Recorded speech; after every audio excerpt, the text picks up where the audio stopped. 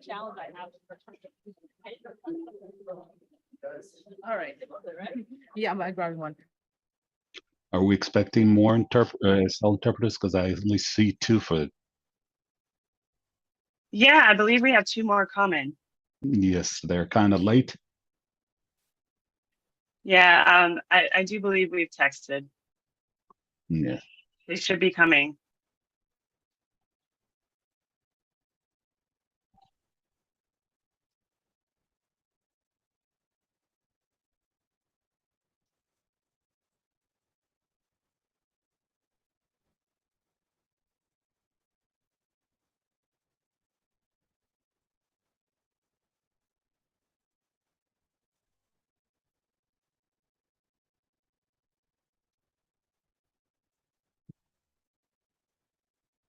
All right, good morning, everyone.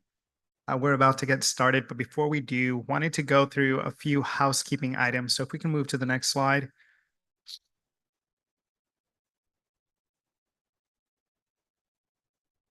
So first, as you know, if you are a non-federal employee, you will need to be escorted at all times throughout the building. We do have a cafeteria in-house, but we do recommend going to the Ford building. Our colleague Kim here to the side is able to escort you all, and they have a cafeteria there that's a little bit more accessible. In addition, there are a number of eateries in the local area. There's a Potbelly. I believe there's a local Starbucks. So please, Google Maps is your friend, but pretty easy to navigate. We will also ask for everyone to please silence or put your phone on vibrate. If you need to take a call, please head out to the East Wing, not behind the curtains. And of course, we have restrooms located behind this air wall over here, and also behind the stage to my right here. We also have ASL interpreters today. So if you have any needs there, we do have someone to support if you are having any auditory challenges there. We also have a graphic artist capturing our event visually. We can move to the next slide.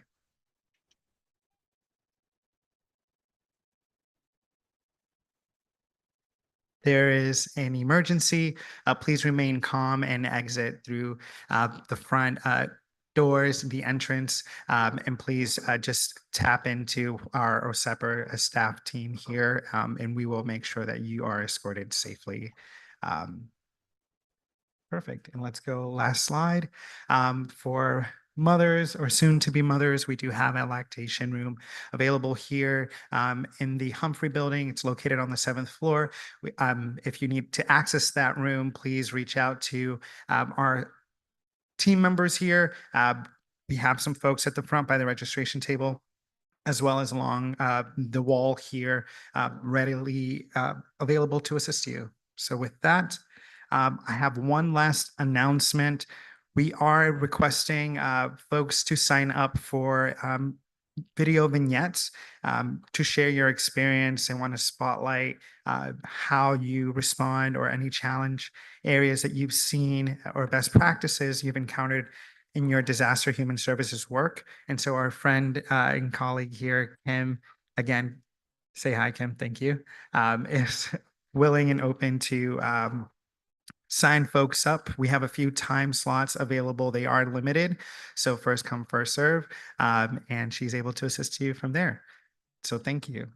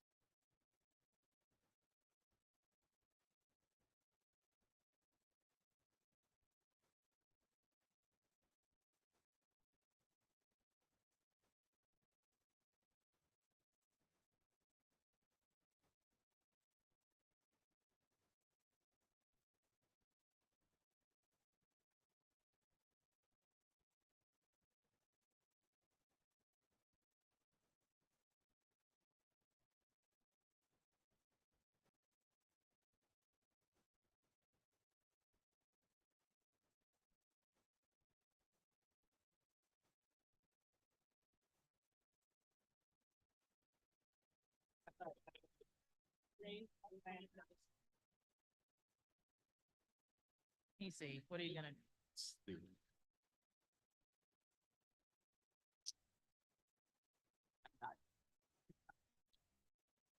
Good.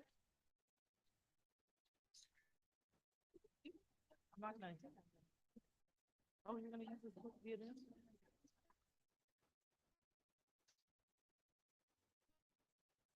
All right. All right. Good morning, everybody. Good morning, good morning, good morning. Good morning.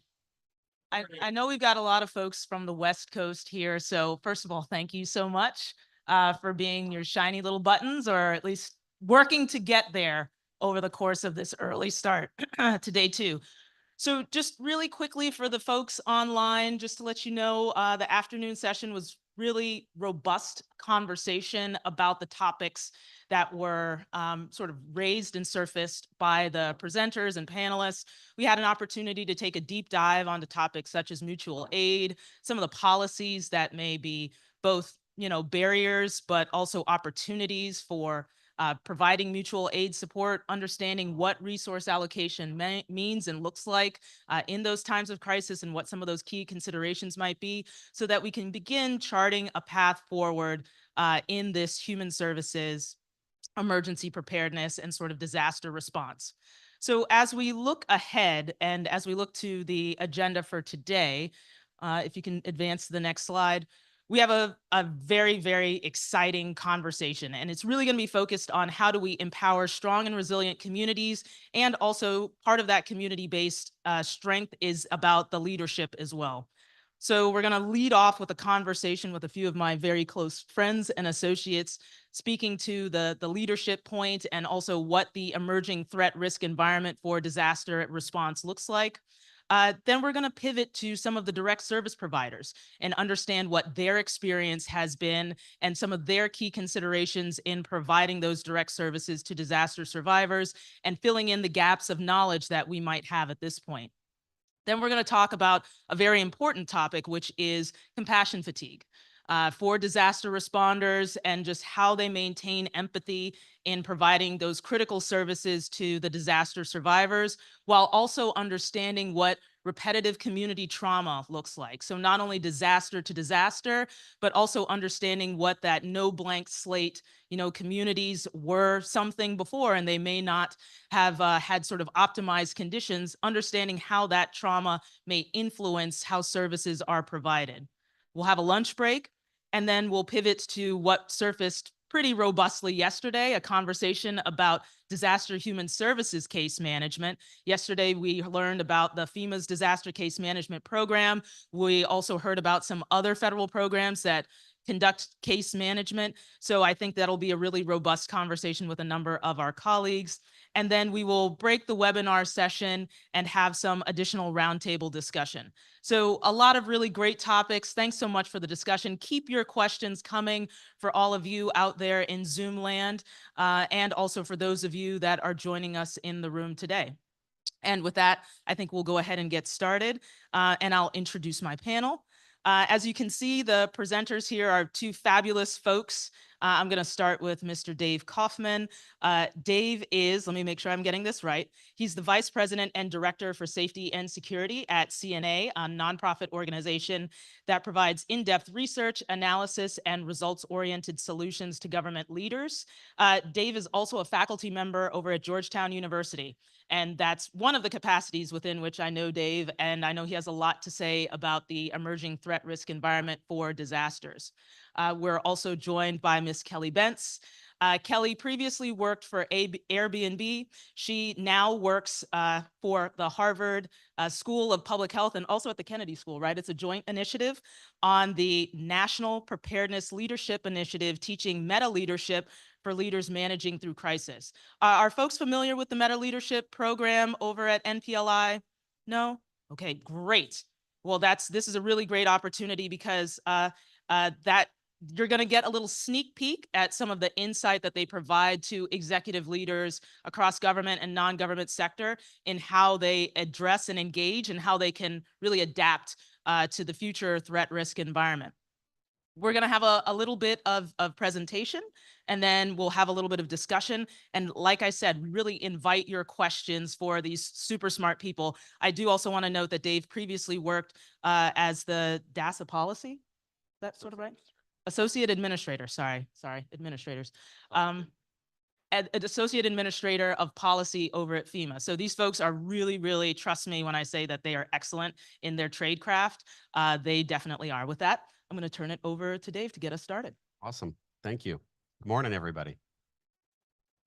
I want to talk for a few minutes about how the world around us is changing and the implications that that has for how people experience disasters, certainly worldwide, but especially here in the United States.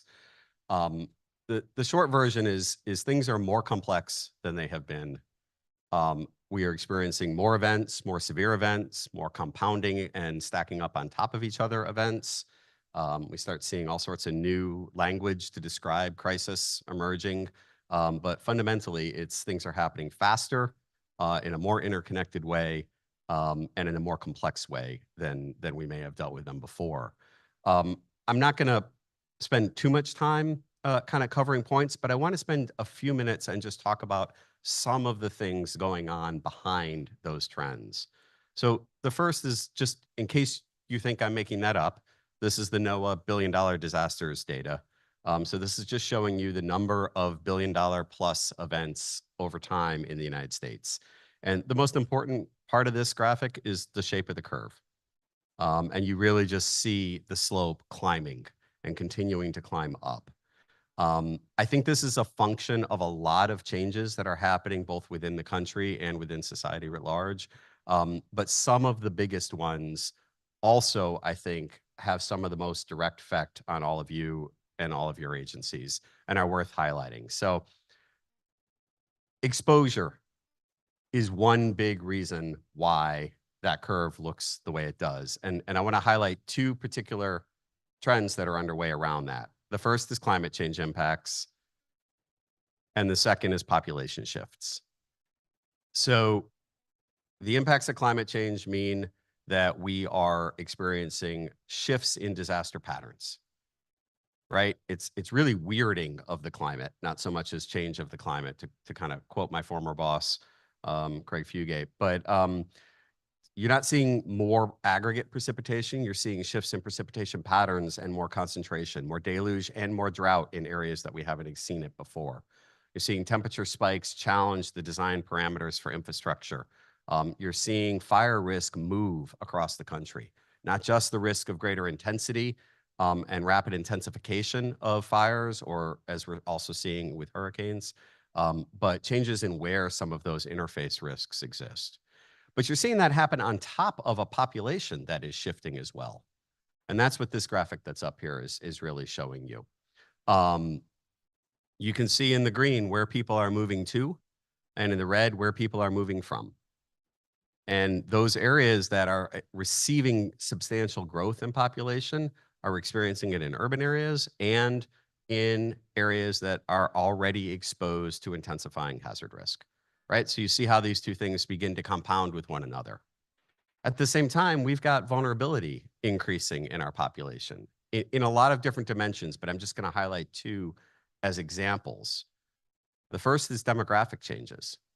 We're an aging population. Today, about 13%, 2022, last available data set, about 13% of this country is over the age of 65. By 2050, that will increase to about 23% of the country, and somewhere around 80 million Americans over the age of 65. Older people have different needs in crisis than people in the prime of their life or than the young. This is not a good thing, a bad thing. It's just a different thing. They just have different medical needs, different mobility requirements, access and functional requirements, all of it. It puts different pressures on the system to support those needs. And unsurprisingly, if you think about where many people relocate for their retirement, they are places that are experiencing greater storm risk, greater flooding risk, greater drought risk, and greater wildfire risk. So we again come back to sort of the compounding effect with climate change. The more insidious one, and that we talk about even less, is the restructuring of the economy that has been underway for the last several decades. We have really seen, and this graphic shows you the erosion of the middle class in the United States. This is looking at wealth status and the distribution of wealth across the US population. The last time that those lines crossed the way they did right now on this graph was back in the turn of the 19th century, the robber barons era, the beginning of antitrust legislation, and all the rest. So everything that was created in the wake of World War II, with the investments in building a middle class in this country and all the redistribution of income that has come along with that, redistribution of wealth, much of that has been fully reversed in the past 3 decades. So why am I talking about that? Because disasters are not democratic. They disproportionately affect the poor. Poor people are less likely to have insurance. They're more likely to experience their losses as total losses. We have a rising insurance gap. We have a rising uninsured loss from disasters. And that means a greater segment of our population, which is living in or on the edge of poverty. They may not be poor, but they may be asset poor. They may have difficulty laying hands on liquid capital. They have less ability to weather shock and disruption, more fragility, more in need of help. People, families, more in need of help in the moment of unexpected or ill-timed crisis. So I'm just trying to sketch contours of sort of these changes in the environment. But these trends are just trends, right? They're not bad. They're not good. They're just changes happening. When I look at them from my perspective, what I see is a need to rethink our paradigms for who and how we engage to provide support to people in need. There is tremendous social capacity in communities. It is even more important today and will be even more important tomorrow than it's been in the past because of these other factors that are developing. We're used to thinking about a government relief apparatus that swoops in and supports the needs of populations. Especially in densely concentrated areas, that simply is not sufficient to the need.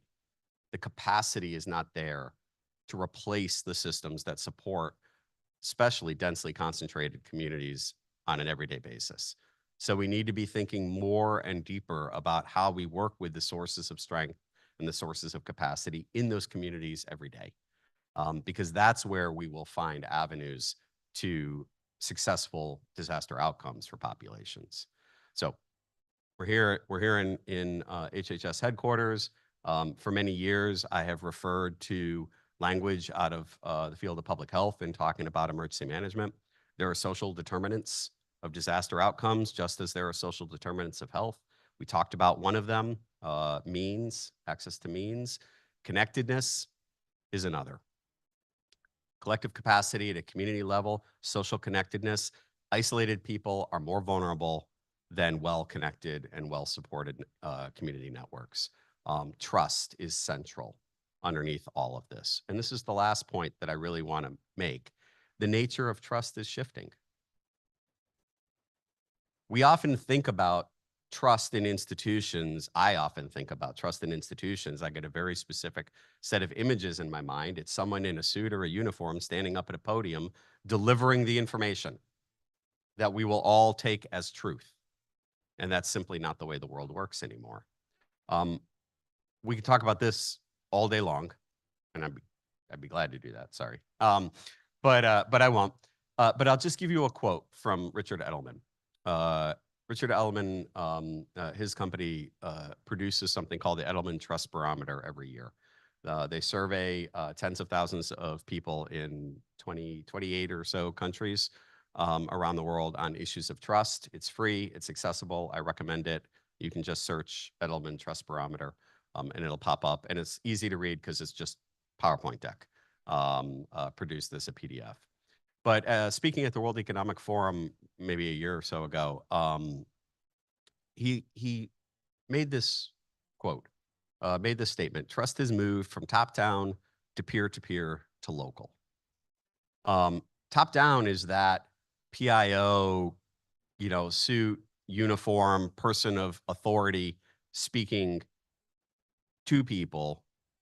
Peer-to-peer is the reality that people now generally trust someone like themselves on par with a technical expert on an important technical issue. You've seen evidence of that in a lot of fashions, but we saw this in spades in the pandemic response, to fundamentally local, right? Who is my trusted network? And I filter the information that I access, that I receive, and that I interpret through that network. And that has an important effect. So those changes in trust manifest in really significant ways in terms of disaster outcomes. And there are lots of forces acting to erode trust. And so I think as we move forward, thinking about how we build from points of strength in communities, sources of trust and credibility, places of pre-existing strong support for vulnerable populations in need that are where they turn every day for help. That's where our pathways lie for the most successful outcomes. So I'm going to leave it there, and I'm going to turn it to Kelly. Yeah. Thanks, Dave. Good morning. Really glad to be here. So Dave is always really good at sharing the trends. And sometimes when we see those, we might feel that we're completely out of control of that, which we are. That said, what we do have control over is ourselves and how we lead. And I know many of you are in frontline positions, or you're leading teams of those that are in frontline positions dealing with communities that have been impacted. I've certainly been in that role. The first 10 years of my career was in nonprofit. And so what we try to teach at Harvard with National Preparedness Leadership Initiative is what we call meta leadership. And this is a concept that really has us look at a holistic approach to leading.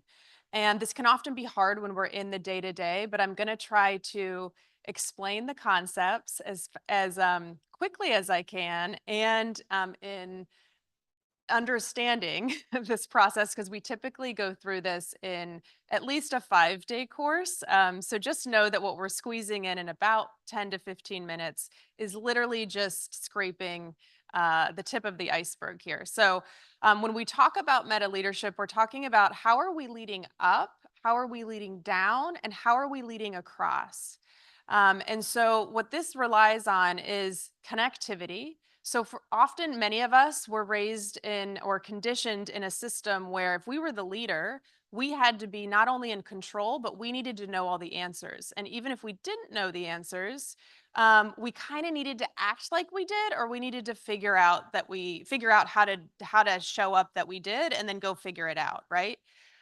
This idea is really saying, we don't actually need to know all the answers. We need to be able to connect with those that are our peers. That could be in our organization, that could be in other divisions, that could be in other agencies, in addition to leading up, which is obviously our bosses, our superiors, et cetera, and leading down to the teams that might be ours or others.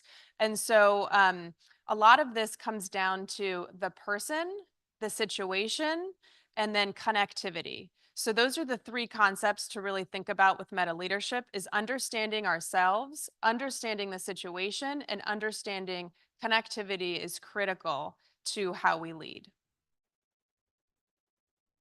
And so for today, I'm going to try to, because I know many of you are probably not just wanting the academic overview, but how do you walk away with a couple of concepts that you can begin to apply when you walk out of this room tomorrow. And so when we talk about knowing ourselves, I'm just going to speak a minute about the basement, because that was one of the most impactful things when I went through the program.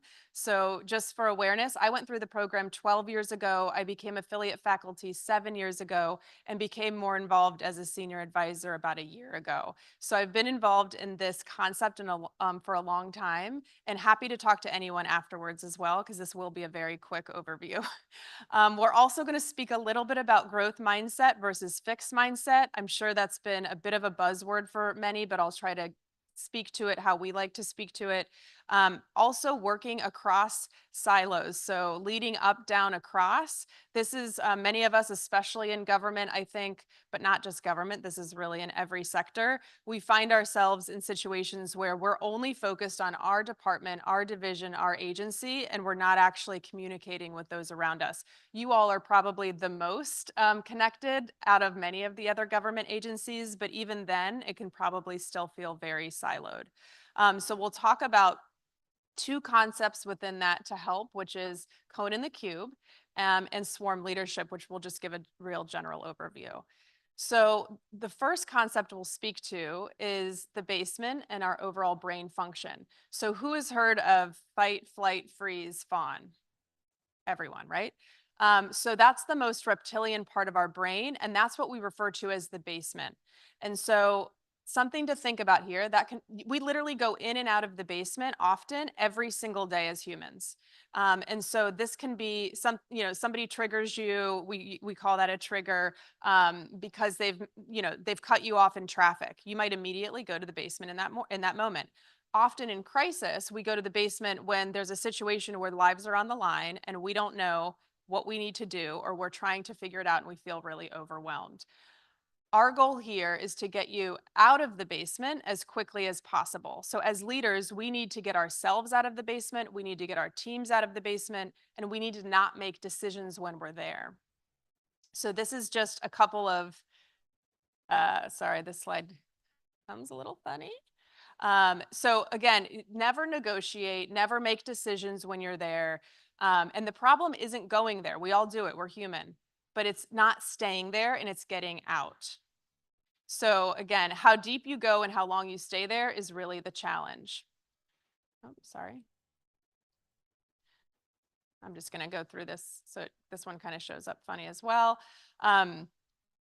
So what we're looking at is when we've gone to the basement, how do we get out? How do we reach up? And so the first thing is acknowledging that you're there. And so this was actually a really helpful term. I remember going through the program, and honestly, this was the main thing I took out of the program. And then I would teach every team that I worked with afterwards. And so this is a really easy tool for you to take back to your teams today. So often, it's just calling each other out. When you know that you're in the basement or someone else is in the basement, it's accepting and acknowledging that, because that will then start using those higher functioning parts of your brain. So just calling that out and saying, I need to take a break or I need to go do something different, will start getting you out of that situation. So I would just encourage you from today onward is potentially accepting that or utilizing that language, so that you and your teams could actually start using that. So think about for yourself. And when we go through the full program, we really go through a whole process to understand how and when you get there. But think for yourself, what triggers you? Personally for you, what triggers you personally and professionally to go to the basement on a day-to-day basis? And then when you're in crisis, what triggers you? And so starting that process and even going through that process with your team can be helpful so that when you're in the middle of a major crisis, you can actually call each other out and start working through these things. Because ideally, the basement is that reptilian part of the brain. That middle part of the brain we call the workroom, right? That's where you're spending the majority of your day, and that's almost automatic. You're on autopilot when you're in the middle of your brain. Ideally, where you're making decisions is in that upper part of your brain, and we call that the laboratory. So that's where you're going to be ideating and working through that with your team. That's when you're typically in a strategic planning meeting, but that can also happen if you call yourself out early enough. Sorry. All right. So also part of being a leader is really understanding ourselves, right? And so we like to talk about the growth mindset by also bringing in the fixed mindset. And this might seem really basic, but for me, it was definitely a game changer when I started looking at how to break these down. How do we look at a fixed mindset? We all go there. We all have been in fixed mindset. We might be there at this moment. When we're in a fixed mindset, we're avoiding challenges. We're refusing to take feedback or criticism. We're focusing on proving ourselves. We're in ego, right? We're feeling threatened by others' success. We don't think we can learn from somebody. We're like, I'm older than this person. How could they teach me something? and the list goes on and on. When we're in a growth mindset, we're actually seeing challenges as opportunities. We're looking at everyone in the room as they can teach us something, not just based on their title, not just on where they work, but we're really opening ourselves and expanding ourselves to the opportunity that we may be able to grow in this moment. Again, that's a whole day that we spend on that, but that's a really quick overview and just something to keep in mind. And then when we talk about what Dave was speaking of around connectivity, disconnectivity is when we're in that silo mentality. So we're in our own division, we're in our own department, we're in our own agency, and we're not really thinking about how our work is impacting others. Again, you all are a little unique in that you're in human services, so you're constantly looking at how people are connected. But even then, we can easily get into our silos. So what we encourage around meta leadership is really how are we leading up, down, and across, not just within our team and in our agency, but in developing partnerships. And so we've all heard the adage, don't exchange business cards in the middle of a disaster. So this is really about a reminder to begin to develop those relationships pre-disaster and genuine relationships, not just I have your card, I'm going to call you. What do you actually need to know about that agency or that individual so that you're able to develop not just a strong relationship, but you can actually get to solutions when you're in the middle of a crisis. And a concept, again, that might be helpful to really think about when we might be in that fixed versus growth mindset is something we call cone in the cube. Again, we often spend a very long session on this, but this will at least just give the general concept. So imagine that two groups of people, group A, group B, are showed the peephole of the various A and B, right? The group A looks through peephole A and they see a triangle. Peephole B, group B, looks down and they see a circle. When someone asks them, what have they seen? Group A says, I see a triangle. Group B says, I see a circle. What's actually in that box? It's a cone. If those two groups of people aren't actually speaking to one another, they're not seeing what the actual situation is. So this is a really basic and simple concept to think about that everyone can use in this room, that when you're in the middle of an argument, when you're in the middle of a situation and you're not maybe you think you have the answer, your team has the answer, I see a triangle and someone else is arguing, I see the circle. What other information do you not have? Who is not in the room that needs to be in the room to help make that decision?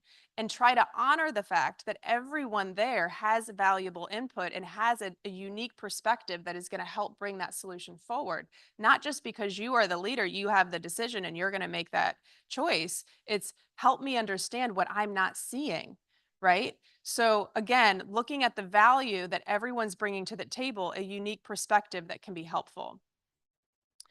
And so finally, when we think about overall meta leadership, and again, we do have longer courses that go through this, but we talk about something called swarm leadership. And when we actually apply all of the concepts, which I've only shared a few today, we look at 5 different elements of swarm. And ultimately, if you're using meta leadership and those principles, you get to these 5 principles. So you get to unity of mission, you get to generosity of spirit and action, you get to staying in the lane, helping others succeed, no ego, no blame, foundation of trusting relationships. I highly recommend taking a snapshot of this if you would like. It's a really simple way to just check yourself as a leader, because the very first thing you always want to do in any situation is create unity of mission, right? Typically, this requires that you've done these other steps. You've created connectivity. You've been leading up, across, and down. People are trusting you in order to be able to develop that, but it requires listening to everybody in the room. The generosity of spirit and action, it's not about you, right? It's about the broader effort and mission that you're going after. It's not about credit that you need to be given. Staying in our lanes. Often it's easy, right, especially in disaster, to kind of cross over. In this case, we're saying, stay in our lane, understand our individual expertise, but then when others need support, when others need help, offer that. But don't get in their way or their expertise. Don't try to tell them what to do. And then no ego, no blame. That one's pretty simple, but I even use this in team meetings, right? It's reminding us reminding ourselves that we need to take our ego out of it and take blame out of it. Oftentimes we want to say somebody's right, somebody's wrong. When you remove blame and you just try to understand the issue at hand and how to come to a solution, it helps tremendously. So even just a shift in mindset of saying, there's no one here to blame. There's no one here to blame. Let's just identify the solution can go a long way. And then a foundation of trusting relationships. This goes back to not exchanging business cards in the disaster and really developing those relationships with your colleagues and agencies or partners that you're going to need. And then finally, just saying that, you know, oftentimes we're sitting around for a higher up or somebody to say, give us direction, tell us what we're supposed to be doing. But often, especially in this, what many people are referring to as polycrises, many of you are dealing with 3 things at the same time. You're it, like you are it. So that means instead of looking around and waiting for somebody to give you direction, try to do whatever is needed and whatever that crisis calls upon. So just really want to encourage everyone to continue their own journey in identifying ways to become better leaders, because I think a lot of us, when we're in leadership roles, we find ourselves again, like we're in that leadership role. We feel like we need to show up in a certain way, but really try to continue to have that growth mindset that no matter how old you are, no matter what position you've ranked to, there's always room to learn and grow. And with that, I'll hand it back to Nat. Yeah. Let's give them some claps. I know that there's a lot packed in there, and I've known you, both of you, for a few years now, so can't summarize that in 5 minutes. But I wonder about information sources, right? We talked about trust, we talked about leadership, getting that information from different sources. How do you, and just either of you, if you wanted to comment on that, how would you advise a leader, an executive, a service provider to process all of the different, to how to approach it, all the different information inputs that they may be receiving during an emergency or crisis? That the person themselves, the leader themselves is receiving. Yeah, that's a great question. So I guess what I would say to offer is bureaucracies like hierarchy, and they like structure and control over the flow of information, and they don't like networks because networks bring information forward outside that. But leaders need both. So maybe I'll tell a story. He might yell at me for sharing his name in vain a second time, but I remember when I was at FEMA, there was a typhoon that had hit, I think it was in American Samoa, and we were waiting to hear about impacts. And so all of our official information sources, right, are level of government to level of government to level of government. So it's all operating up a vertical hierarchy of information flow inside a relatively controlled environment. Craig was at the head of the table following people's commentary in American Samoa on Twitter and looking at what people were talking about. And inferring from the nature of the discourse he was seeing, whether this was moderate, bad, really bad, and how to make judgments on it. And then putting that perspective together with the information flow that was coming up through official channels and kind of using them to gut check each other. So I think I would say that is you need more, not less, but you need to be able to filter it and balance it against each other and use it to phrase questions, right? It doesn't mean it's right or wrong, but hey, is that hospital showing as green because they don't have any needs? Or is it showing as green because their communications are down and we haven't gotten any information? So, right, being able to filter out the right questions to ask to get to a deeper understanding of what's actually going on. So. And Kelly, I just have a different question for you as we sort of move to close on this. When you talked about networks, connectivity, and both of you actually spoke to the importance of looking across the community. Oftentimes we don't know what we don't know. And sometimes language can be a barrier and other times it can be a bridge. I just want to get your thoughts on how you would advise someone to approach this if they were new into emergency management or were thrust into a disaster and trying to understand what's within their network or their community. What are your thoughts on how folks can approach that sort of networking process? Well, first of all, I think most of us in this field were thrust into crisis and disaster. Most of us didn't go to school for it. I can speak from personal experience. And so if that's the case, when you're in the middle of the crisis, it is still looking to see who else is in the room, not just your agency, your individual, and trying to develop those relationships. Pre-disaster, I think it's looking at, if you were in a disaster, is identifying those agencies, organizations, individuals that are going to be required to help you in that response or in support of that response, and beginning to develop those relationships. So taking the moment to take a step back and identify who might be in the room. At the same time, I think, to Dave's point earlier, is we talk about survivor centric solutions, and I'm such a not just a believer, but it's necessary. And so starting to build and develop relationships in the communities where disasters are happening, not just with officials, not just with agencies, but how are you actually connecting with the community themselves? Because I've seen time and time again where agencies are sitting at the EOC and they're just watching the information coming in and wondering what's going on. And it's like, we'll get in the car and drive out there and figure out what's going on. And sometimes there's such a hesitancy to do that. And oftentimes that's actually what's needed, because what the disconnection between what's actually happening in the community versus what's happening in the EOC is very different. And so really trying to make that connection, like Dave was saying, but I think beforehand is obviously the ideal solution of trying to identify who are those people within the agency and outside that you're going to need to, and begin to reach out to develop those relationships. I'll just add one point real quick, because I couldn't agree more.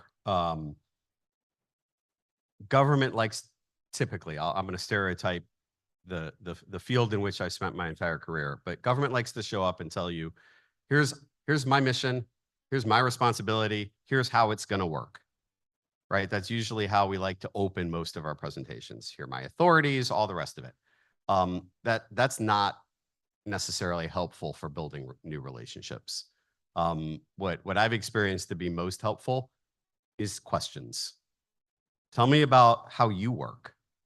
Tell me about what matters to you, what your biggest concerns are, and not me telling you how the system functions, because that just sort of boxes you out of it. And I don't mean to be pedantic about it, but we have a tendency to work with the partners we know in the ways in which we're used to working with them.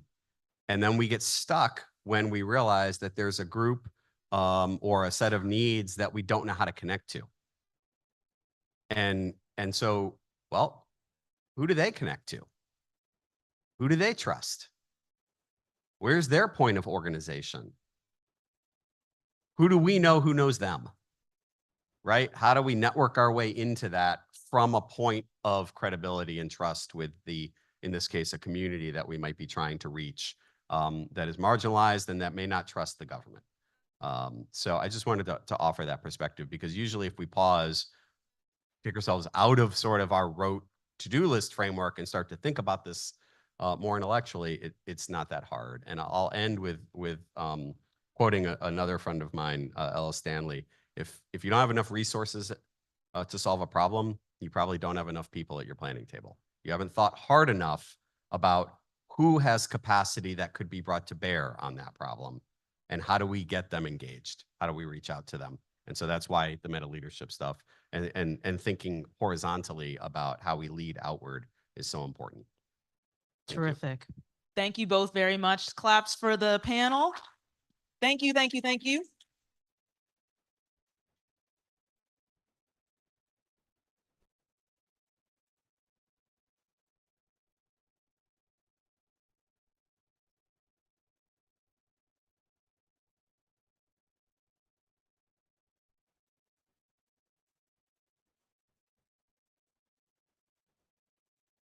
All right, let's hear it for our panel one last time.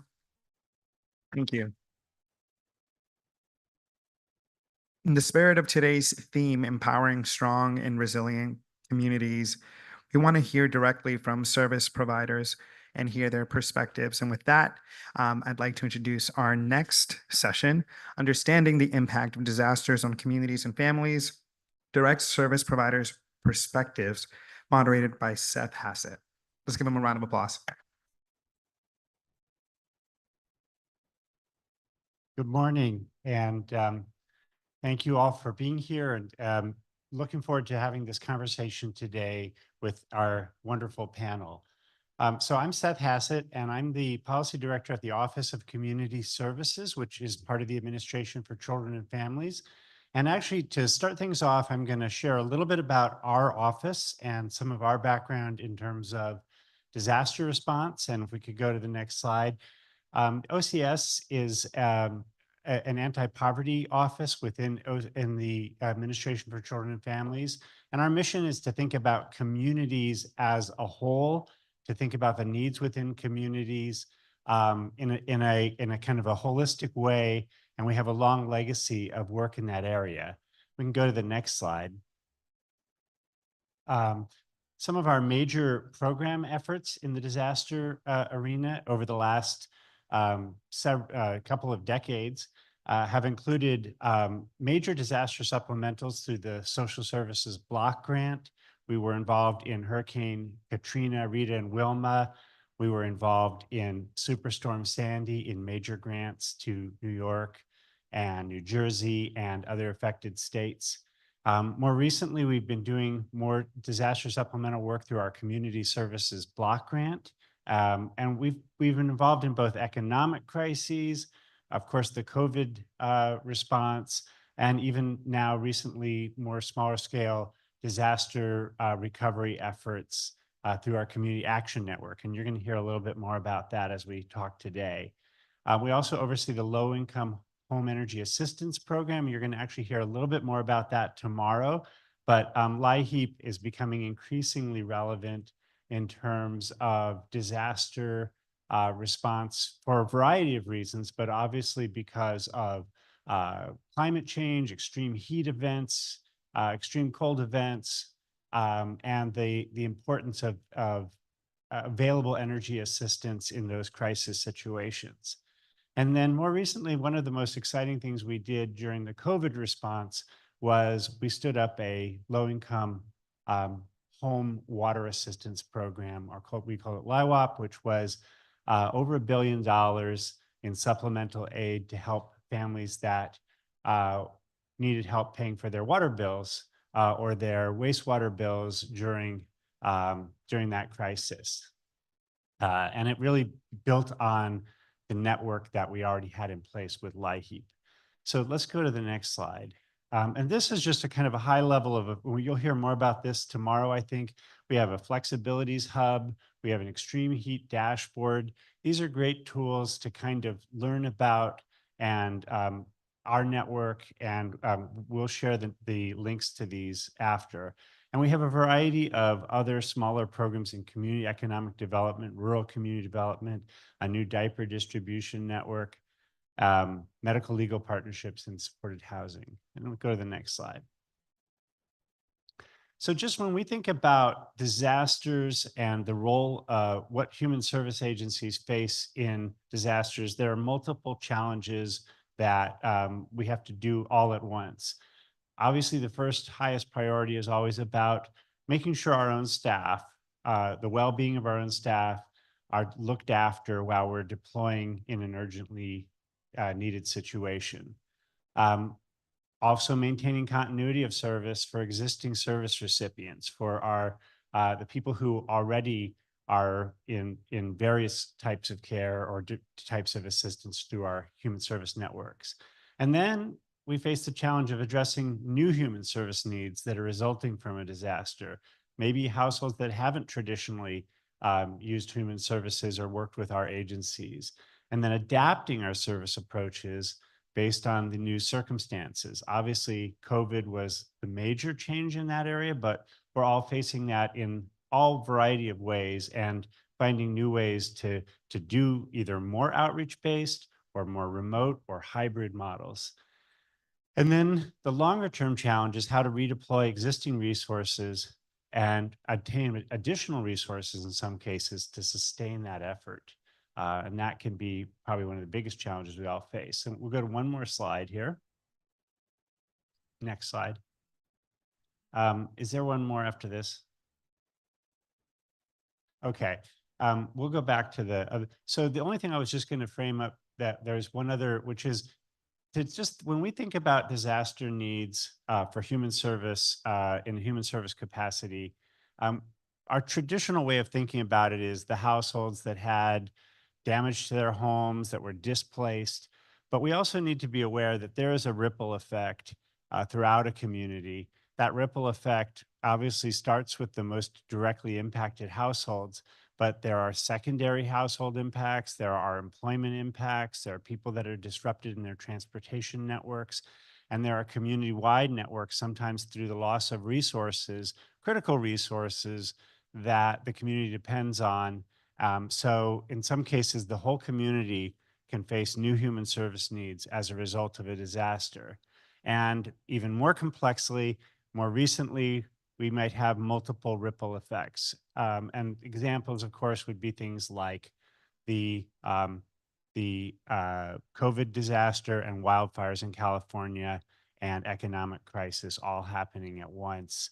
And it becomes very difficult to distinguish where the impact of one disaster or one crisis is starting and where the next one lasts. So that's just to sort of set the stage for all the challenges we face. And we have a wonderful group here to talk about kind of the different lenses on which we can look at all of this. And I'm actually going to start to my left and with Denise Harlow. And I actually know Denise for a long time. I called her Jean Harlow accidentally multiple times in a webinar, first time we worked together. But Denise, why don't you start and tell us about who you are, and we'll just kind of go down the row and everyone will, give a brief presentation and then we'll begin our conversation.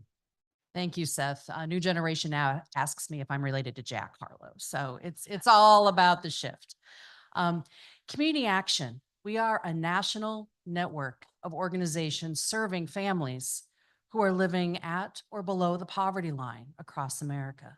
And as we heard earlier, the access to means, the access to connectivity, the families that Community Action serves across this country, which are in excess of 10 to 15 million individuals a year, and I believe that's an undercount, are in every corner of America.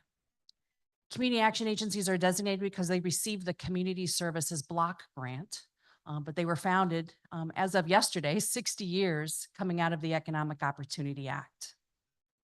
We serve 99% of America's counties, urban, rural, suburban, frontier.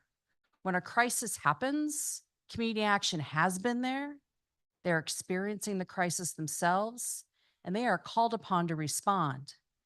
And even more importantly, when some of those emergency folks who somebody mentioned the term swoop in a bit, those human service providers, community action agencies, everyone on this panel, the agencies remain because they live in those communities. They are part of those communities. They are the trust that residents have to connect to the resources that are coming in to help communities navigate disasters, to recover from disasters. During COVID, we used the frame of readiness, rapid response, recovery, and resilience. Communities were ready in some ways because they had an infrastructure of community action agencies alongside many of our national partners and national systems. Earlier, someone talked about how do you connect to human service organizations? Our organizations from a macro level are a great entry point for governmental entities at the state level and at the local level and at the national level to deploy resources, whether it's CSBG, whether it's TANF, whether it's getting word out about emergency SNAP, whether it is about LIHEAP, LIWAP, all of those services and programs that can respond quickly. And I look forward to talking more about some of those resources. We can be your avenue. We have the trust in the community. Local CBOs, human service organizations, and I would argue community action agencies have that experience. Good morning. I'm Melissa Mesquita. I have the privilege of leading our domestic emergencies department at Save the Children. And most notably, we're known for our international work, but we do have our work here domestically. We've been responding to emergencies for next year will be 20 years, starting with Hurricane Katrina. Most notably, what we do in the emergency space is make sure educational entities, specifically childcare, has what they need to get back up and going after a disaster because they are not eligible for federal funds after a declared disaster. And so what we have found is without supporting our early education folks, most parents and most impacted areas can't get up and running. Parents can't go to the DRC center, or parents can't get to where they need to get because they don't have adequate care. And when they do find care, it may not be the safest place for children to be post disaster. And so where we come in and really help is to make sure that they have safe places, safe quality places for kids can, attend, and make sure that they're mitigating that learning loss, because we saw from COVID that there's a big gap in learning loss now. And so compiled with a disaster on top of that, we've just seen vast amounts of research that shows our kids are behind. And so we really target those early education entities to make sure they have what they need. And that way parents can go to and get these resources. And really in that, what we've seen in the last 20 years is our home providers, right? So it's their business and their home that are impacted. And that is the most vulnerable spot. And so we really, really try to make sure they have the infrastructure, the resources. We see ourselves as a connector between the federal level and the local level to bring those resources to the most vulnerable that don't have access or maybe don't know that information. And most notably too, we are there for the long term. So when the cameras go away and it stops making media news, we're there for the long term, and we bring in our psychosocial team to work on some of those mental health components that our teachers don't have access to or can't afford. And so we make sure that they are ready to go back into the classroom and make sure that they're ready to teach, and also that they're prepared for the next disaster as well. My name is Lindsay Jones. I am the Quality Improvement Training Director for Coastal Horizon Center, which is a mental health, substance abuse, outpatient, primary care, community-based services, and youth shelter provider in Eastern North Carolina. So we have quite a bit of experience with disasters of one kind or another. I've spent my career working in the human services field, and so that's about 36 years. And I've worked in residential and mental health and adult substance abuse. And I'd just like to tell one little story. I was working for a company in Asheville, North Carolina, and you would think you wouldn't get a hurricane in Asheville, but we got a hurricane in Asheville. And you prepare for those kinds of things, and you think, we've got this covered. And then the hurricane caused the transmission lines from the reservoir to Asheville to undermine and break. And we were without water for 5 days. That was something you didn't plan for. Nobody ever thought that would happen. And we had to come up with a flexible and appropriate response in that situation, because those kids weren't going anywhere. They were our responsibility. And so I guess what I would say is, in emergency situations, you have to come up with some very flexible responses and be prepared for the things you just can't really plan for. Good morning. My name is Paula Johnson. I am the Bureau Chief for the Harris County Area Agency on Aging. We are embedded within the Houston Health Department. And to just tell you a little bit about, and we call ourselves AAAs. I am one of 28 AAAs in the state. We are the largest AAA in the state. And we have had our share of disasters being in Houston. We are uniquely situated because the 26 of the AAAs are embedded within COGS, Council of Governments, one with United Way. Being uniquely in the Houston Health Department means that we are at every disaster that has occurred in Houston. Our director, Stephen Williams, believes in human services. We have our core services, of course, that the health department provides, but when it comes to a disaster, we are at the front line. We are at the HEC, the Houston Emergency Center. We stand up our own emergency center within the health department, and we roll out human services as a whole.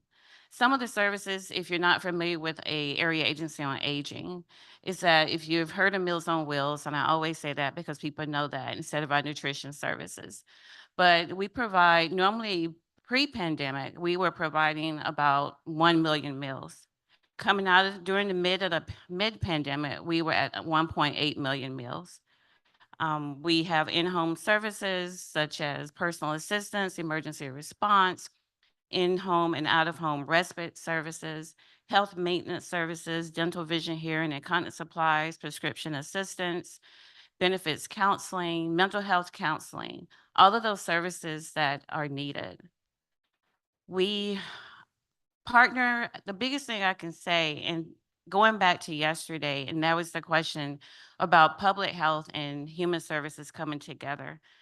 And one of the things that I think that we do best is bringing those two things together is our partnership. Partnerships are critical. Partnerships from working from federal ACL, Administration for Community Living, to our state, Texas Health and Human Services, down to our local government. Without those partnerships, we would not be able to serve the people that we are required to serve. And I failed to say that we provide services to older adults, 60 years of age or older. And through our Aging Disability Resource Center, we serve older adults and people of any age with any disability.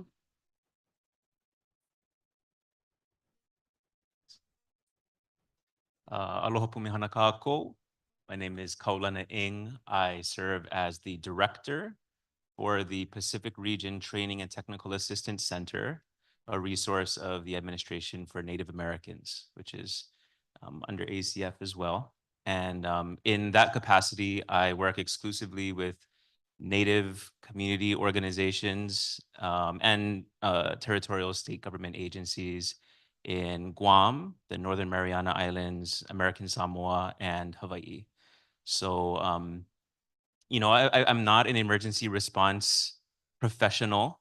I'm that guy in the network who's embedded in these communities, who's called upon. I think sometimes I don't know how they find me, but they find me, and I'm able to leverage the pre-existing relationships that I have in community to serve the communities that I serve. And so that's how I met OHSEPR. So I've helped responses to Typhoon U2 in the Northern Mariana Islands, tsunami and earthquake in American Samoa, recently Super Typhoon Mawar in Guam, and most recently the wildfires in Lahaina on Maui. And that's actually how I met Byron Mason, the deputy director at OHSEPR.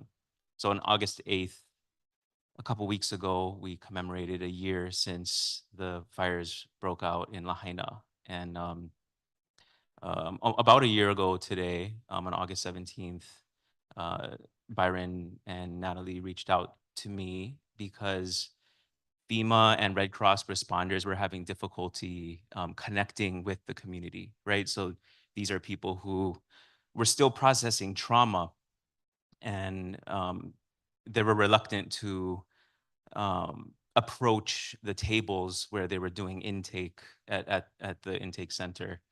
And everyone's there with good intentions, and responders were there with a sense of urgency because they want to help. They want to help now. They want to make sure that you're taken care of and feel taken care of. But I think, while they were trying to get people to process these forms, people were still processing their grief, right? And there was a little bit of a disconnect. There was also a cultural disconnect. This is an area that had a lot of heavy Native Hawaiian community, but also a lot of Filipino and Mexican immigrants, Tongan and Samoan communities as well. A lot of multi-family homes and a lot of local regional jargon that caused some disconnects as well. And so we worked quickly to develop a cultural sensitivity and humility training to onboard people as they were coming in to try to bridge that gap. And that was kind of an emergency measure. There were also people from the California Fire, California DHS, I think, and some other state agencies who were coming in through those trainings. And then those services spread and were integrated in community through more permanent type of onboarding and community connection type of programs. So yeah, it was personal for me. I'm from Maui myself. I'm based on Honolulu now, but it's the place where I learned to surf. It's the last place where I had a New Year celebration with my father, and my mother also was forced to relocate because there were fires in upcountry Maui as well. So definitely had to get out of that basement mentality and try to work from a place of the laboratory to develop some new solutions. So I'm always advocating for native solutions and especially stewardship of land to try to be proactive, especially with climate change and the need to steward natural resources, water especially, to prevent fires and disasters like this, and strongly believe in native stewardship. So yeah, happy to share more. Thank you. Thanks everybody for setting the stage in terms of your experience in organizations. So let's start today by talking about, so I mentioned at the beginning that there are sort of an initial challenge, not in addition to looking after the health and well-being of your own staff, yourself, your own response in a crisis, in a disaster. You have existing service recipients, folks that are already participating in various different ways in services. And I wondered if just from different lenses, if you could share some of the examples you or your provider networks have encountered in terms of the challenges of maintaining ongoing services to people who are already participating in services, and maybe a little about how you've approached that. And we'll keep it interesting. We'll start left to right, and then we'll come back right to left the next time. We've seen local community action agencies have to respond in a myriad of ways in those moments, right? So they'll have staff who have been impacted. We'll have agencies who've lost a Head Start center because the tornado went right through the Head Start site. So it's oftentimes a challenge to figure out how are you going to maintain the services you have today. But somebody was here from Texas and the Council of Governments and the unique opportunity of public community action agencies. We've seen agencies lean in, bring their own mobile unit to a neighboring county or a neighboring community to help online applications to go directly to families, to help families access services. We've seen agencies truly have to be that moment of hope. I've seen families who've received services just talk about, I didn't think there was any help out there. And for the agency folks, for the frontline caseworkers, for the frontline family development workers to go face to face and meet with families and actually be able to get help immediately or to navigate complex systems has just been a wonderful resource in local communities. But I'll turn it over to my colleagues here who have direct. Yeah, I think from the education side, what we've done is we've leveraged our partnerships. So we bring in our national partners, our regional partners to meet local need. And what we found is we've been able to create these really great sustainable networks that meet throughout the year. And so when we do have a disaster, I am Houston based as well. We know what to do, who to go to, and it makes it just a more fluid process. But also, again, we like to think we're like the air traffic controller. We're trying to figure out who goes where. But having those connections and being prepared year round has also helped when a disaster hits. And so our direct service providers know where to go to. I think it's the flexibility of using the tools that you have at your disposal. You know, sometimes the cellular networks will not be up. And so then we have to figure out different ways to communicate with our clients. Some of our clients are right there and they're there all the time, the ones that are in the youth shelter. So they're very easy to communicate with. But when you've got outpatient people or people who are getting primary care services and you don't have cell, you have to figure out other ways. We've used our peer support network to attempt to get the information out. We communicate with agencies in the area to get the information out. So it's really being flexible and kind of responding to what's going on at that time. The example I'd like to share is probably during COVID, as well as with some of our other emergencies, was when I talked about nutrition. And so we have congregate and we have home delivered meals. During the pandemic, when everything shut down, our congregate centers shut down. So those were meals that older adults that still needed to receive a meal. And so, and then you also had where no one wanted anyone to come into their home and no one wanted to go into the home to deliver the meals. So we had to change our model. We had to pivot. We moved to a model where we had to, we found, just like your Uber or Lyft drivers, we found a delivery service that took over, and initially the providers themselves, the congregate providers, utilized their staff to help deliver meals. But then we found a delivery service that we were able to contract with to deliver the meals, but we had to train them on how to deliver meals to older adults. We also were fortunate to utilize another provider who ships meals using UPS and FedEx, but then we had to also query those older adults to find out, well, can you pick up the boxes, because they were 5 packs or 10 packs of meals, to even bring them in the home? Do you have microwaves that you can utilize? Because now these meals were either frozen or either they were what's called chilled. And with the drivers also, there's a time constraint that has to be met. You don't want to deliver a meal that has been sitting in a vehicle for too long. So that's one of the examples that I can share where we had to pivot. And what was the question again? Well, we're just asking about when you're maintaining services to your existing service recipients, what have been the major challenges in terms of that kind of situation for you? So in the communities that I serve, these are primarily Native communities, and they do have specific needs, specific relationships to the land, and a specific history with government and the U.S. And so sometimes those have been positive, sometimes not so positive, and there is an inherent distrust. A lot of times that's rooted in historical trauma. So and there are some unique needs, so I think a huge asset is, being able to um, be connected with and seek guidance from the people who are closest to the land, who understand where the resources are.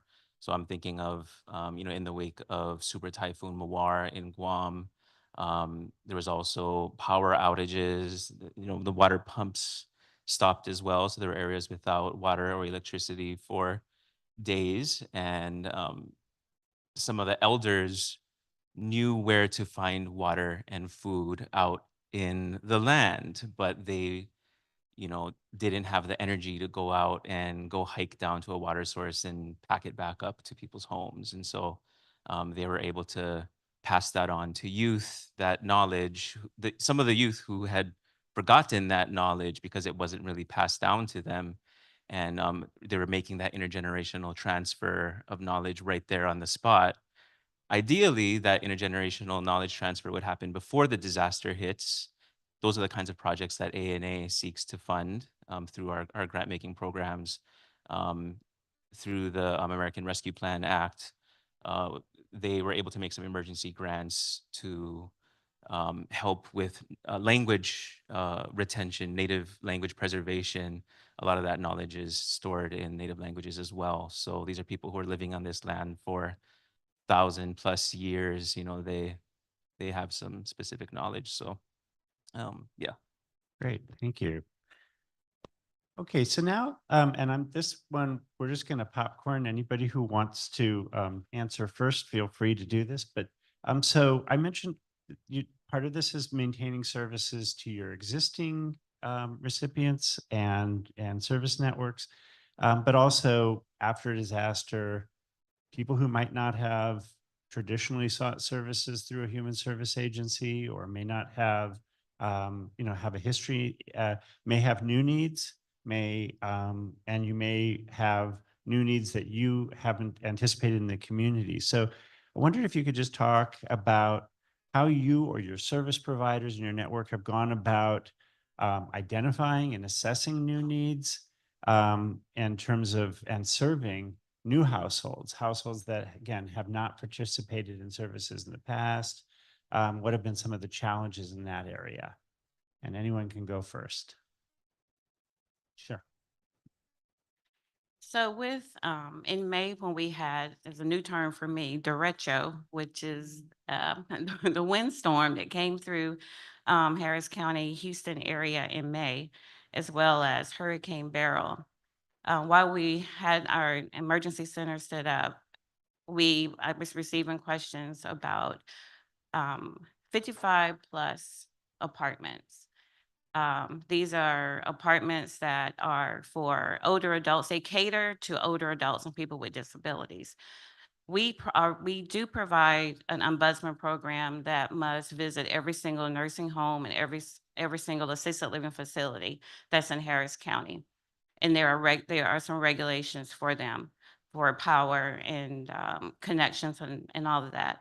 But the 55 plus communities, there's no regulation. These are just apartments. And we kept getting the question about there's no power, there's no water. There's a blind couple that's on the 3rd floor. And power was out longer than a day, 3 to 7 days, up to 2 weeks. There were amputees that could not come down. They were stuck on the floors. Who's going out to see these older adults and people with disabilities? And so we were able to go out. The entire team went out, and that's fire, that's police, that's SETRAC, as well as the health department. Our agency went out to see what we could do to bring some support, some assistance to these. But we recently just convened a meeting with the director of long-term services and supports, with adult protective services, with the sheriff's department, the city of Houston police department, anyone that we could think of, the Houston emergency manager, that could come together to try to come up with a solution for how do you regulate something that's not regulated? And how do you assist these older adults? And so this is a new population, as you said, that has not sought services from us, but now we are there to try to bring support. And while they're not regulated, Adult Protective Services is one of our partners that we can call in to assist. Another one that has come up also is that we're assisting older adults who, when they lost their food, they needed help now. And so through our partnership with Easter Seal, we started doing the derecho and continued, and then we weren't expecting Hurricane Beryl. And so we continue to provide income support to help older adults to put food back in their homes. And the challenge is not having enough funding. There's 4.1 million people in Houston, and 12% of those are older adults. And so FEMA has come in now, and they are assisting, but we're still receiving calls, and we're still providing support. One of the things that I would add from an infrastructure perspective, community action is required by statute to do a community assessment every 3 years. They look at resources, they look at needs, and they document and research what's going on in communities around poverty. So we talked about high-risk communities when disasters hit, and that specifically would be people who are living with low incomes. So we have found what community action agencies have been able to do is to kind of rely on their tools and resources and partnerships, because you don't ask for those business cards in the middle of a disaster. You have those relationships, and that's why CAP agencies are able to quickly assess what's going on in particular communities. Our boards of directors are also what we call tripartite. 1/3 are elected officials, 1/3 are people living with low income or selected from those communities, and the remaining third from the private sector. So immediately a CAP agency can convene a board, whether it's virtually or in person, get on the ground feedback from elected officials and people living in communities with low income. We can pivot quickly with flexible dollars. Anyone else? Well, during disasters, one of the things that my organization does is to provide counseling services to people in emergency shelters. And so we find that a lot of people that didn't realize, they thought we were just a substance abuse provider, find out a great deal about our services and come in for services after that. So the number of people not only affected by the disaster, but just people finding out more about us and what we do. Because we have a name as a substance abuse provider, but we have this whole gamut of services that when people come in, they find out about them. They find out about our primary care. They find out about our community-based services. And so it opens up a door for them. Yeah, that's a great example. I know previous to being at ACF, I worked at SAMHSA in the mental health arena, and often after a disaster, it was an opportunity for those providers, those community mental health centers, to reintroduce themselves to the community in a new way and to be seen in a different way, instead of being just the place where, as a place that was there to kind of serve the whole community and the mental health needs of the whole community. And so that's a wonderful example. So if anyone wants to, the next thing I was going to ask about is, and actually Paula began talking about this a little bit, which is just adapting your service approaches. And, different disasters require, and different crises require different approaches. Our traditional ways of reaching out or getting the word out may not work in a new circumstance. So I just wondered how either you as a provider or providers in your network have had to adapt service delivery approaches in a disaster circumstance, whether it's outreach, whether it's more remote services, some sort of hybrid approaches, and if there have been any benefits or challenges, including any benefits you've tried to sustain after the disaster, that might have changed the way you approached services in your communities.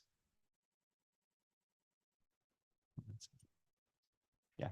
So what we did in the education space was, again, it was very top down, and we weren't getting information on damage to early education for 3 to 4 months. That's too long, right, to get recovery services out. And so what we did is, through our networks, we started asking our community stakeholders and our direct service providers, how can we get this information in real time for you? And so what we ended up doing was, through our hub agencies, training year round on how to get this information out. And so what we found most useful in our Gulf Coast network is getting that training out, getting that information, getting just, again, that scope of how do you get the information to who needs it, but also we don't know what we don't know. And so that creates a complicated process. But through that, we have found getting that information to them throughout the year, it's on their brain. They know, I know where to go to when the disaster hits. I know the specific person, the specific organization, and then Save the Children can get that information. 2022's Hurricane Ian, we were able to get assessment information. We moved from 3 to 4 months to 72 hours because we put in the work year round with our direct service providers and our hub agencies. And we found that to be the most successful. Still challenging, as noted, when technology goes down, and it does in a disaster. It does delay those processes, but being able to move the needle from months to 72 hours has been really successful for us to get that information. During COVID, we had been providing a service prior to that called intensive outpatient. And that was a face-to-face service, a group counseling service. We were granted the flexibility of using telehealth in order to provide that service. And it went very, very well. We had higher rates of engagement using telehealth than we did prior to that, because people didn't have the transportation challenges that many of our clients faced. They could just sit down in front of a computer and use that service. But we had to rethink how we did things, because you get into that mindset of, this is an in-person service, you have to do this in person. But we learned that you could do it telehealth, and people got just as much of a benefit from it.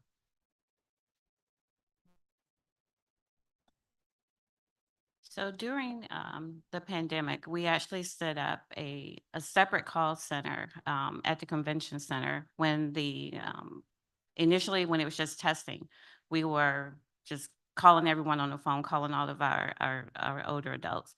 But then when the vaccines were rolled out, we realized who's going to take care of the older adults because it's first come, first serve. And so you just had to call in and the appointments were going to go just like that. So we set up a call center where we connected with all of our older adults and people with disabilities to schedule them so that they could get a vaccine.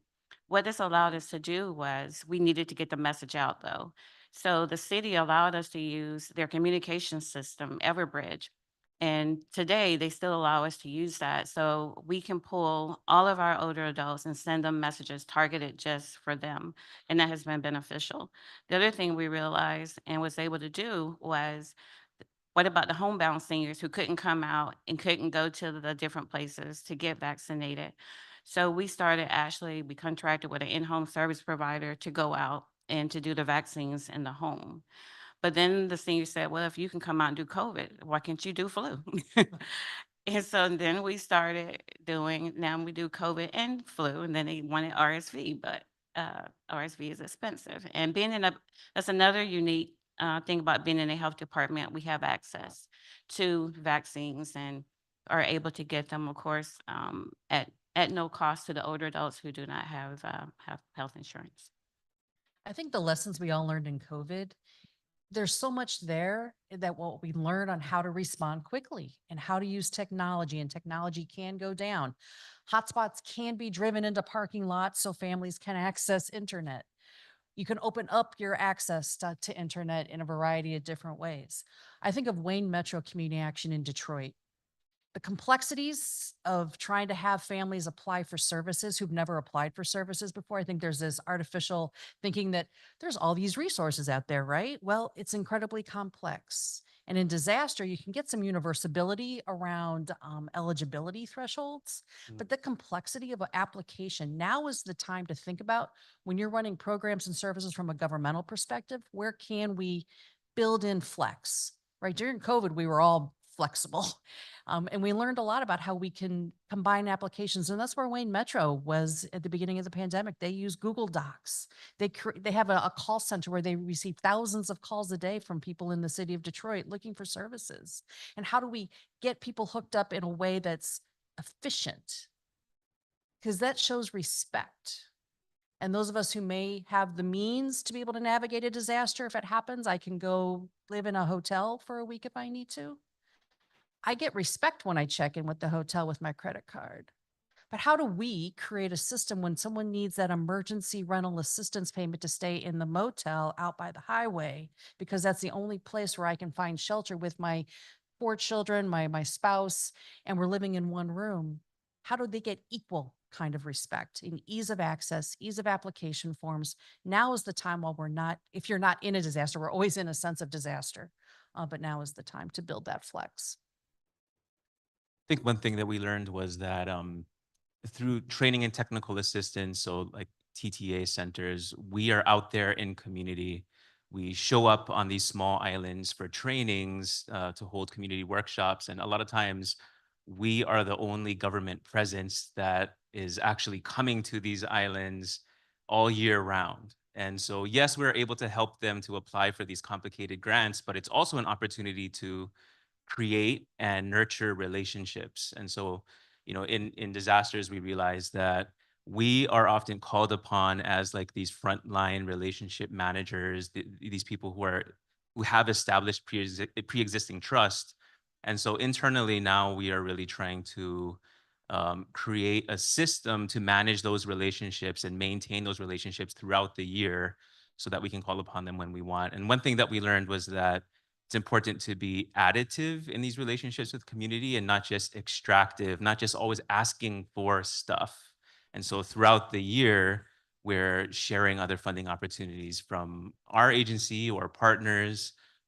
We are, trying to do some matchmaking and reaching out just to see if people are okay, asking about their kids, adding. So when we do need to ask for something, we're not you know, we are trying to be mindful of that power imbalance as well between funder and recipient, or big federal government and tiny little territory island. And so really trying to flip that power paradigm so that they feel empowered to help their own community when the time comes.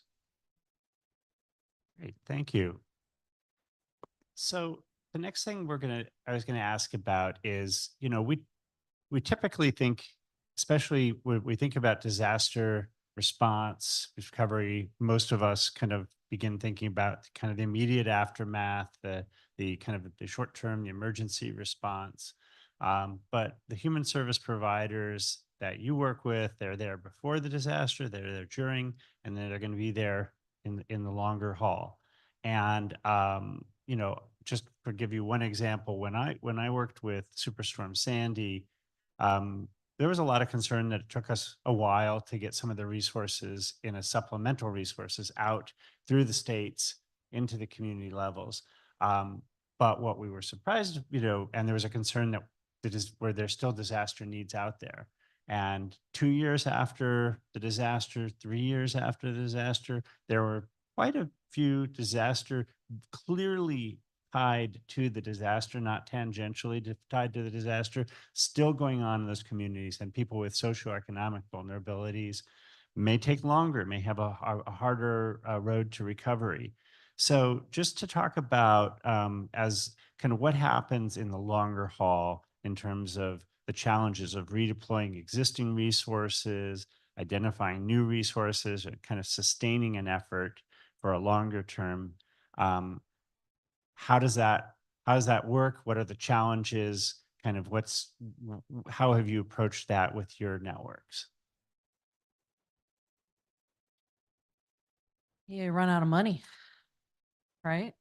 The money comes in right away, the donations, and that's where CBOs and human service providers, we can leverage a lot of those in kind. We can leverage the local cash. We can leverage donations.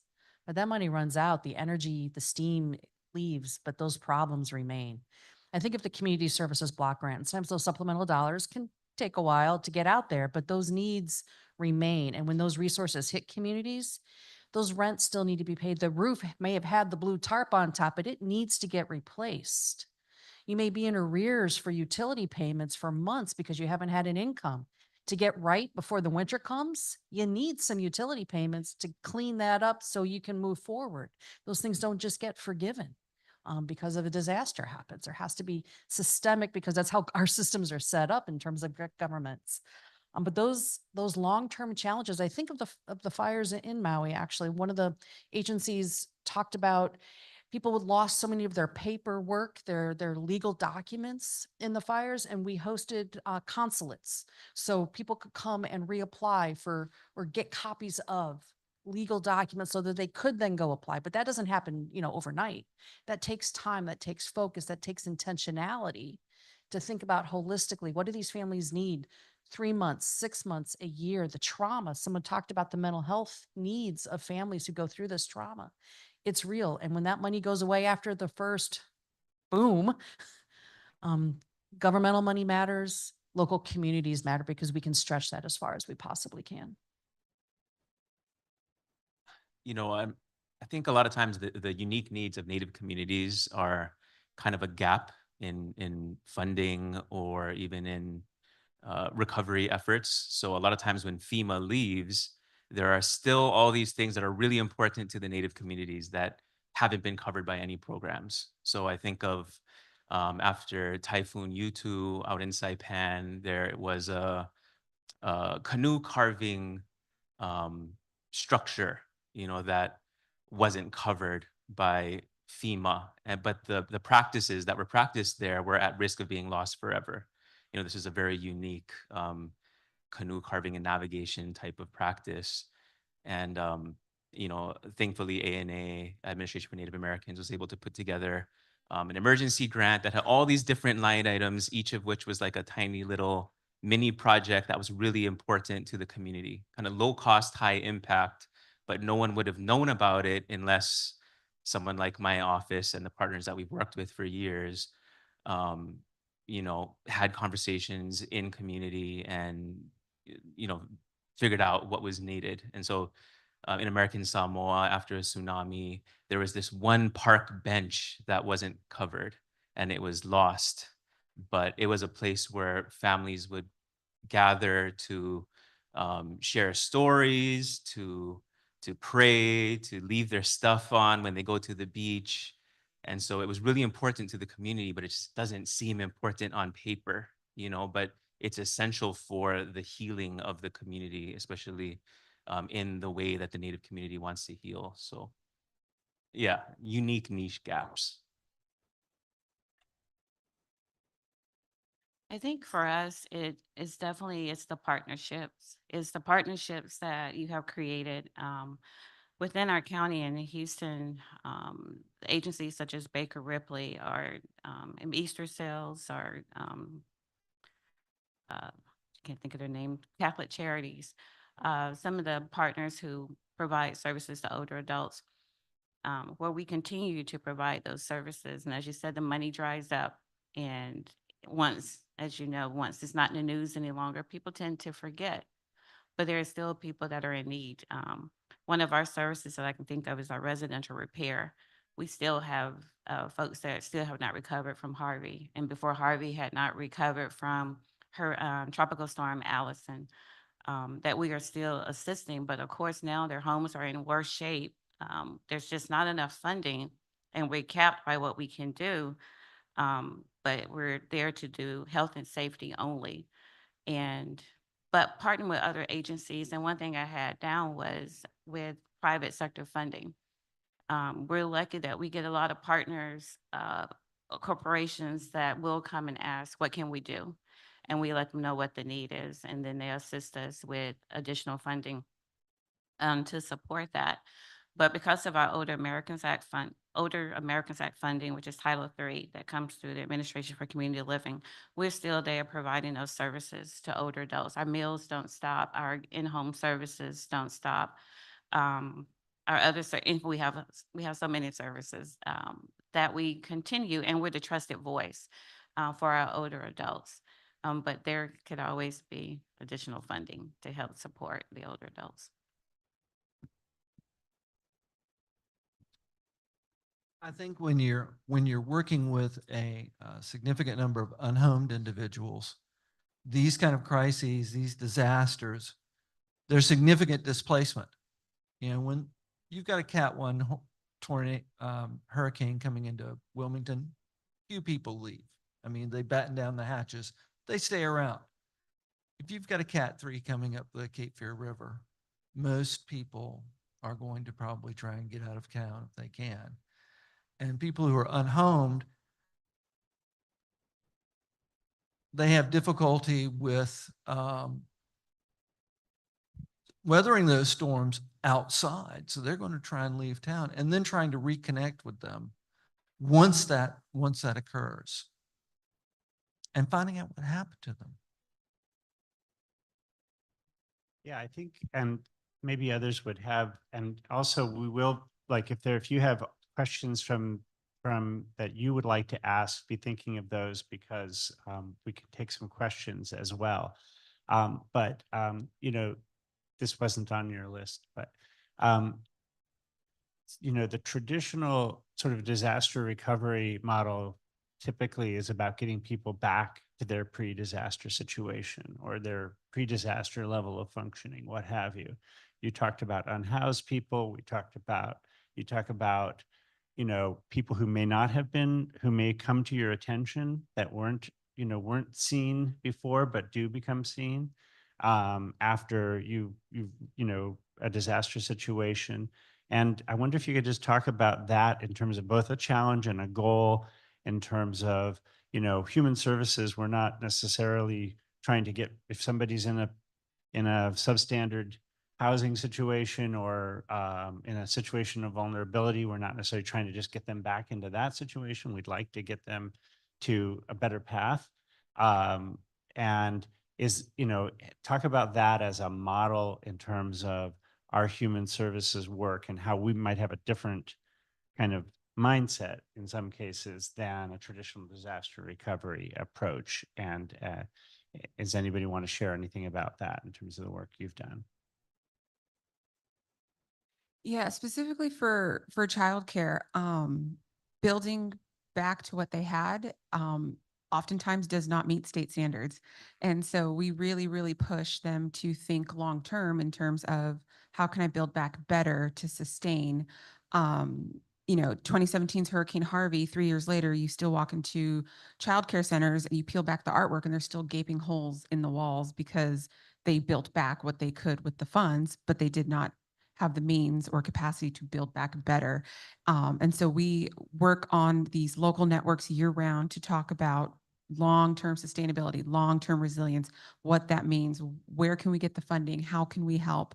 And again, we do depend on large hub organizations at the regional level to help us, and we leverage our national partnerships to ensure that we don't have that problem, that children actually have access to safe, quality childcare centers that are built back better for the long term. So kids, again, are not in unsafe places and they have quality learning environments.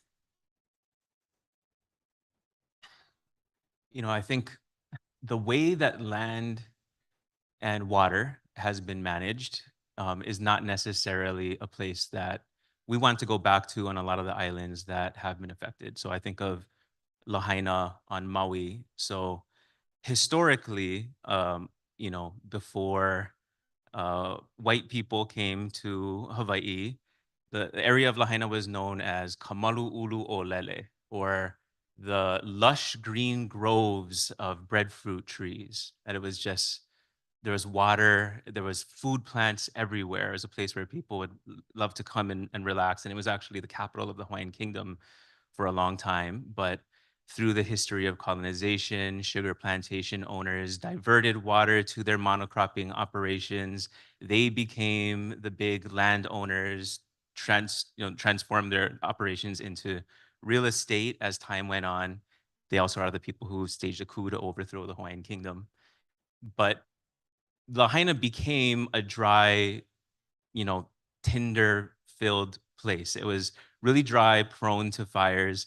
But if you look at it from like a Google Maps satellite perspective, you'll see these like luxury little rectangles and squares of high-end homes that are super green with infinity pools in the middle of these dry areas. So I think returning some of that natural water flow, restoring those green belts and natural resilience, I think is a matter of leveraging native knowledge. And there was a White House memo on traditional ecological knowledge that is kind of trying to push this same type of idea, these same type of tactics in preparation and resilience. At the beginning of COVID, and we had been leaning into the social determinants of health for many years. That's where we sit in community action. As we figured out that we had these systems had to change to respond, many of us had conversations. Maybe human service systems can look different. Can the ecosystem look different once we come out of the pandemic? That was a real hope many of us had. And so when you think about preparing for the social determinants of disaster, using that frame as well, we need to do better systemically. And that's why the folks in this room and on the web today, you work with systems. You can affect those systemic changes that can make it better for the next time. We're the optimists. I know you are too. We wouldn't be in this work if we weren't optimistic. It has to change. I think we're always hoping that what we do will bring families to a better place towards success to help all families and communities thrive. It's community level change as well. Do we have any questions?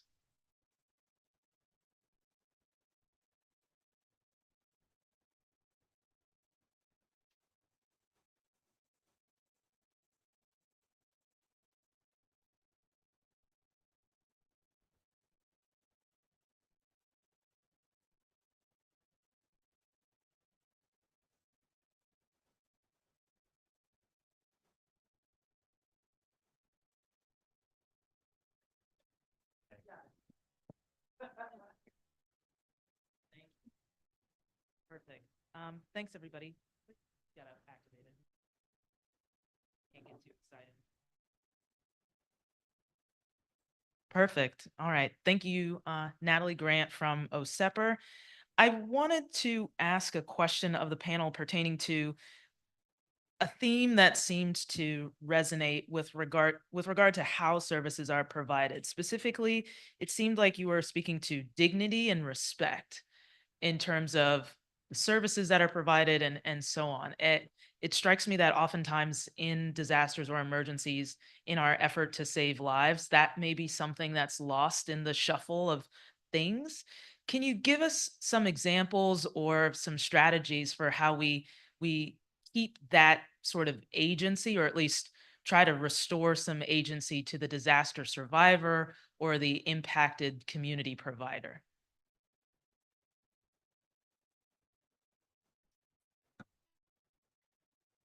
I think I know that our mission in the Area Agency on Aging is to help older adults stay in their home as long as possible to prevent early institutionalization.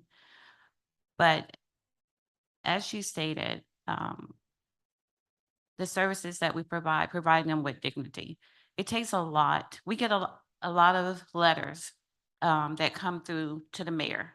And then because they have to deal with older adults, they come to me. And many times the letter will say, and just one that just came last week, I'm 82 years old. I've worked all my life and I've never asked for anything, but I need help. And so our goal is never, as soon as I get that, I don't sit on it. I push it out. If it's something I can't do, I look for another provider, another agency that we can work with, or as a new term, we can blend and we can braid some resources that can help those older adults or people with disabilities. And I think that's the issue I have with, or the issue as a city that we have with those 55 plus and apartments that are they target older adults and people with disabilities. But then when the disaster comes, there's no one there. But then you have to look at it, but it's an apartment owner. These are just apartments.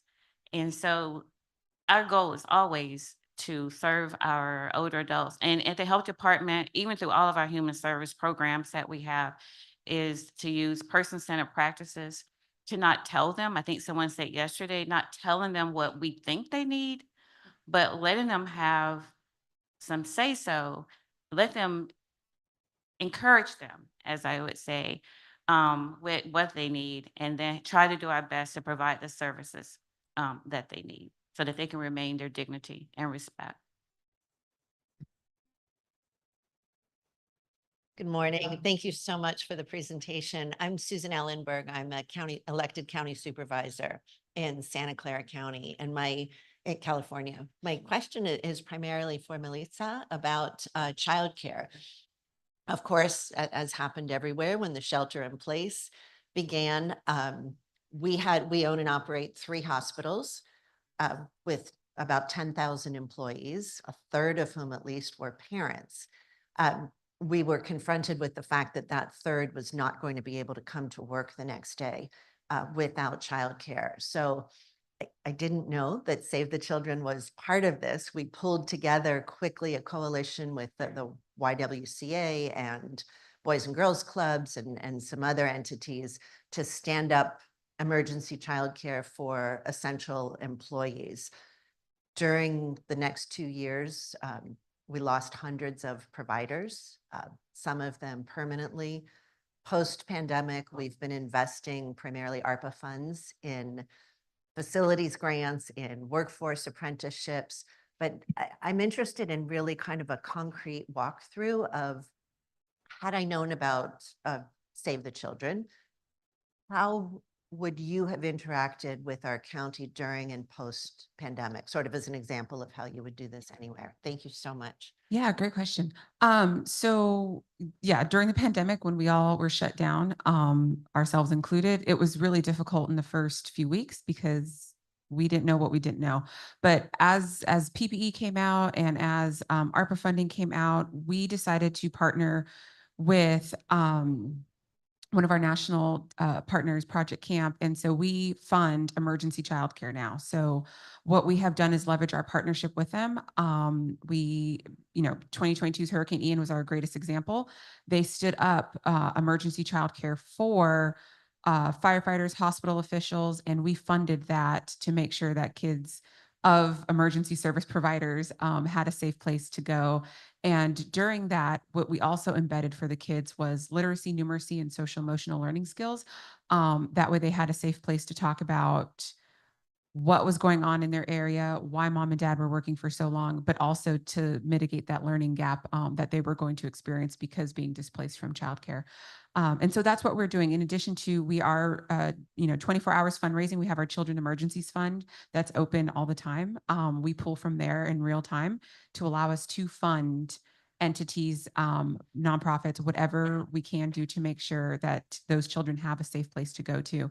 And so that's kind of our model right now is if you have a gap where children do not have access to care, because what we do know is like 1/3 of childcare providers after the pandemic are not coming back, which has created these massive childcare deserts. So yeah, we are looking at how can we pop up temporary camps, temporary spaces until we can find a more permanent solution. Good morning, esteemed panel. We have a question that's come in from our virtual audience, not directed to any one person on the stage. So the question is, families with children often need to seek shelter and get to safety across state lines, and because of that, lose their benefits and have to get reauthorized for programs. Is there any exploration of interstate compacts to reduce these barriers and disruptions to services? Thank you. And well, I'll start. I think that's it's a significant challenge. Just the way most disaster resources are allocated and distributed traditionally, usually it is through states, and then to community providers. Certainly within states, I know that is something when we've had supplemental resources, we're very promote a lot of flexibility because people may have relocated throughout the state. Certainly, California, other examples, Paradise, California, there's, people have relocated to whole other parts of the state in large numbers. Hurricane Katrina was an amazing example of that challenge that everyone faced. And I know FEMA provided some new flexibilities, reinvented kind of the way for example, in our crisis counseling program, funds were distributed and allowed, kind of the funds to follow people. But I think there's a lot more that we need to explore in that realm. And I don't know if others have other examples of that, or even if there are examples from the audience, but that is it's an enormous challenge in a multi-state disaster. Congress may appropriate funds in such a way in some supplementals that gives the federal government some flexibility to make some decisions. And that's really, I think, really important because these circumstances especially are somewhat fluid and, not tied to our jurisdictional lines in the same way that, other kinds of resources might make sense to distribute that way. The only thing that I would add from a nonprofit human service is a warm handoff within national networks. And I can speak to the Community Action Network. Families are incredibly mobile. State lines really and county lines are really irrelevant, right? If you're moving out of a disaster or some other reason you're moving, if a local community action agency or other CBO has a partner organization in a sister county, because of the way we work in the nonprofit world, we can make those warm handoffs and make it easier for the family so they have that sense of connectivity that will allow them to get grounded again in their new community. That's what It's a great question, and one of the fundamental challenges, especially in these large multi-state kind of catastrophic events. Good morning. Lori Freed with the Salvation Army and the National VOAD Long-Term Recovery Committee. So thank you for your comments today. Thank you for the opportunity to attend and really learn more about how we as the voluntary agencies can work together. I don't know if I have a question or as much as a challenge to really look at. I know we've talked a lot today, and I've talked to several people. Paul and I talked earlier about some of those challenges with your clients that are disaster impacted and the limitations that you have. And just to remember that, we've talked about the disaster case managers and encouraging you to work hand in hand with those disaster case managers. Paula and I talked about the idea of one of her disaster impacted clients who she only has $900 to do a roof for $300. Paula, sorry, I'm going to get it wrong. But what we can do is come alongside that with our voluntary agencies, help leverage those resources. We can send a Mennonite disaster team out to help do that. And so really encourage us as we talk about relationships and building those new things and again, I've made 1,000 notes as I've sat here today to really realize, we do a multi-agency resource center after a disaster, a one-stop shop. And we need your agencies to be there and help us, really look at your clients are already disaster caused every day. And this has just exacerbated that. So thank you for your comments. Again, I've taken back a lot and anything I can do to help tie you back to those voluntary agencies. Well, thank you for everything you do. VOAD is a critical element in local human services ecosystem work. VOAD, if you're not familiar with your local VOAD, your state VOAD, get connected. It's critical. I was just gonna say VOAD is, I'm part of I meet with them and they include us and they're also have a seat at the table at the Houston Emergency Center as well. I'm Jerry Curry, and I guess that timing is nice. I'm the executive director of Marshall Rock, which is the VOAD-led long-term recovery group for the Marshall Fire in Boulder, Colorado. And one of the things I wanted to bring up that we have really learned and try to better understand how maybe some of you are addressing this, but it's the idea of digital equity and really helping people try to navigate this online web of applications and things like that, and particularly the elderly seniors and or those who English is not their first language. And there is this dependency at this county, state, federal, local, all of those levels to really push everyone online to do all of their applications and funding. And there is a steep learning curve for many to try to access all of that, not to mention just broadband access post-disaster. And so one of the ways we solved for that is we did open a multi-resource and did several of those centers, but we also opened a long-term recovery center where people could come and get in-person assistance. And I'm just wondering how kind of all of you have really learned to address that kind of idea of offline applications, offline assistance across the board. So as Denise mentioned, kind of the systems and processes that are embedded probably need some improvement along those lines. Thank you. Well, just a flag too, currently there is a national competitive grant application out for digital equity specifically to try to bring digital equity across America, whether that's through broadband or skills-based training. So if you're not familiar with that grant application, you're in the CBO world, I encourage you to take a look at that. Yeah, it's huge.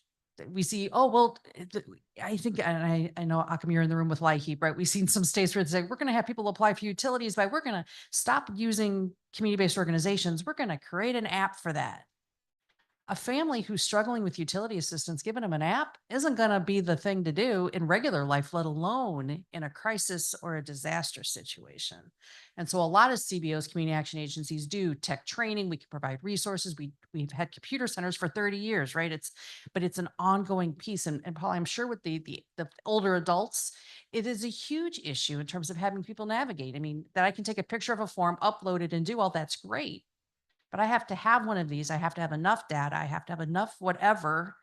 And there's programs and Lifeline's been around for 40 years, whatever it's been since Reagan, right? So we know that stuff's out there, but it's complicated. And if you take out the human element, you can't just get an app for that. I agree. We still, at our Aging Disability Resource Center, as well as our AAA call center, we still do walk-ins. And we will assist anyone. In Houston, there are over 100 and, I don't know, top of my head, over 100 different languages spoken in Houston. We have to utilize language line, but we help them. Texas has, I used to say my Texas, but it's your Texas benefits. And the application to assist with Medicaid, with TANF, with SNAP. The Houston Health Department also has a program, Client Access, to also assist with assisting with the, used to call it the Go card, but Harris Health, to get a medical card to utilize their services. But you're right. And that's something we always have to think about. It's easy to say, let's digitize everything. But then we have to think about and go back and think about older adults. Some of our older adults, let's say now that are just rolled over into their 60s, maybe the 70s, they may be a little bit more digital literate. But then you got to think about other older adults, like my mom. She's not going to do anything on the phone. And so we have to allow for that and still make room and space for them to be able to come in and still get assistance with those applications. So out in the territories and the islands, you speak of digital equity. So one example that comes to mind is even those people who, we work with a lot of communities who are very rural and don't have access to broadband and that type of thing. And being on the island, having partners who are there, very important. But even those who do have access face barriers. So when the system for awards management switched to the UEI standard, right, you have to have a street name and number in order to register your organization to be able to receive funds. And in the territories, some of them don't have street names yet. And so they couldn't, even though they've been in the system for a long time, they couldn't renew their registration. And that lapse in, that it took 3-4 extra weeks just to renew their SAM registration. And then that delayed the services that they were able to offer. So there are things like that that are really, really trip up people in the territories.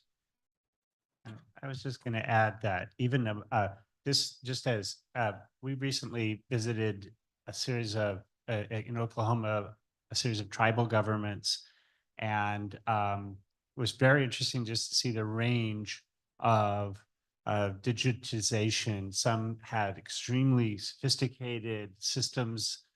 Some were still working paper-based applications with a traditional model, people coming in, but they all did indicate, especially with the elders, that the face-to-face was just, that was the way to deliver services. People needed that, and that was the way they needed to deliver.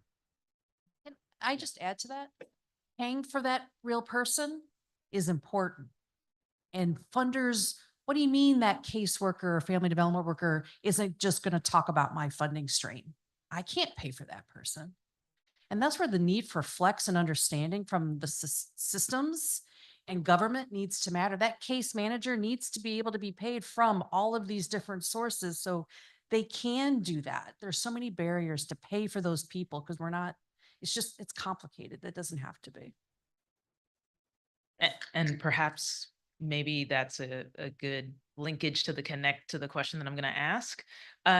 You touched on a wide range of different challenge and opportunity areas. I'm interested in knowing from each of the panelists' perspective, what sort of singular recommendation you might have for ACF or for OHSEPR based upon what you've seen, what you've experienced, where you see as like the critical need or issue area to dive into, or if there's something that is a sort of cut the red tape type of thing that we should keep in mind or consider during disasters or emergencies you face. Live into the gray. Give us money, but live into the gray. That you have authority, you have authorities that you can deploy. That the word may appears a lot in federal legislation, rules and regulations. Embrace the may. Yes, I can. Give the local communities flex and trust the local CBOs, the community providers, that they do know their community. They do know what works. Trust. Absolutely. One, trust us to do what's best for the community since we are on the ground. Also, the assumption that everyone has made the digital leap it's just not true. Especially in the childcare industry, we're the last to make that digital leap. So I think having a greater understanding of that is going to be great. And also, in addition to our elder population, prioritizing children 0 to 3 who have critical needs during a disaster. I think just remembering that, you know, the disaster happens, aid comes in, and then several months after that, everybody leaves. But the effects of those disasters can be long-term, and the trauma that comes from them is something that sticks with people. So understanding that and not just seeing disaster relief as we're going to fix this right now, but being willing to have resources that are there for the long term, because there are long-term effects. I think I have two thoughts. And this is something that we were discussing this morning, and I just sort of want to put it out there. We're starting to have older adults, and I thought initially it was only happening in Florida. Now it's happening in Texas, and it could be happening all over. Is insurance companies are pulling out. What brings to my mind is a gentleman that called paying insurance all his life. His insurance company said, I can no longer cover you. Now he's looking for new insurance, but the premiums are too high. He's on a fixed income. So then he loses his insurance. Then there's a disaster. And now FEMA won't cover because he doesn't have insurance.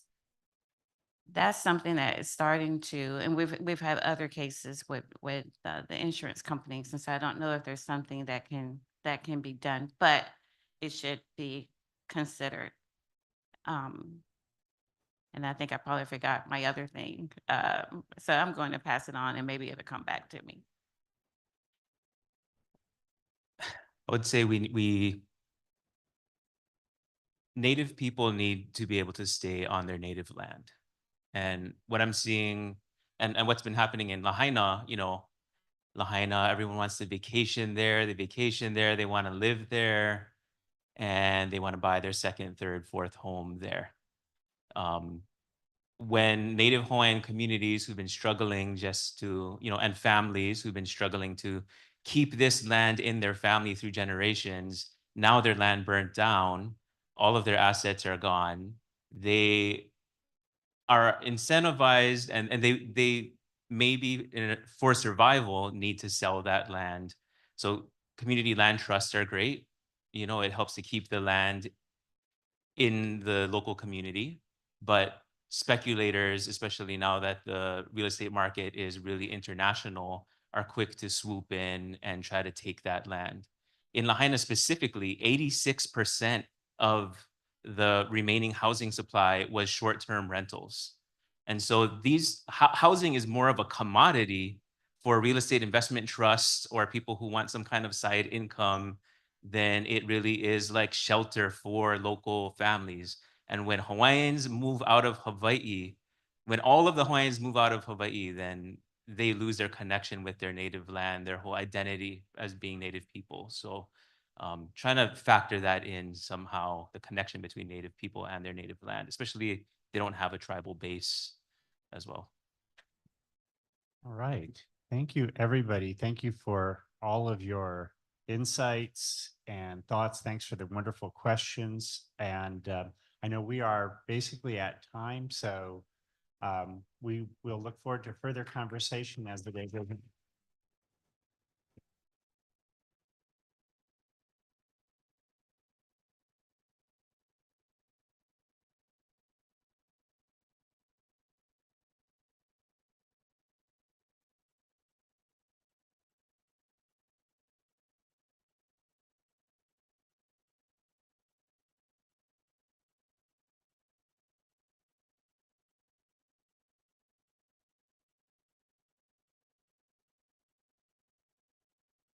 All right, another round of applause for our panel.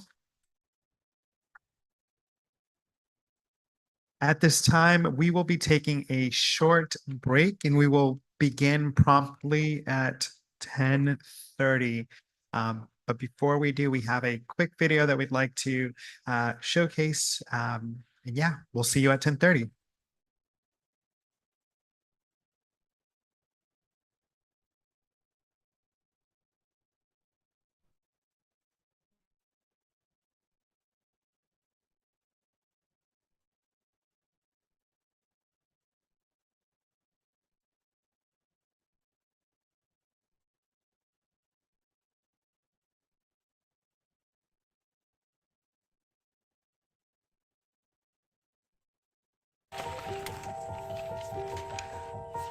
Lewa makua. Iko kinga inga kau. Ore mau manga ia fai le lima masina.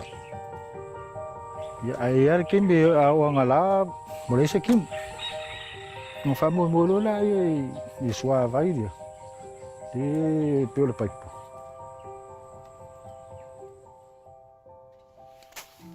My husband is a hardworking man, but dry season can be bad, really bad. It would take months and months for the dry season. Era mera, no ko sui ke pula. Na upe, kalo elar kau. Wa ko nga mera kimula. Ya fa ngara alu sau fa ngaki. Mu mela nga le los fulu nga ilunga. E sau mo kai kai kimi ma fa ire mere pe. It was really hard providing for our family. We would only get 9,000 to 10,000 salary annually. I love being a nurse. That's why I joined, and I wanted to be a nurse because I love helping people. The nurses in the States, they make much more than the nurses here in American Samoa. Hurry up, before we're late. Daddy will pick you up, okay? Because I have to go to work.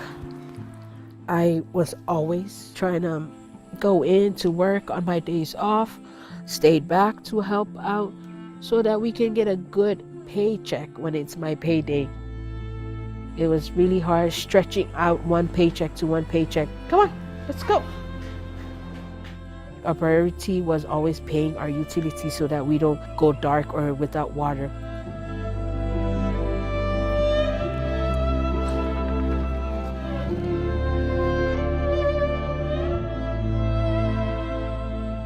When we came home with a notice on the wall and with a dark house and with no water, thinking of how important power and water is for any family, I felt really ashamed and I felt really useless.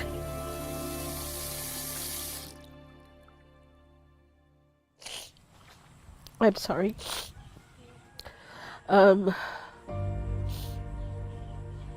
When we heard about this program and we joined, we were so grateful. It was a big help for us. The Lahip and Lalaiwa cared for us. It's not paying our whole utility bill, but it's paying an amount. It's a great amount to me because they will not disconnect their water.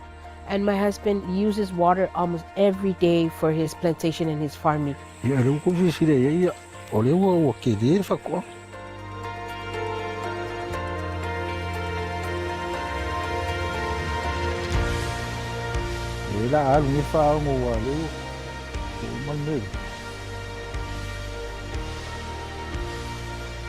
I'm just thankful that we were able to be in the program. They played a great role in our family because I want a better life for my kids. We know that this program have our back, so we're not worried anymore with our utility because the program is there to back us up.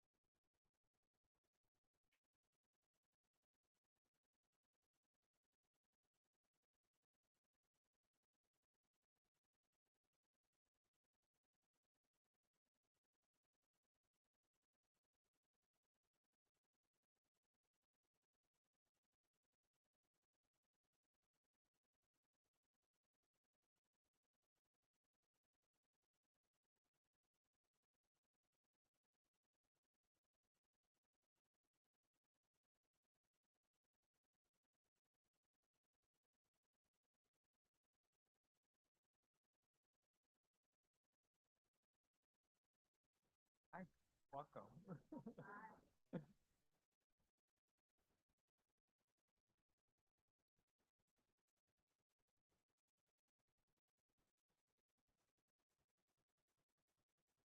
All right, folks, if we could please take our seats, we're about to get started. Our next session, addressing compassion fatigue and community disaster trauma, is being moderated by Elisa Santucci. Let's give her a round of applause as she introduces this panel. Okay, it's on. Hi, good morning, everyone. My name is Elisa Santucci, and I'm with the Substance Abuse and Mental Health Administration Centers for Mental Health Services, and I'm the branch chief for the Division of Disaster Behavioral Health. I'm delighted to be here today with this panel to talk about this very important topic of compassion fatigue. And right now, I'd like to introduce our speakers. And the first one, Melinda Baldwin. I thank you, Melissa, and thank you for inviting us here to talk about such an important topic. I'm Melinda Baldwin, and I've kind of a foot in two different places. My home agency is SAMHSA, where I sit in the National Mental Health and Substance Use Policy Lab, and I lead the Interagency Task Force on Trauma-Informed Care. But currently I'm on detail to the Office of Management and Budget, where I lead our disaster recovery portfolio. And within there, we have a project entitled the Trauma Informed Disaster Recovery Project. So I'm really excited to be here. And Tele Matani? Okay, hopefully this works. Aloha, my name is Chantel. Everybody calls me Tele Matangi, and I am a director of Hale Kapunana, or Health Innovation and Initiatives at Papaololokahi. We do a lot of, or actually we are the Native Hawaiian Healthcare Board. So we oversee all of the Native Hawaiian healthcare systems throughout Hawaii. And also we address the health and well-being of Native Hawaiians who live outside of Hawaii. Along with that, we also stand up, or are the backbone for the Native Hawaiian Pacific Islander Response Recovery Resilience Team, which came together during COVID. And really what we look to do is, again, support community-based organizations, faith-based institutions, and give voices to our underserved and marginalized communities. So I'm very grateful to be here today and to be able to have this discussion. Good morning. My name is Garcia Bodley. I'm with the Louisiana Department of Health, Office of Behavioral Health. Currently, I serve as the Emergency Preparedness Director, and I'm responsible for emergency response, particularly disaster response activities. I work in partnership with a number of our sister agencies at the Louisiana Department of Health, but also work with other state agencies such as former Secretary Ricks, who was here yesterday. Just love working with her, had great opportunity to learn so much from her in terms of building our disaster response efforts. Again, we primarily work with the community when there's a disaster, and I manage our Louisiana Spirit Crisis Counseling Program, which is typically a FEMA-funded program during the event of a presidential declared disaster. Wonderful. Thank you so much. I'm also a licensed clinical family therapist. And when we talk about this topic, I really want to first acknowledge all of the people in the room and who are listening online about how difficult this work is, and to really honor all of your efforts and what it takes to do this work in our communities in this field. So I want to just start there because it's so important, and I want to make sure their voices are lifted here as we have this discussion. Compassion fatigue is referred to in lots of ways: burnout, secondary traumatic stress. When we talk about compassion fatigue, it's really about what happens when our responders, the people in our community, our medical professionals, and others come to the aid of people who are suffering in the immediate aftermath of a catastrophic event. The experience of this work is different for everyone. And that's also something that's really important, to understand. I want to start with Telly. So when we think about compassion fatigue and we talk about it, can you share what this looks like for you and your community? For Native Hawaiians and Pacific Islanders, caring for the community is something that's deeply rooted in our cultural practices. For us, community, or even in our own lives, it's not necessarily about me, it is about the we. So when we talk about compassion fatigue, we also have to recognize that we're already carrying the burden of our communities. So in times of disaster, we then have that additional burden and responsibility of being responsible not only to our family members, but to the extended family. And I also think we also have to take into consideration the emotional burden of the historical trauma and the ongoing impacts of colonization, because oftentimes we also have to deal with mistrust. And so as trusted messengers, we carry that, and we have to bring with us government agencies who are often not seen as trusted messengers. One example of this is in Maui, when we first arrived in Lahaina, as FEMA and Red Cross were setting up and we're saying, hey, let us help you rebuild your homes. There was a lot of mistrust among Native Hawaiians and Pacific Islanders that somehow this would open the door for the government to take their land. And because there was that historical trauma of how Hawaii became a state, there was this, I'm not going to do that. And so we had to be those people who said to them, let us explain to you what it means to apply for these services. And you don't just have to go to FEMA. You can go to SBA, you can go to Red Cross, you can figure out what all of these will do for you. And then you can decide what's best for you.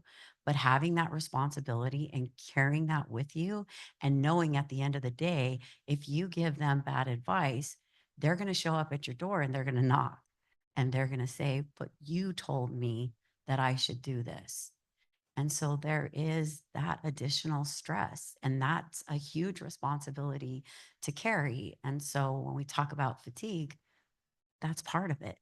And then, of course, there's also this feeling a bit of an imposter syndrome because we, as part of the community, all of a sudden we're also becoming the voice of the government.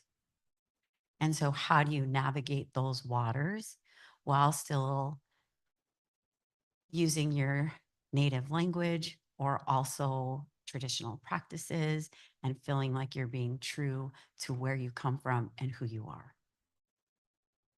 Yeah, and I really hear you saying, not just the impact on the community, but what's the impact on you, right, as an individual?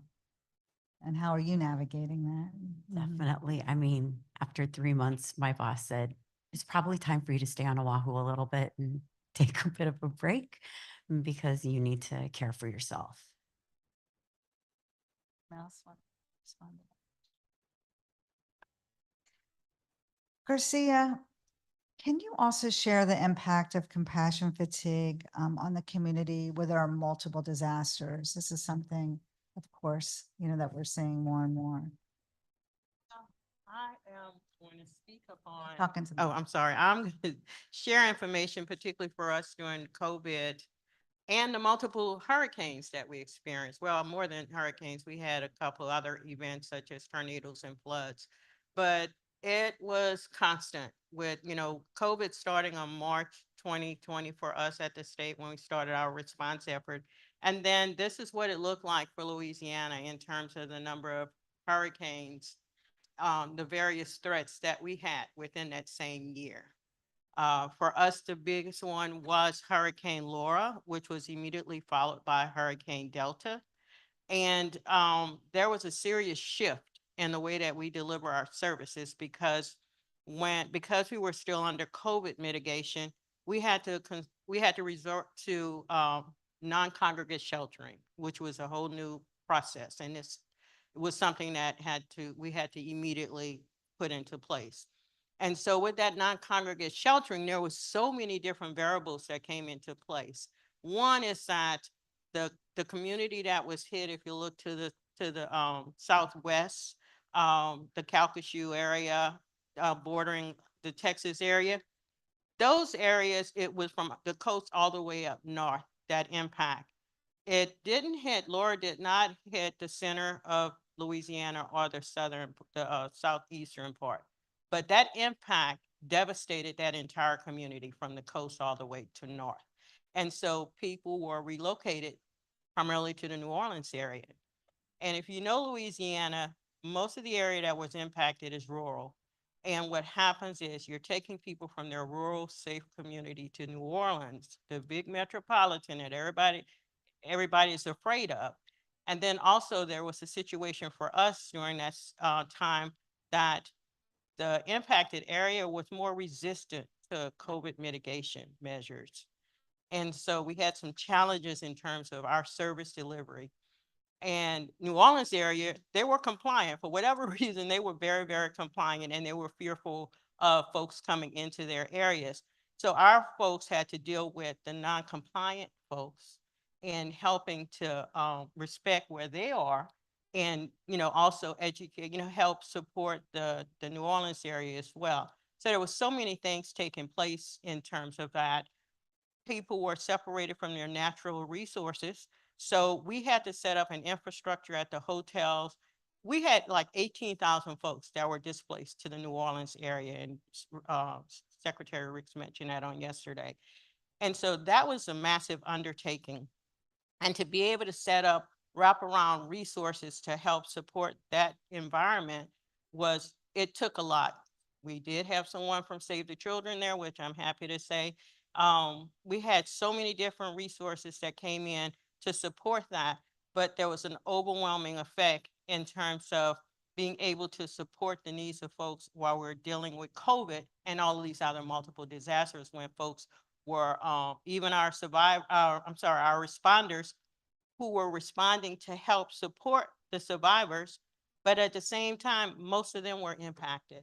So can you imagine the dual impact that have on them with their losses, their grief, trying to manage all of that, and at the same time, taking care of the community, continue to respond and care for the community. So it was a fast, it was constant. We constantly had disaster after disaster. Once there was some recovery, then we had setbacks.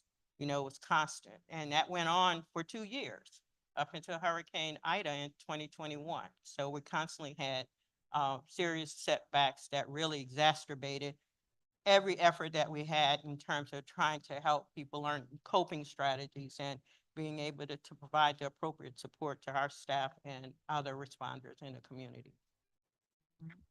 I really appreciate you, drawing attention that this work is non-linear, right? Mhm. It really doesn't go from point A to point B. Yeah. It's up and down, up and down. Anyone else from the panel want to add to that?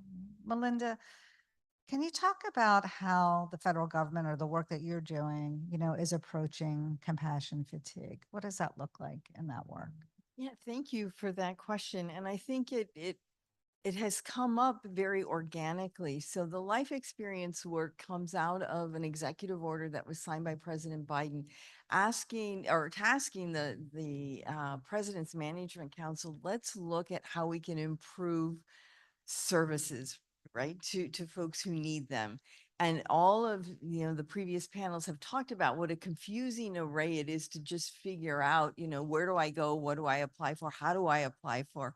I know my mom said, she goes, I'm needing a COVID vaccine when they first came out, and yet I'm the one least equipped to try and get one online, right? So we were all taking turns trying to help her with that. And so how do we make that easier to navigate? And so they designated 5 life experiences to see how we could better do that. And one of those is experiencing a natural disaster. So when we think of a life experience, we think of those things that happen to us that we remember kind of life before, life afterwards. And at the same time, we need to navigate a very complex set of interactions and relationships with our community, local, state, and federal governments. And so it's all of that together. On top of what you guys so eloquently described is the historical trauma that's happened in communities. And so instead of saying, oh, well, we'll sit back and we'll figure out how to better do this, we took a human-centered design approach and said, let's talk to survivors, let's talk to staff to figure out how do we do that? And in all of those conversations, what kept rising to the top is trauma-informed approaches. We need to better understand how this affects our mental health.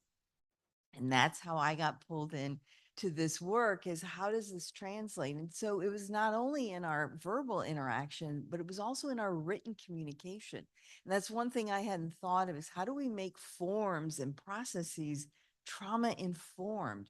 Knowing that, and somebody in the panel said it so well, not only am I processing the trauma, but now I need to fill out, 6 pages of forms, and that are repetitive. I don't quite understand what information you need. And maybe I might not have access to that information because it was lost in the disaster. And so as we did that, we started developing a workshop experience for federal staff. And, I was so excited. We prepared 8 modules. We went to staff and said, look, what do you think? The room got real quiet. And all of a sudden, a brave soul was like, Melinda, this is too much information. We really need to understand 3 things. We need to understand what trauma is and its impact, because, they would say to me, I'm not a clinician. I don't have background in this. I need to better understand this. I need to work with others with compassion. I need to understand how to apply these techniques and how do I do better? And the third thing is I need to take care of myself because I'm not doing a very good job of it. And those kind of habits that we all have, right? Maybe eating too much, not eating enough, whatnot, they become pretty serious when I'm in this situation. And so how do I do that? And so that's, and it's spread to other agencies. So people are really concerned that they need to take better care of themselves.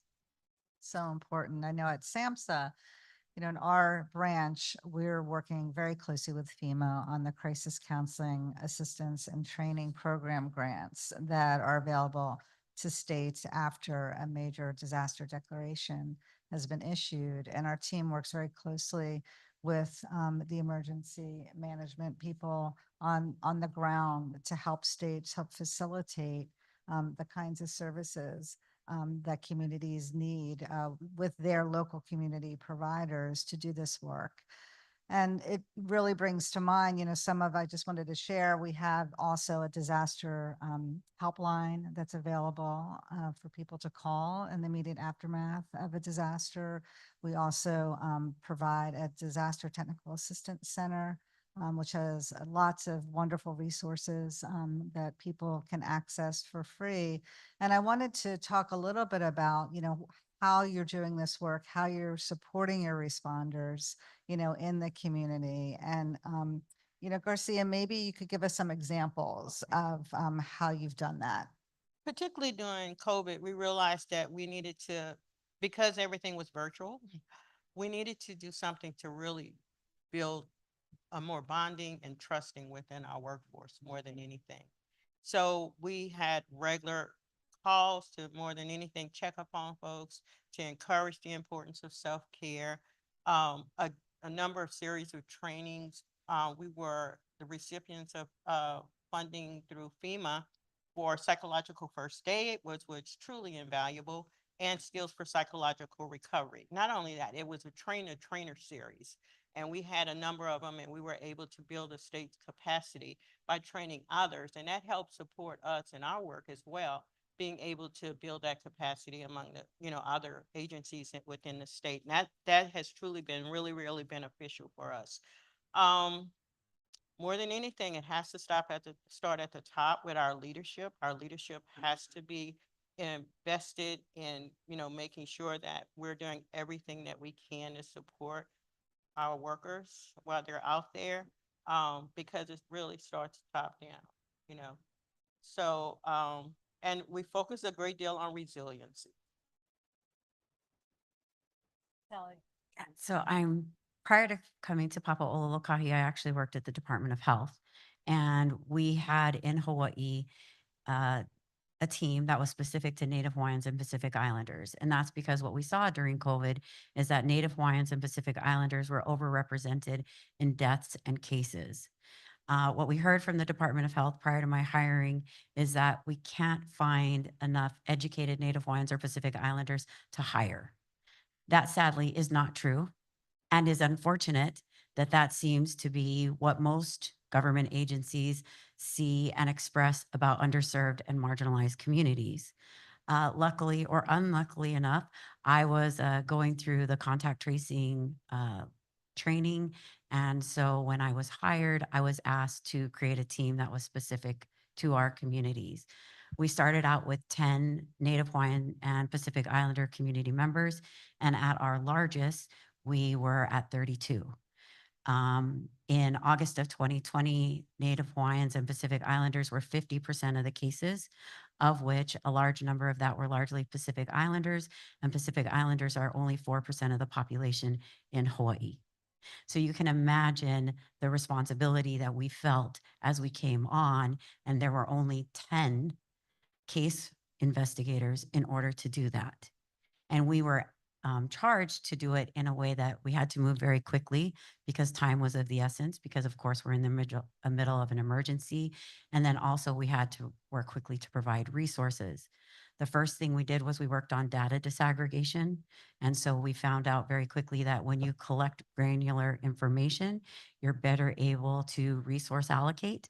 So we very quickly figured out that Samoans, Marshallese, and Chukis were the Pacific Islander populations that were overrepresented.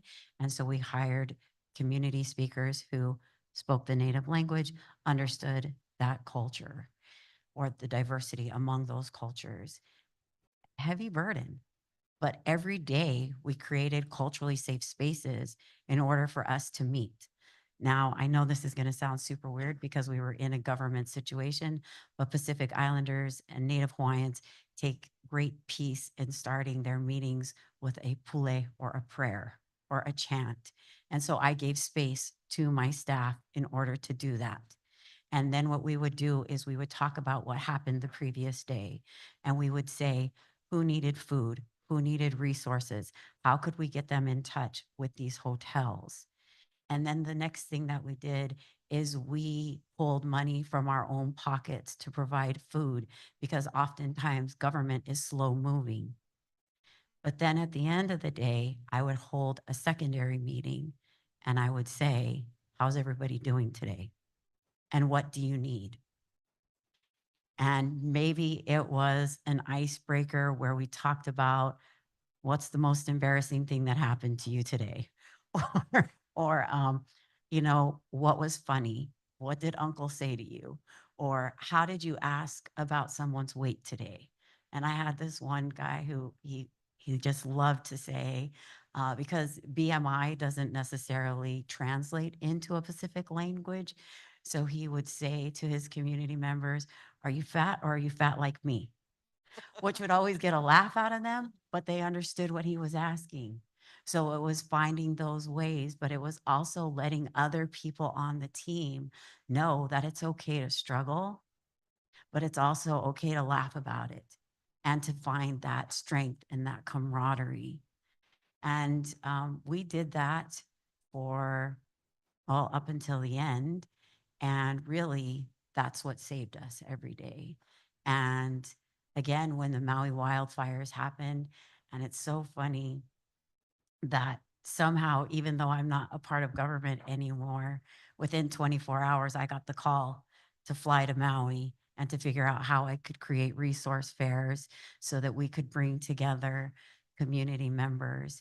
And while FEMA and Red Cross had all of these lovely services that they offered, unfortunately, they saw maybe 25 community members. And at my first resource fair, which happened about 8 days later, I saw 300 people. And the burden that we carried when we had those people who came in, and we said to them, how are you doing today? But we said it to them in their native language. And then they all of a sudden said, I spent 5 hours in the water. And it's so nice to see the friendly face today. And we held hands and we sang songs and we did what we needed to do in order to address the needs of community. So I think there needs to be diversity in staffing. I think we need to create space for language. I think we need to create space for culture. And then I think we have to get away from this idea that we've always done it this way. And this is the only way that we can do it. And we need to be innovative. And instead of always pushing assimilation, we have to make space for inclusion. And that's what's really going to help us to address this fatigue, because instead of there only being one telly who gets the call, there's 20 of us, there's 30 of us, there's 40 of us.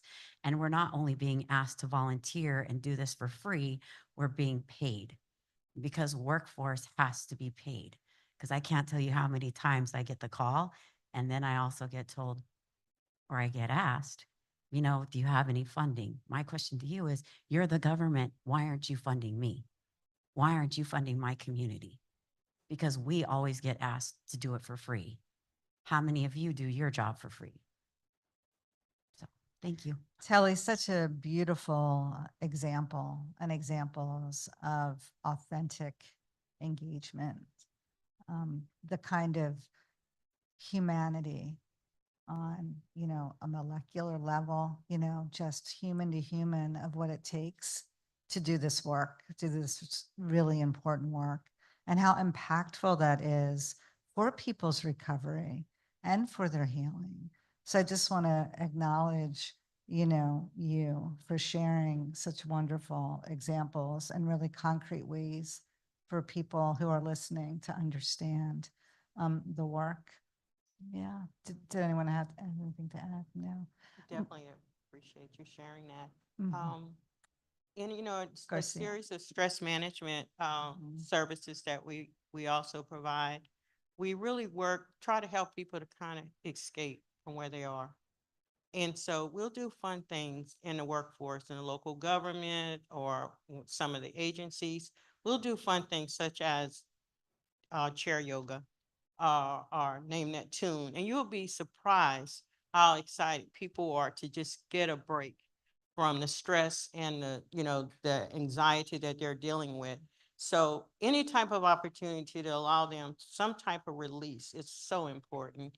Of course, we do techniques, coping techniques, deep breathing and other things. But anything you can do in terms of engagement to keep people, to allow them an opportunity to just enjoy life a little bit more. Melinda, can you speak also to what other resources are available? I know you talked a little bit about the forming of the work, but are there places where people can access?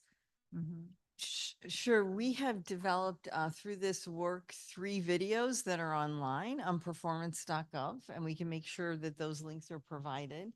And those we developed the scripts, and you may recognize some of the actors, or they're not actors, they're staff, but really workshop those with SBA, HUD, and FEMA staff. We also have a guidebook. Oh, it's down at my seat there, but it has a whole bunch of activities in it that go along with the videos. And then we've developed a 1.5-day workshop experience. I mean, what we heard when we talked to staff was that this is too important a topic. I don't want a webinar on it. I need to connect. And we often hear in those spaces, I never told anyone this before. I never shared this experience. And it's been helpful just to process it with someone to validate that, to be able to kind of set it free, so to speak. Because what we found is we talk about secondary traumatic stress, we talk about compassion fatigue, but it's much more complex than that, because it interplays with our own traumatic experiences, right? And then how do we relate? And how do we help others on that road to recovery when we're struggling with what that looks like, and how should we do that? And the other thing that I challenge all of us is, how do we begin healing and on that journey when disasters keep happening? So, thinking about, I perhaps a staff person said to me, I've gotten professional help. I feel like I have my anxiety under control and I really feel good about it. And then I go to another disaster and I'm triggered again. So how do I make sure my healing continues with all these new experiences? So I think we need to maybe make that definition of compassion fatigue a little bit more elastic, because it's really a complicated place that we're finding ourselves in. And we also know, that, a year out, years out, people can be very vulnerable still, and that suicide rates can increase, after post-disaster. And when lots of people have moved on, people's homes are still lost. They've lost family members, friends. So tragically, being able to stay connected, right, to the community. And I know one of the other panelists before us really spoke to that, about the long-term impacts and what do we need to do to help sustain, the protective activities that can be implemented in disasters. So I wanted to ask you both too, what other resources, what are the kinds of things when you think about support systems, what do you think would help us, in the future better handle compassion fatigue in your communities? I think one thing that, again, is creating space for language and culture, because I think it's more than just addressing the social determinants of health. I think it's also addressing the social, cultural, and economic determinants of health. And so I know for us, even when we're having these resource fairs, we have a comedian who's there who, along with putting community at ease, he's also putting those who are volunteering or those who are working at ease, because he's creating an environment that's uplifting, that he can go up and he can give them a hug and he can talk about what's happening. And then we also have a DJ there, which I know everybody's going, how are you funding that? What a waste of money. But really, it's not. It's music therapy. Because what we saw during COVID, especially during these these vaccination clinics, was that people would come and they were already in this very hyper sensitive, vigilant stage. And then all of a sudden they were getting this shot. And for those who work in underserved and marginalized community, there was this fear of, am I being tested? You know, are you testing this on me? And how trustworthy is it for me to come and get vaccinated? But when you have somebody who can lighten that, and then you have what I call music therapy, all of a sudden people who are very tense tend to just ease up, and it feels very welcoming, and it feels less sterile and less government. And then you have others there who are just sharing their experience.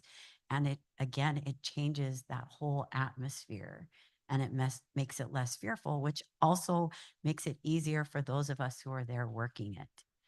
Because I can tell you, before I brought those in, I would end those vaccination clinics and I would go home, and it would take me hours to decompress. And I would have to go through everything in my mind and what was done and everything that was said. And that was even true in Maui. But once I added in these cultural elements, it was easier, because then I felt like I was part of something that felt familiar.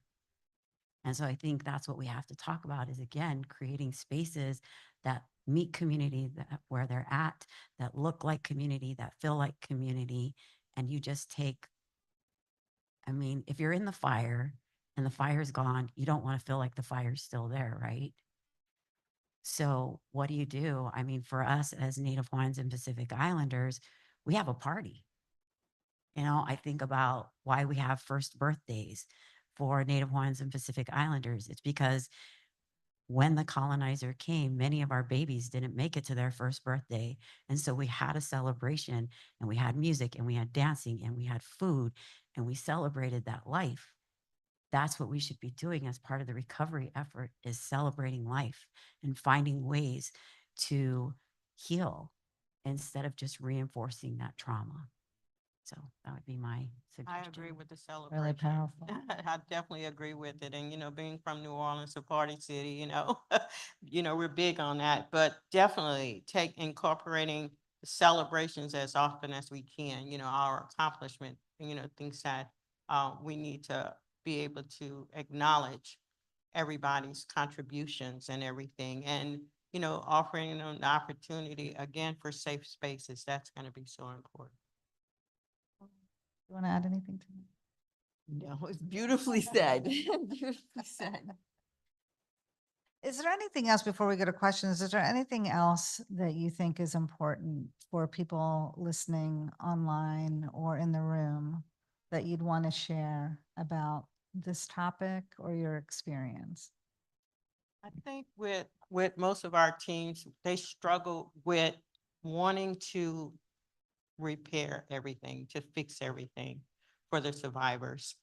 And unfortunately, what we started seeing were that they were transitioning more to disaster case management, which was not available at the time. Because just like our workers, the survivors were stuck. They were literally stuck because they're constantly recovering again. They're going through all these different disasters over and over again. So it was really, really difficult for us, and we had to really keep them focused a lot in terms of what their roles were and everything. So more than anything, just intentionally, monitoring what's going on with them to make sure that they are, handling their roles in the way they're supposed to. Again, that overwhelms them, so much. So.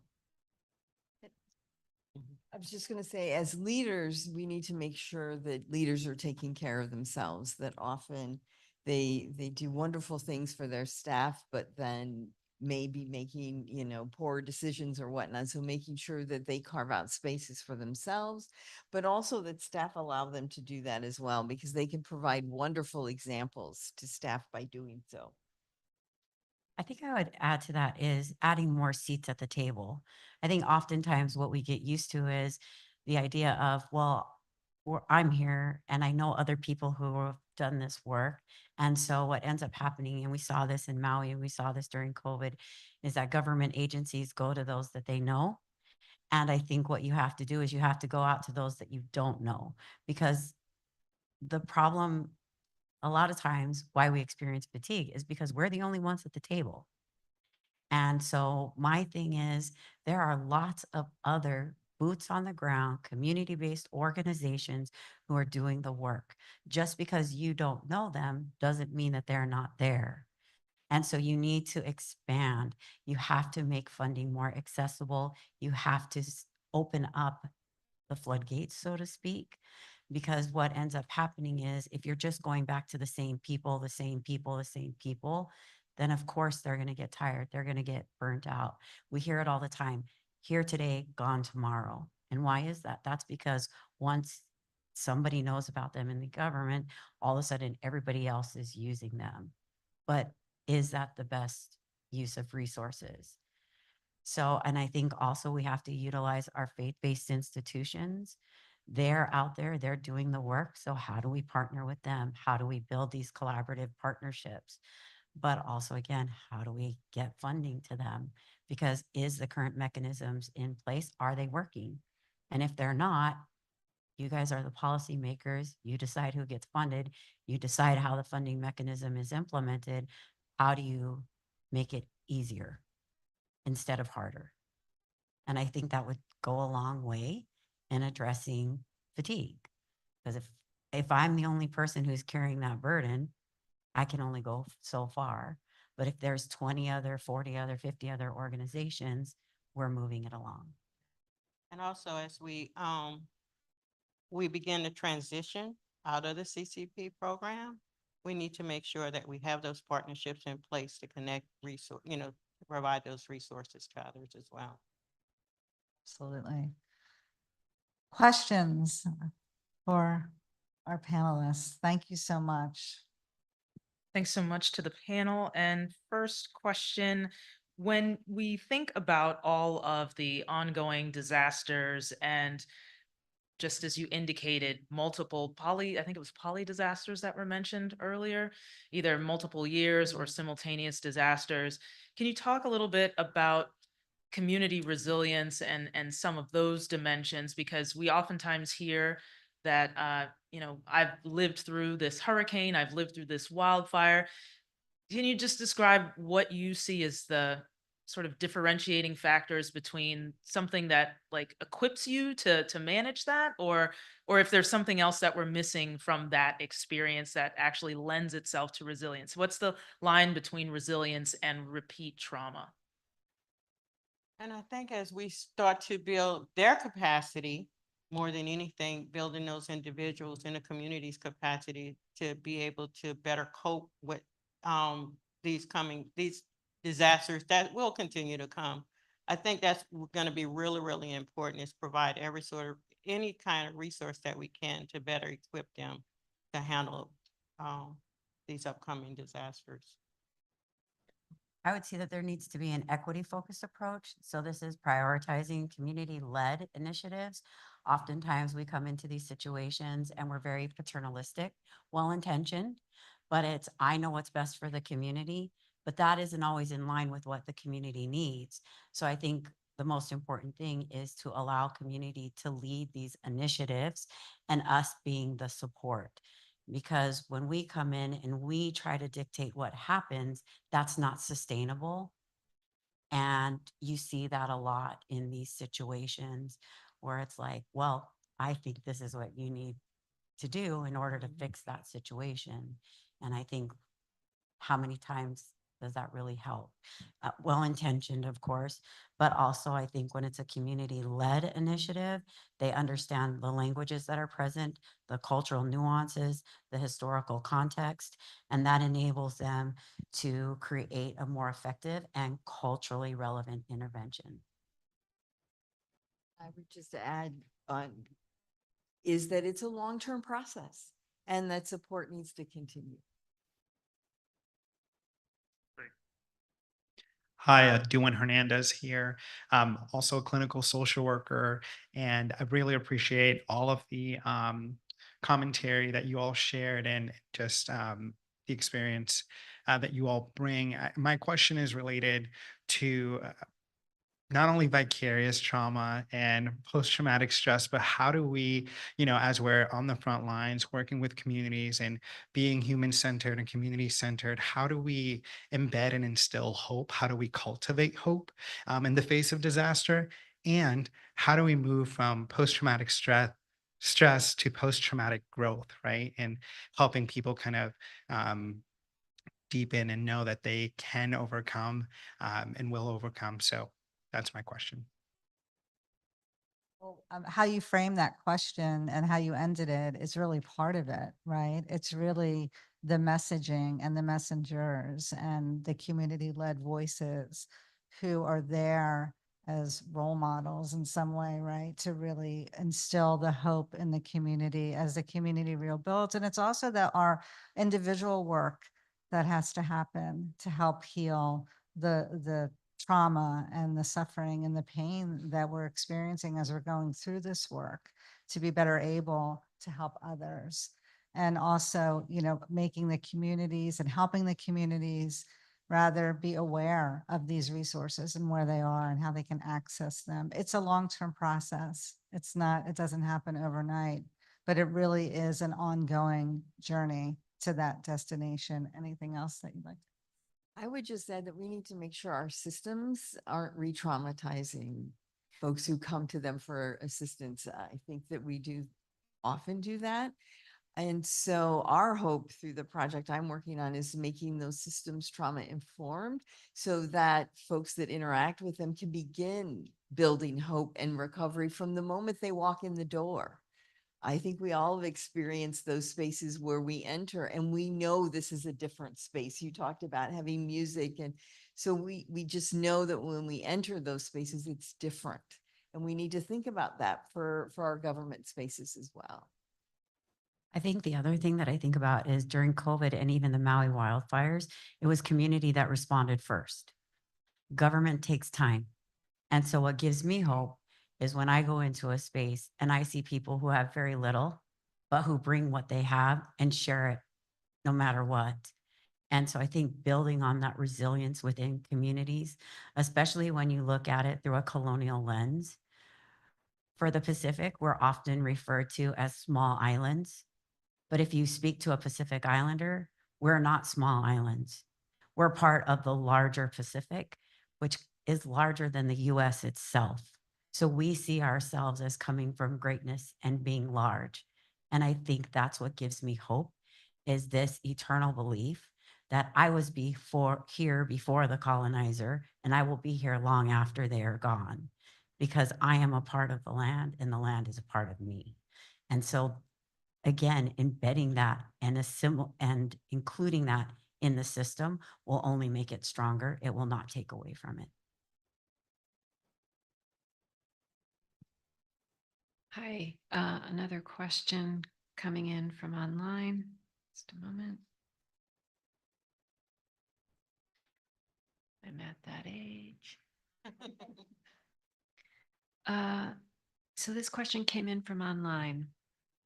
How can leaders model, create, and foster an environment for psychological safety that empowers the workforce and staff to voice when their own mental health is being challenged? And what strategies can leaders employ to embed workforce well-being? Thank you. So I think, our agency, the Substance Abuse and Mental Health Administration is, in my view, a very good example of what that looks like. we promote mental health. We provide access to resources. We create safe places for people to talk about, things that they're going through. We have an inclusive culture, but I do think it also begins with leaders taking a look at, how their organizations are fostering an open, inclusive, safe space for people to talk about what their needs are and how to bridge those needs to what the resources are in the community and beyond. I was going to say, I think in this situation, it's really learning. I always give the example that for us, there's a Psalm 1 proverb that says that the road to leadership is through service. So you will oftentimes find me boots on the ground with my staff because I want to know what's happening. I want to know what's going on, but also that gives me a bigger understanding of like what they're seeing, what they're experiencing, and then I provide them a safe space. So because I'm there and I can see, I can also see who's struggling. So oftentimes I'll pull them on the side and just say, hey, are you okay? What can we do? Also, I find cultural activities. So for us, it can be taking them to a lo'i where they get to get in the mud and pull weeds and talk story and talk about what's going on with their day. Or maybe it's sitting down and it's finding different ways to weave as they do throughout the Pacific, or it's just finding some type of activity to kind of take them out of that moment, but also to build that camaraderie. Because I think in a Western system, we're often like, it's all about the numbers. You got to get it done, got to get it done, got to get it done.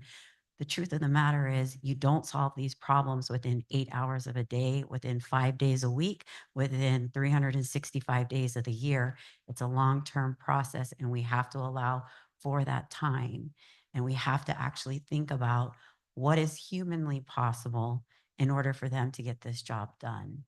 And I think allowing for space for that time, even when you're thinking about your funding, I know a lot of you guys like to do these 6-month grant, 1-year grant, 5-year grant, and yet you're asking us to address a colonial legacy that took hundreds of years to put in place, 100+ years, and you want us to fix it in 6 months.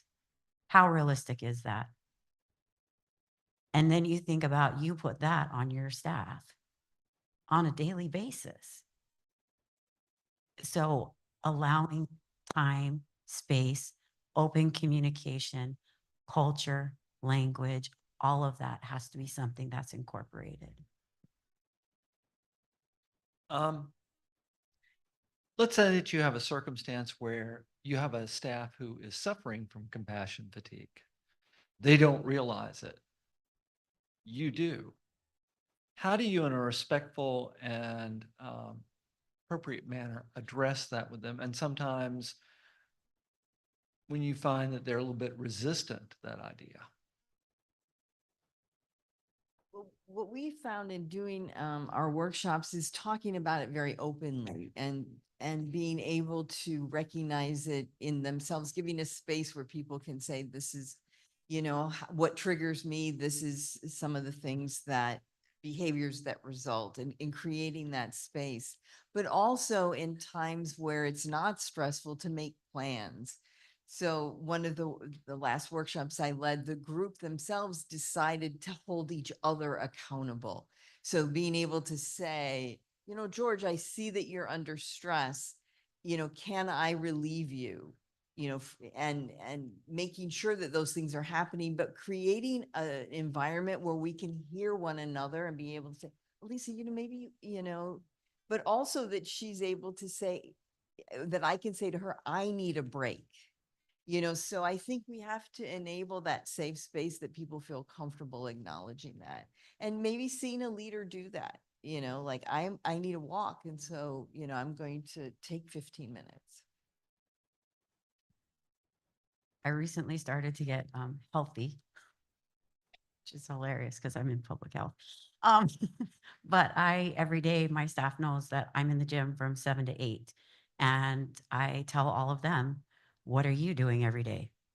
And if I don't hear that they're doing something every day, then on their work, on their lunch hour, I'm like, so are you going for a walk today? What's happening? But you also have to create that trusting working environment where you have that open communication. The other thing is they see me at my worst. I don't try to hide it. Even right now, I have anxiety. So I've got my little coping mechanism right here that's giving me that, extra, okay, I'm all right. I'm not gonna, jump out of my skin type situation. I'm very honest about it. I'm very open about it because I want them to know just as much as they're struggling, I am too. And these are some of the things that I need to do in order to make it through this day. And I think if you can do that, that goes a long way in making them okay with it, especially for those who are resistant to it. Because I know we have a lot of supermen and superwomen out there who just can't hear it or see it. I happen to be one of them. And so if you can make yourself vulnerable or at least be honest with where you're at, it makes it easier for them to do the same. And I would add just being creative. So we had a staff person ask, can I roller skate at lunchtime in the parking lot? And the first response was, no, right? And thinking all the liability and whatnot, but we were able to see that you could put some cones out, you could make a safe space. But what ended up happening is the staff person would go out and roller skate.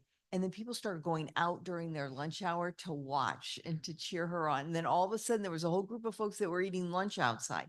So it changed the one like kind of leap of faith of let's see if we can make this work, changed the whole culture of the DRC. So being open to new ideas and maybe ones that are a little outside the box. Hi. Good morning. Trista Spear, Deputy Director for the Department of Human Services of Hawaii. Thank you, all of you, for this panel and the very important attention that you're bringing to this issue. This is one that we have grappled with a lot in the past year.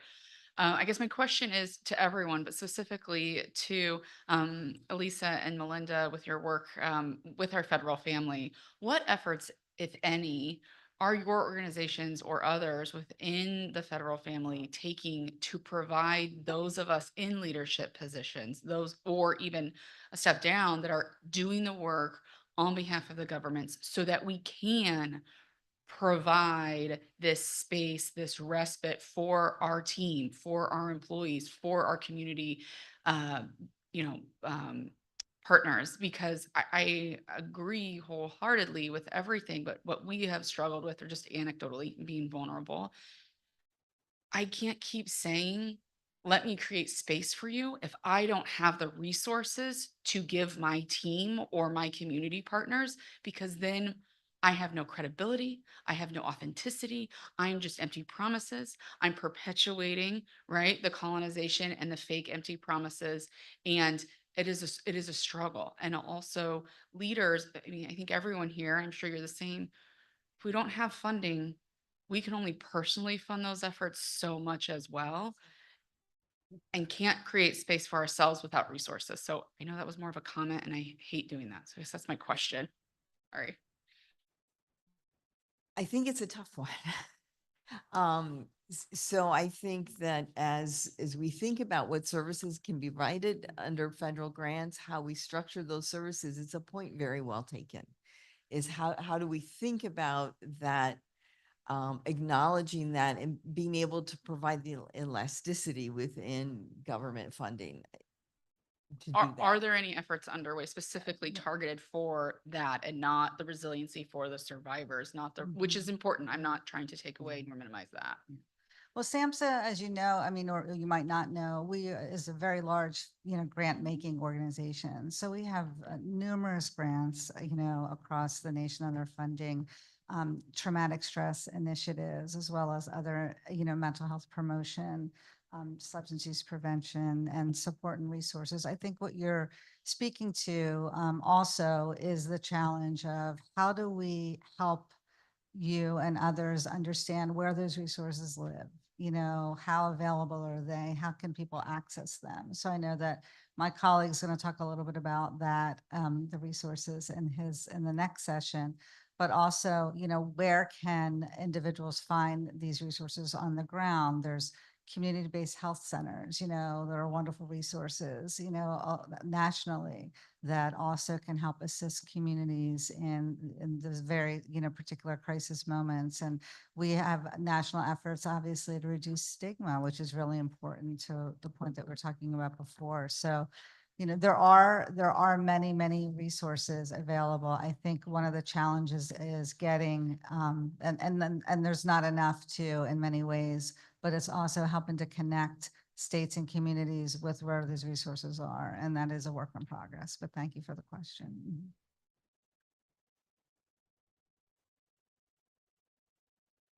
Fabulous four, super women all.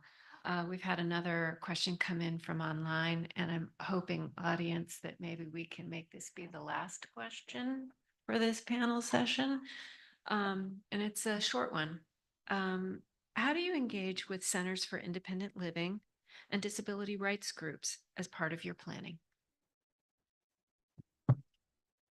I'll go first. We have, I think somebody mentioned the other day, FEMA integration, disability integration. So we're partnering with Louisiana. It's the governor's office of disability integration. And matter of fact, I'm in a training with them on Friday, but we're actively engaged with them.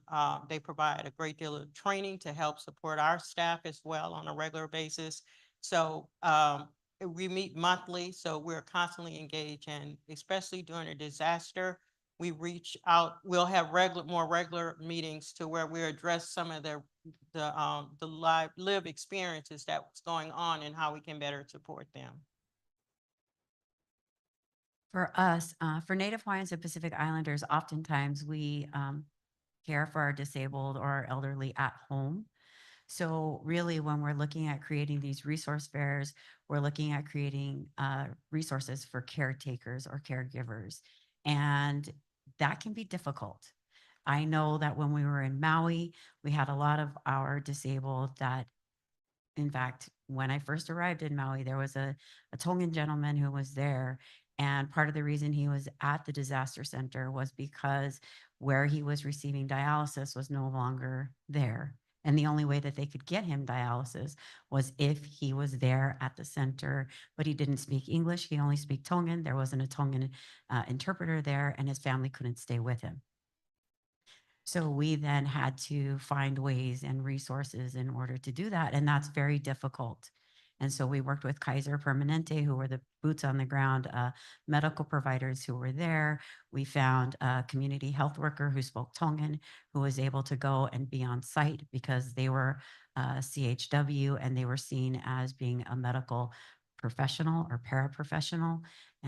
But again, it's knowing community, knowing how to contact them, knowing how to work with them, and then having the flexibility in funding, hint, in order to be able to sustainably provide those services. And I think a lot of this comes down to our policymakers, the rules that are made. Oftentimes it is said that policy is made out of love. And so if I'm going to leave today, I want to say, be more loving. We need more policies that create more funding. We need more use of may incorporate ways that you can address language, address culture, and then provide those services. I think also when we're talking about our disabled, we should also be talking about our LGBTQ+, because oftentimes they are not counted and they are not seen. And we saw that during COVID, and we saw that during the Maui wildfires. And we saw it, unfortunately, anecdotally, because that isn't data that we necessarily collect. And so how are we going out there? Even if you look at the census, we don't adequately collect data on our disabled community. And if you're not collecting that data, then how are they being counted and how are they being seen? And so I think those are bigger conversations that we have to have and that we need to incorporate. But also these are conversations that should be led by the community, guided by the community, because within Native Hawaiian Pacific Islander communities, They don't necessarily call them the LGBTQ+, nor do they necessarily call them disabled. And so how are we identifying them or their needs if we're not categorizing them correctly? So just something to think about. Well, I want to definitely thank all of our panelists today and you in the audience and online for this session. So thank you so much.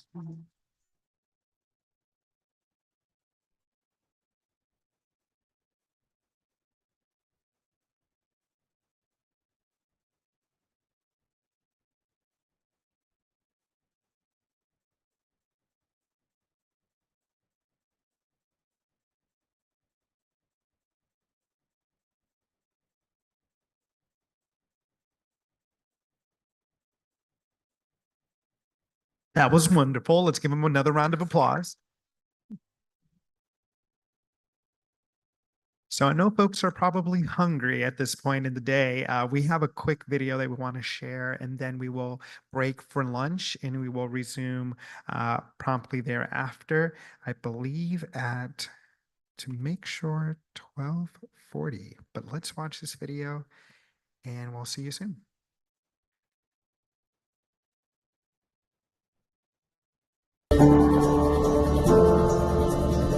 And it just happened so fast. I mean, there was no warning. It just suddenly started going, and it was just orange. And then all you'd feel is just the gusts of wind. My everything was there, and I lost everything. Tyra is a wildfire survivor. She was in a unit that actually burnt down, and she barely got out in time with her and her son Jonathan. My name is Ashley Hamilton. I'm the Chief Program Officer of Mid-Willamette Valley Community Action Agency, and I am a firm believer in the Community Services Block Grant, in the vital services it provides in changing and transforming lives. So once Tyra came to us, we were able to provide services towards housing navigation. So we're able to put her in a home that is safe for her and her son and provide the rental assistance that she needs so she can stay here long term, while also doing wraparound case management. You know, to have a better life for me and my son, you know, not being homeless anymore. That feels wonderful. I can't even explain what that feels like without crying. My name is Jimmy Jones. I'm the Executive Director of the Mid-Willamette Valley Community Action Agency here in Salem. The organization wouldn't exist without CSBG. CSBG allows us to execute our programs. It allows us to run homeless services. It allows us to feed hundreds, eventually thousands of people all across the community. And with the addition of a lot of federal money and a lot of state resources, we purchased an 80-room motel that we can shelter about 100 individuals in. And right now, the people that are in it are mostly wildfire survivors that we're still trying to house. So that event isn't over for us. Well, everything I have left on planet Earth is right here. Everything else burned up in the fire. Well, this fire basically, and along with COVID, basically destroyed the last year and a half of my life. And so a place like this is like a godsend. My name is Leanne Marks. I am the CSBG Program Coordinator at Oregon Housing and Community Services.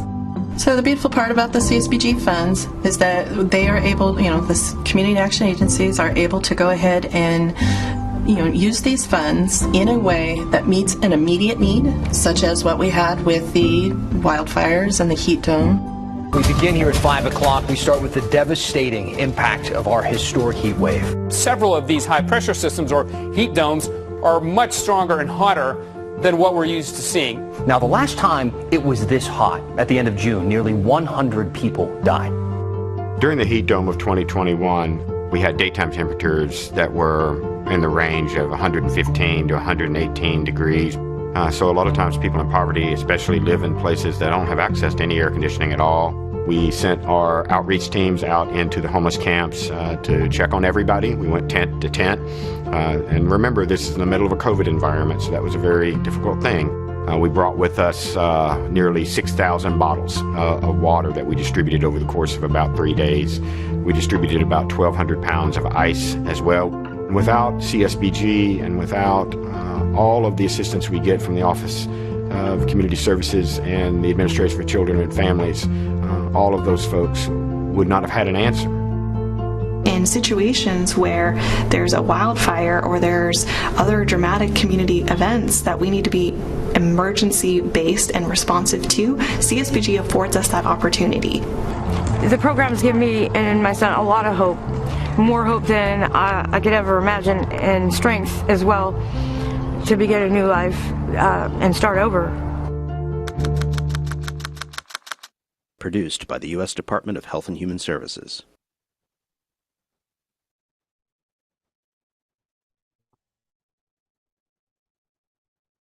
All right, folks, so we will take a quick lunch break. Just as a reminder, if folks want to access the Ford building for lunch there, we do have a couple folks who are willing to escort you there as well. There are some local eateries just outside of the Humphrey building. I believe if you take a right, then another right, there's a Potbelly and some other eateries that you guys can tend to. So see you soon. 12:40.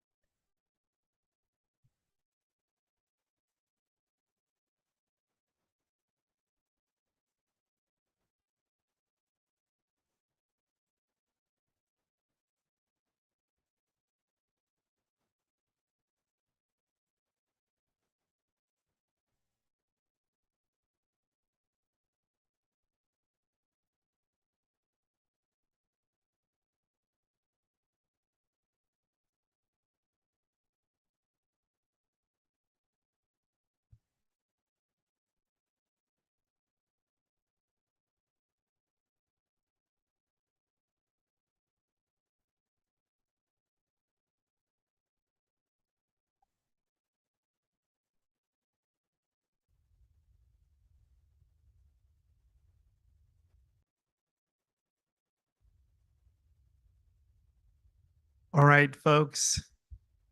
I hope everyone had a nutritious lunch break. We are back to continue the conversation here in line with our theme of the day, empowering strong and resilient communities. We have our next session, Disaster Human Services Case Management, Current Challenges and Future Opportunities. And this panel is moderated by Byron Mason. Let's give him a hand.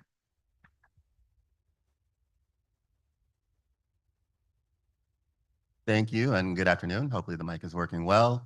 As Stuart noted, I'm Byron Mason, the Deputy Director of the Office of Human Services, Emergency Preparedness and Response, or OHSEPR, and I'm joined by a really experienced panel this afternoon. I've got representatives from the Substance Abuse and Mental Health Services Administration, the American Red Cross, as well as the United Way, and very shortly they will introduce themselves to you. I'll note that we have intentionally framed this panel as it relates to disaster case management, with the intent to demonstrate and highlight how each of our programs intersect: disaster behavioral health, really connecting survivors to services, as well as the connection between casework and case management. But before we dive into that, I do want to frame a little of the discussion by sharing OHSEPR's definition of disaster human services. So it's a working definition that we've spent a little more than 5 years contemplating within OHSEPR and with our partners in the non-governmental space, as well as other federal agencies, to really focus on who we're serving and who serves them. So this may seem somewhat basic or not surprising to many of you who've been working in this space, but we really do want to tease out that there are distinctions and elements, if you will.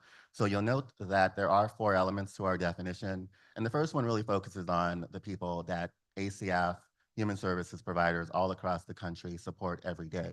So when a disaster occurs, of course, we want to prevent additional destabilization of socially vulnerable individuals and families who relied on human services programs, systems, and networks pre-disaster. And that has really been one of the themes that we heard earlier this morning, and a lot of our panelists and participants yesterday really lifted that up as well, that the traditional approach to federal disaster assistance in particular doesn't always really account for the communities and families that you guys support every day. Very often we're asked to focus on the second element, assisting socially vulnerable individuals and families that need assistance navigating human services programs after the disaster, because of the disaster.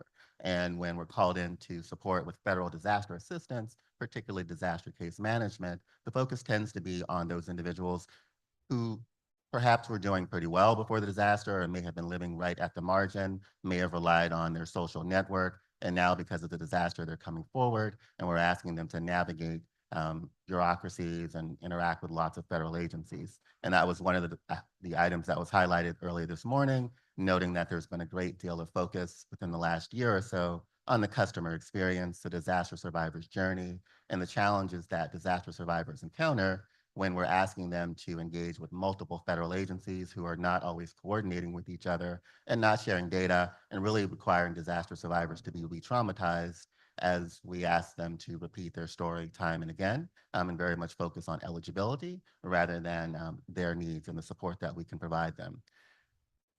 Also really highlights the important role that disaster case managers play in a disaster response and recovery operation, as they are the navigators connecting people to services. The third element, as well as the fourth, really focus on the people who are serving the disaster survivors. Often, human services providers are somewhat overlooked when emergency managers focus on preparedness and response.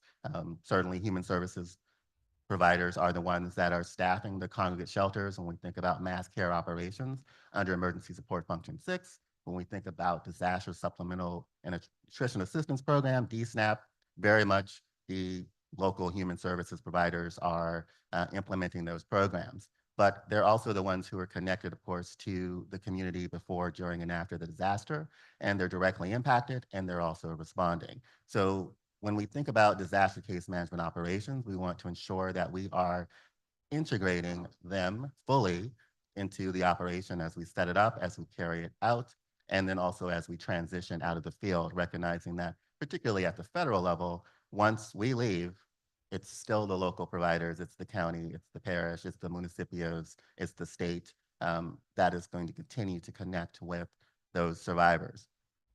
The fourth element really speaks to the cascading effects of disasters. Very much in the Stafford Act context, we think about the jurisdictions that receive the declaration. That's the jurisdiction where the tornado touched down or where the hurricane made landfall, right? But we know that there's a great deal of disaster displacement and internal migration after a disaster. And populations are shifting, and human services providers suddenly overnight, in many ways or cases, are having to support 20,000 or more people that didn't reside in their county prior to the disaster. And particularly when we think about the grants that ACF funds and awards, and many of those grants are based on formulas that are tied to your census or your population, and that's not going to be that nimble to really support now that you, again, have an additional 20,000 people there. So we need to think about both the human services providers in the jurisdiction that has the disaster impact, as well as the human services providers in the communities that are now hosting them and may ultimately become the new home for many of these survivors who've been displaced.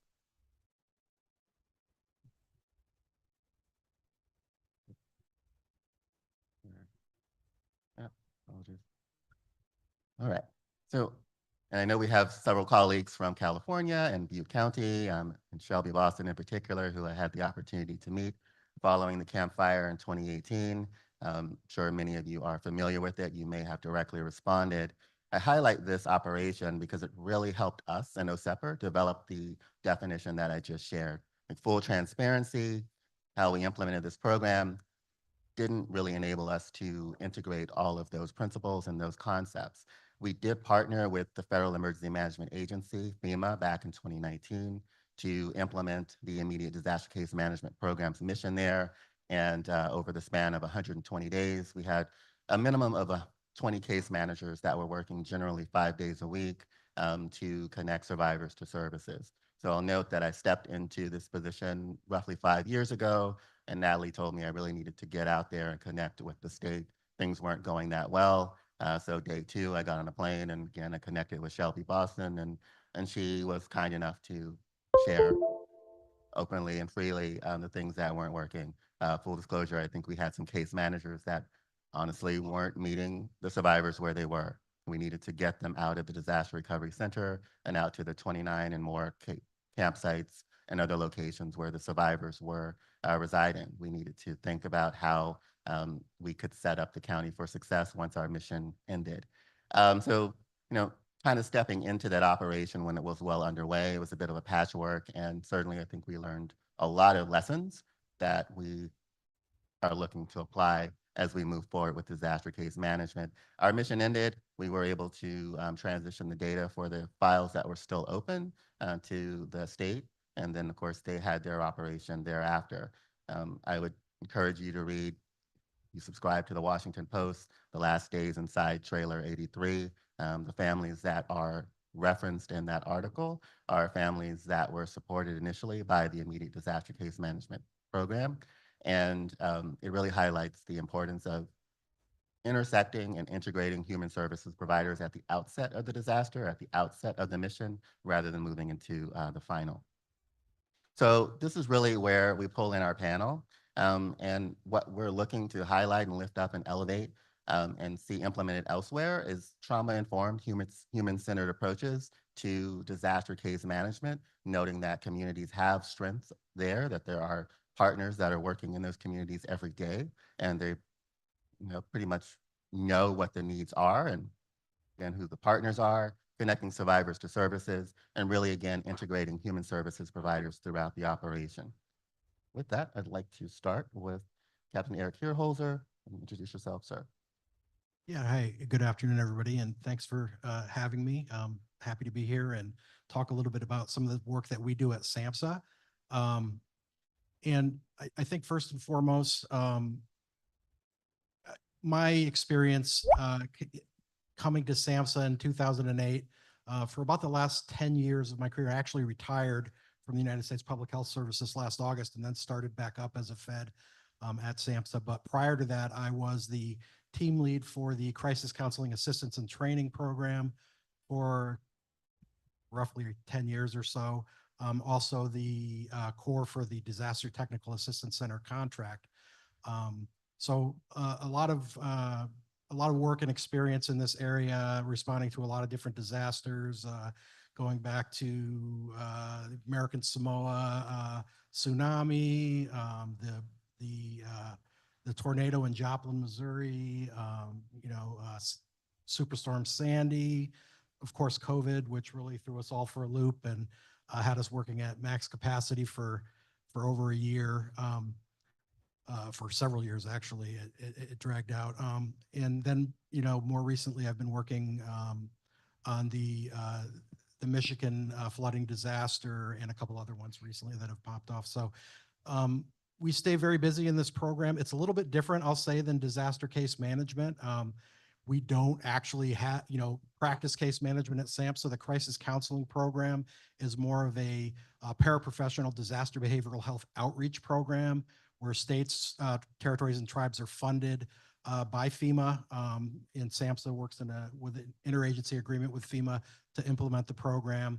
The states usually have contractual relationships oftentimes with different community mental health service providers to implement the program. And it's more of a door-to-door sort of peer support kind of relationship akin to psychological first aid, if you're familiar with that practice, where we're supporting disaster survivors in understanding the reactions that they may be experiencing, doing some psychoeducation, doing some stress management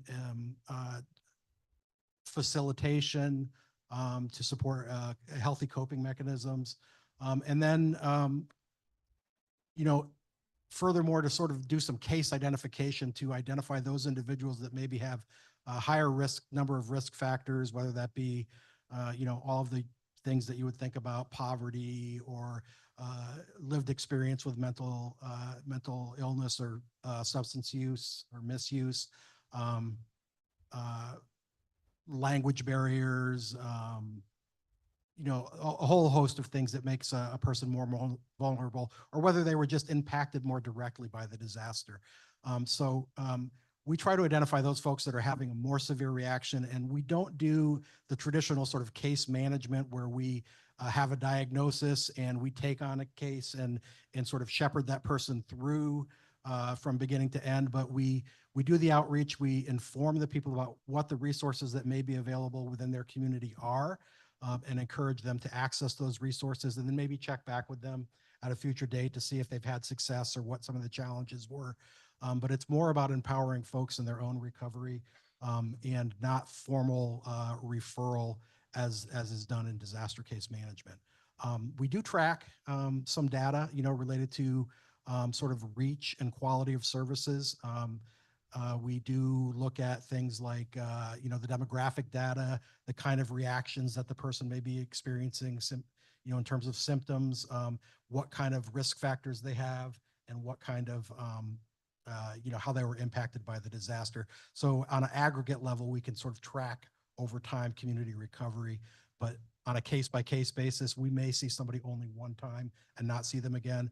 Oftentimes our crisis counselors do canvas in the same neighborhoods and go back again repeatedly so they get to know some of the disaster survivors. But it's a little bit different than case management. I thought it was important to highlight that. We have other ways in which we support disaster survivors at SAMHSA as well. We have our disaster distress helpline, which is it's a 1-800, kind of akin to 211. People think that it's only available after a disaster strikes a community. It's actually there all the time. People can call it at any time. We do highlight it with press releases and information if a disaster happens, and people can connect to resources in their own community via that service, and also receive some crisis counseling from the peer support operators that function that line. Of course, we have our Disaster Technical Assistance Center that has a website with a whole host of online publications, resources, toolkits, tip sheets, webinars, so yeah, there's a lot of things a lot of ways in which we support disaster survivors, and we do when there is a disaster. Our crisis counseling program requires a presidential disaster or emergency declaration that includes individual assistance. So oftentimes we're working in the same arena as disaster case management, also funded by FEMA. And so we endeavor to work as closely as we can with our partners in case management and make referrals to them, along with a lot of other community-based organizations or organizations that come in at the time of disaster, like American Red Cross or United Way, or other IA programs like disaster unemployment or things of that nature. So I think that's all I Excellent. have for now. All right, thanks, Eric. And Yep. Kimberly? Good afternoon. My name is Kimberly Walkhouse. I'm with the American Red Cross. My position is as Director of External Relations Liaisons.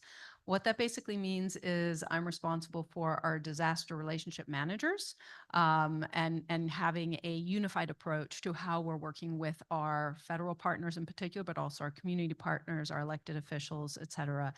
So perfect for this conversation, much like my colleague here. Case management, while that is something we have done in the past, it requires a lot of attention and focus. And in most cases, organizations that do that, that is like their job. That is their mission. That is the space they want to be in.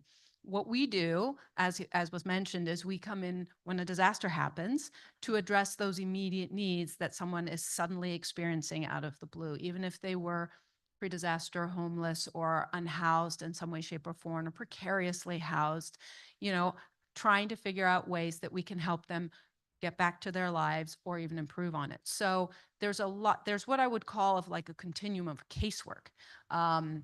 Where we first meet their needs, we're opening up shelters, we're going out in the community, doing the damage assessment, finding the potential clients, people who are impacted and may have needs, especially in underserved communities, and offering that immediate assistance to help get over the hump. Even if you have insurance, as most of us do, but not everyone in the country, you have that initial need between when you first suffer the issue, the disaster, the event, whatever it was, and when that insurance can actually start functioning for you financially. There's that gap. And so assistance that can be provided in that gap space. Additionally, if we have people in shelters, it's a well-known problem that there are the sticky residents, the ones who have a really hard time. Maybe they have multiple issues that they're dealing with. There can be any reason why they're having trouble moving on. So we're providing different forms of casework and various steps along this process to help them make connections, have the financial support they might need for that moment. And in many cases, or in some cases, I should say, numerically speaking, there are then those who are going to need that long-term assistance. Now, it might just be a ongoing financial situation, but they know what they're doing. They just need that support and help. But in some cases, they need that case management. They need bigger assistance. They need someone who can help make those connections in the community. So we then can assist to funnel them into programs or partners who are doing that, usually funded through FEMA, but not always. DCM programs that are out there these days. It's a matter of knowing who is doing what and how we can connect to it. So that's what we try to provide, is bring them to that point. And then if funds allow, on our side, resources allow, helping to fund some of those disaster case management programs as well. That's less frequent, but whenever there's that opportunity, we do try to provide that assistance and that connection. A lot of what we do as well is to provide the referrals to understand who's in the community. And that's one of the biggest problems, is really understanding. Telly mentioned earlier, the big organizations come in and don't necessarily know the community, the language, the culture, the history, the sensitivities. And that's true. And we're trying very hard not to just work with the big organizations like FEMA, Salvation Army, Southern Baptists, whoever they might be in a given state or region of the country, and they're part of the solution as well, but then to also look into the community and understand, all right, who are the community leaders? Is it this one church that seems to have is a central focus for this community? How can we help enable them in their recovery? And what is that enabling resource that they need? It's so easy to try to throw money at a problem, but money isn't always the solution or the issue that a community is having. So trying to listen to community, understand what the concerns are, and work with them towards their resilience, and giving them the option to be responsible for, to have the agency for their own recovery. I would also note one of the challenges that we experience is, okay, so we're one agency, FEMA comes, SAMHSA's there, other agencies are there, we want to work with the community. And how do we share that data then in this case management space? How are we making sure that any gaps between the agencies are caught for that particular client, and understanding fully what their needs are so that we're referring them to the right places and know who they're already talking to? So this space of how to share data and privacy information correctly without a breach is one of the areas we're really focused on.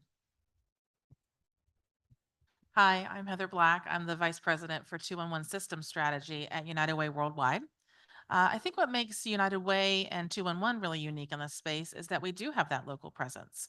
We have over 900 local United Ways across the US and 250 partners who are providing 211 services. So we are in those communities before the disaster strikes, during the disaster response, and we're going to be there long after the recovery continues.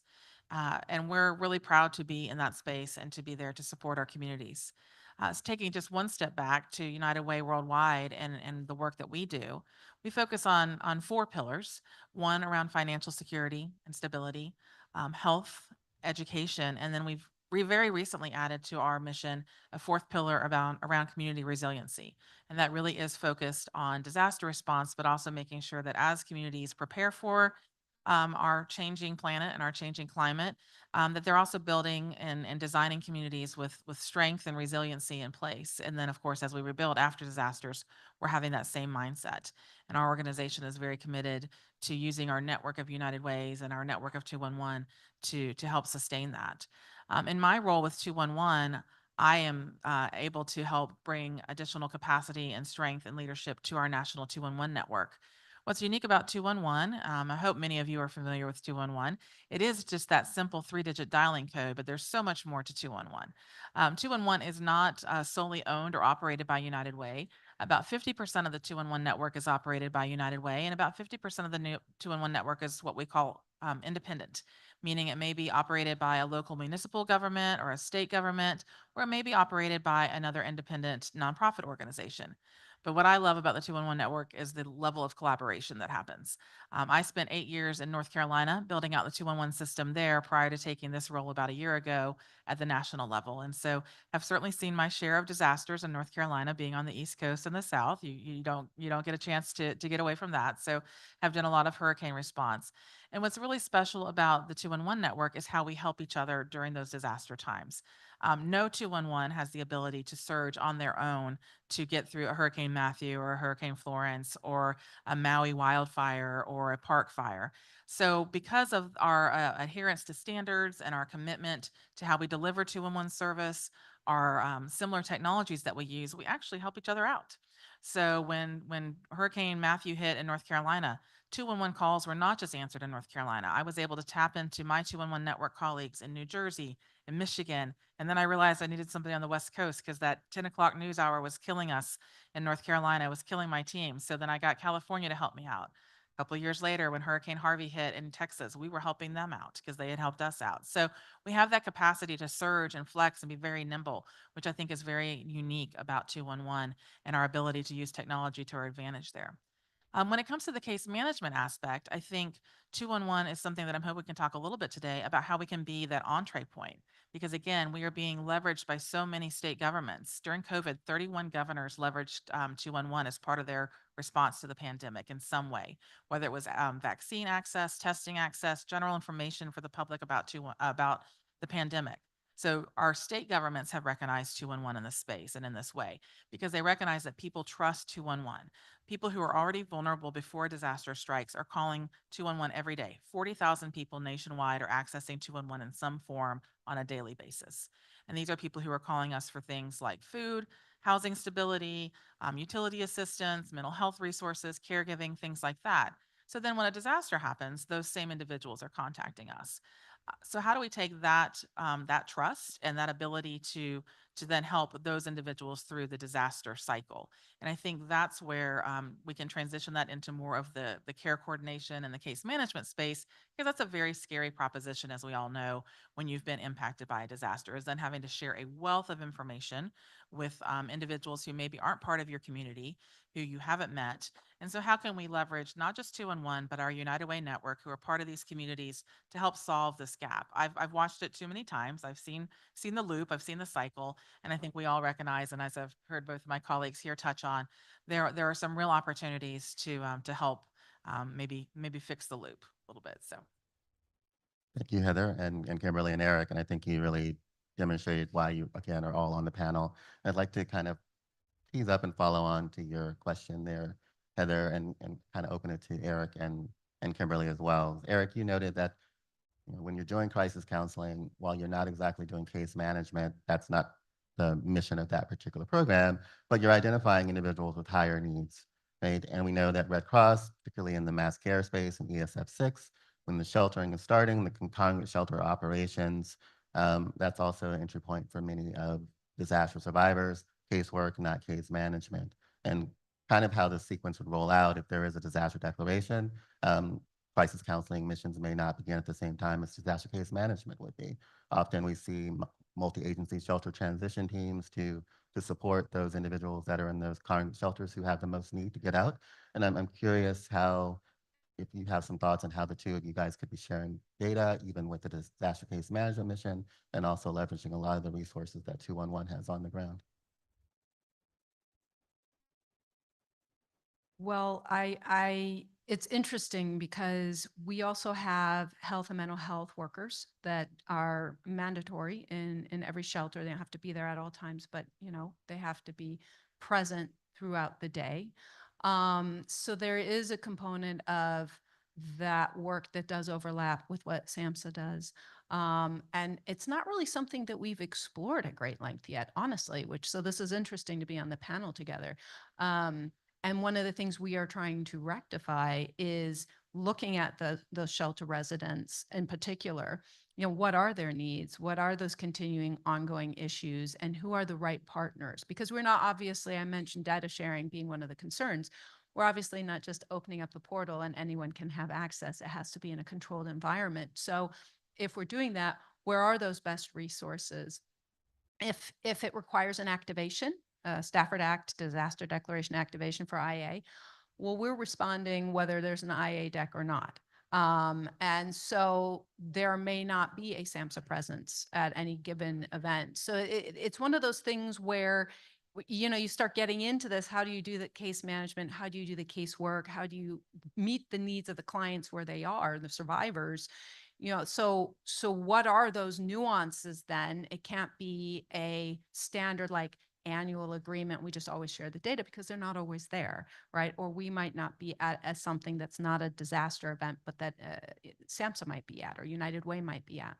So I think the critical part there is having those relationships at the national level, having those conversations and figuring out what those parameters are for when we work together, just like we do with HHS or with OHSEPR, and figuring out what then data sharing can be done within that space.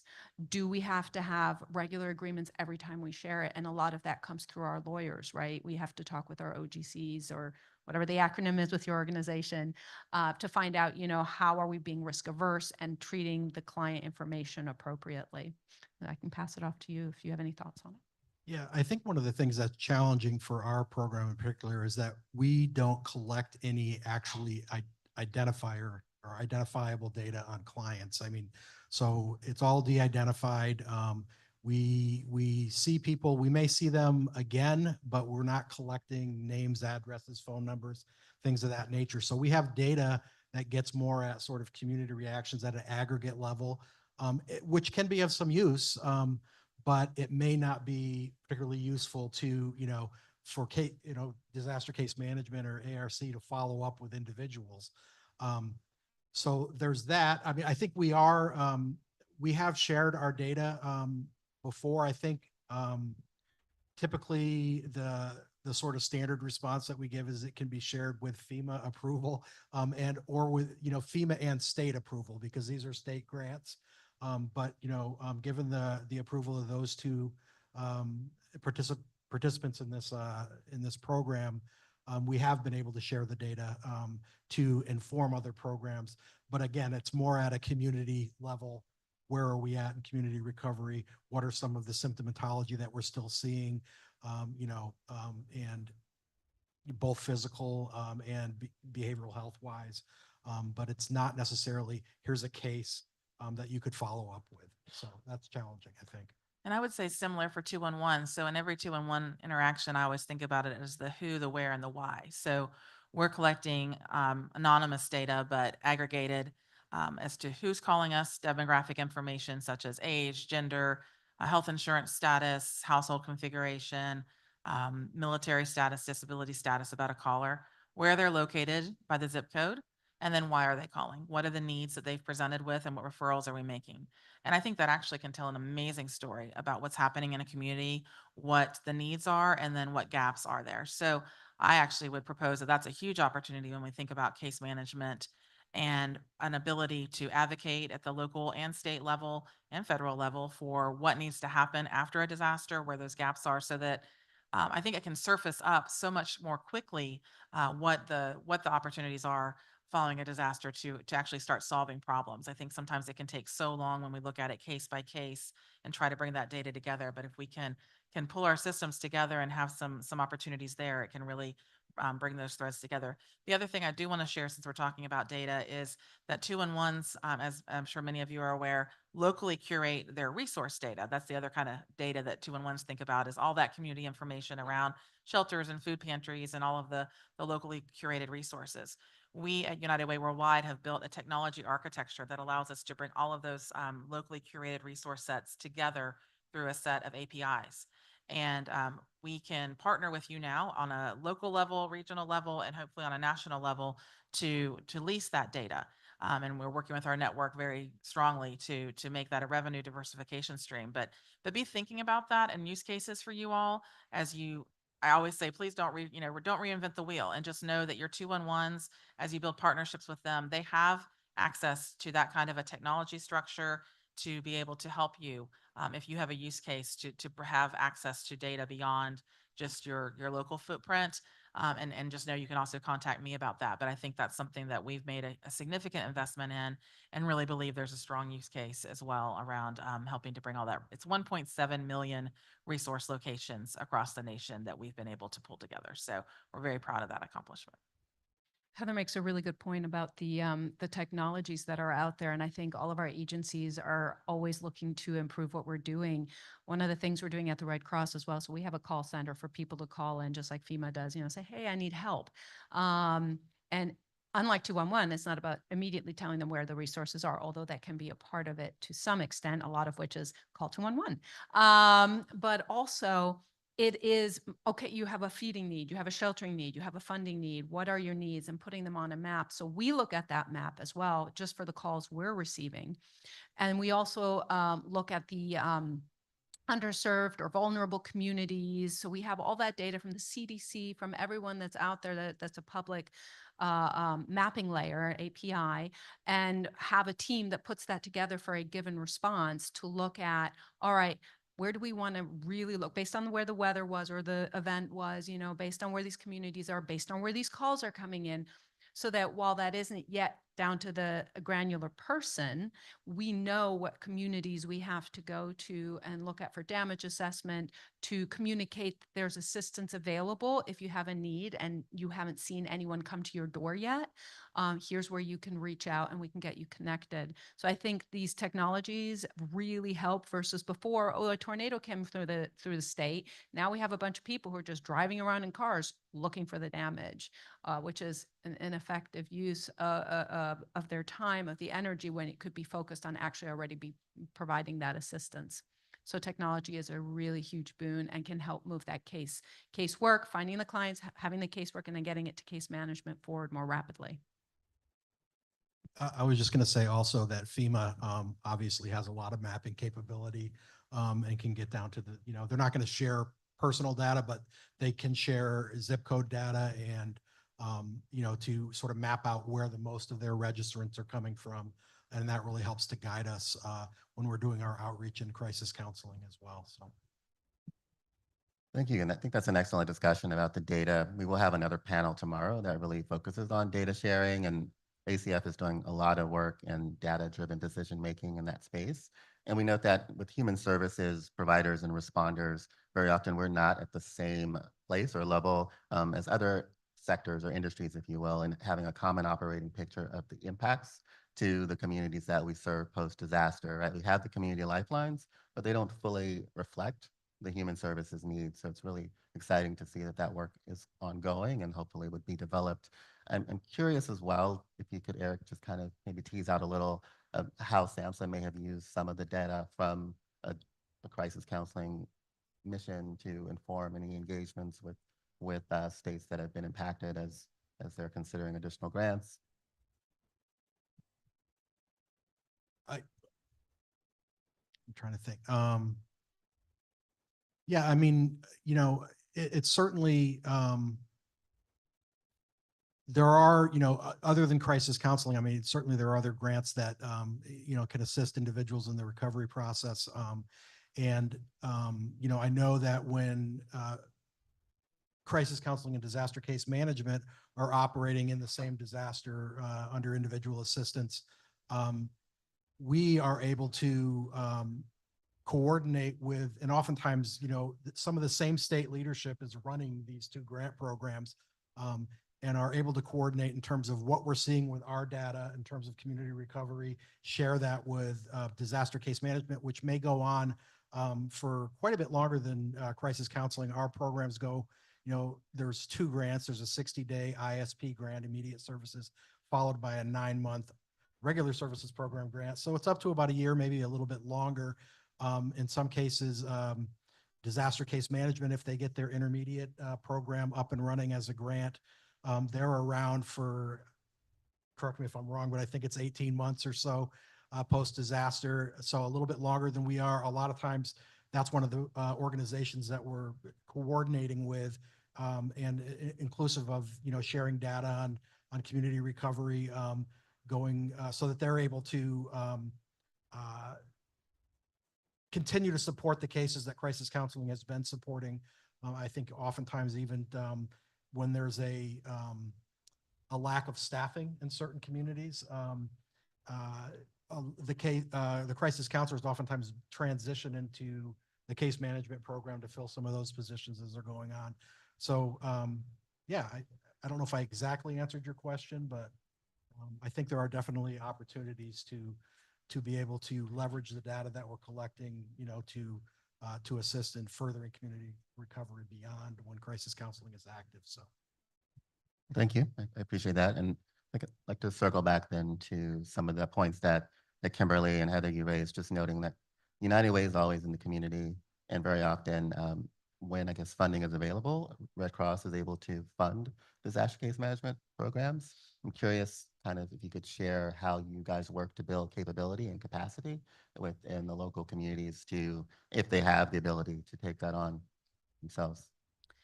So that's a really interesting question, because a few years ago, as we were realizing that it's great, we open up shelters, people come to shelters and they leave as soon as they can. Nobody wants to stay in a shelter if they don't have to. They try and find their next step in the road to recovery. We help them with finding that next step. They're gone. We close up shop. We're done. Okay, but how did that actually impact the community? They made it to their next step, but then did they take a step back again? Or how did they integrate into their new lives? Because it's not the same that it was before. So we realized there was this issue where not only are we not actually sure how effective our assistance has been, numerically speaking, after we leave. And there's always Red Cross in the communities, various members, but in terms of a disaster response, so we weren't tracking that. But also, what about those communities that keep getting hit, like Louisiana, like Texas, like California, and you have communities that are just hit again and again and again? Instead of just always rebuilding the wagon and then it gets torn apart and rebuilding it again, is there a better way to help make them more resilient and help them recover better from being, they're in a high-risk community. They know that something's going to happen eventually. So we developed a program called the Community Adaptation Program, CAP, a few years back, got funding specifically for that to see how we could help communities help themselves a little bit more. Finding those key partners in the community, whoever they might be, whether elected or church or could be a school, could be any leader in that community, and see what their needs are. So for example, very simple example, if you are a pantry or a church that hands out food a couple times a week, but you're like this hot spot of information and activity that's really good for the community, but what you need is to increase your capacity and provide better and more assistance is just you need that industrial kitchen or a refrigeration system, something. That's that one thing keeping you from being more effective. Then we were looking to provide grants for those or funding for those opportunities. And that's obviously a very simplistic one, a very real one that has happened. And we got into it in more complex ways. Okay, so now we're not just talking buying you a refrigerator. Maybe you want to be able to set up some of your own shelters for some of the smaller events. So we can train you, provide training for your volunteers. We could have some volunteer interaction. We can come support you when you have something, even if we're not activated. What about some resources like cots or blankets or those basics that you need if you do open up a shelter? You know, looking at all these different opportunities that enable communities to make their own choices and have agency and feel more self-reliant. We're still there to help when the big things happen, but they're more resilient and they know how to recover a little bit better. So that then went to having funding related to that, talking with, but it wasn't just about throwing money at the community, right?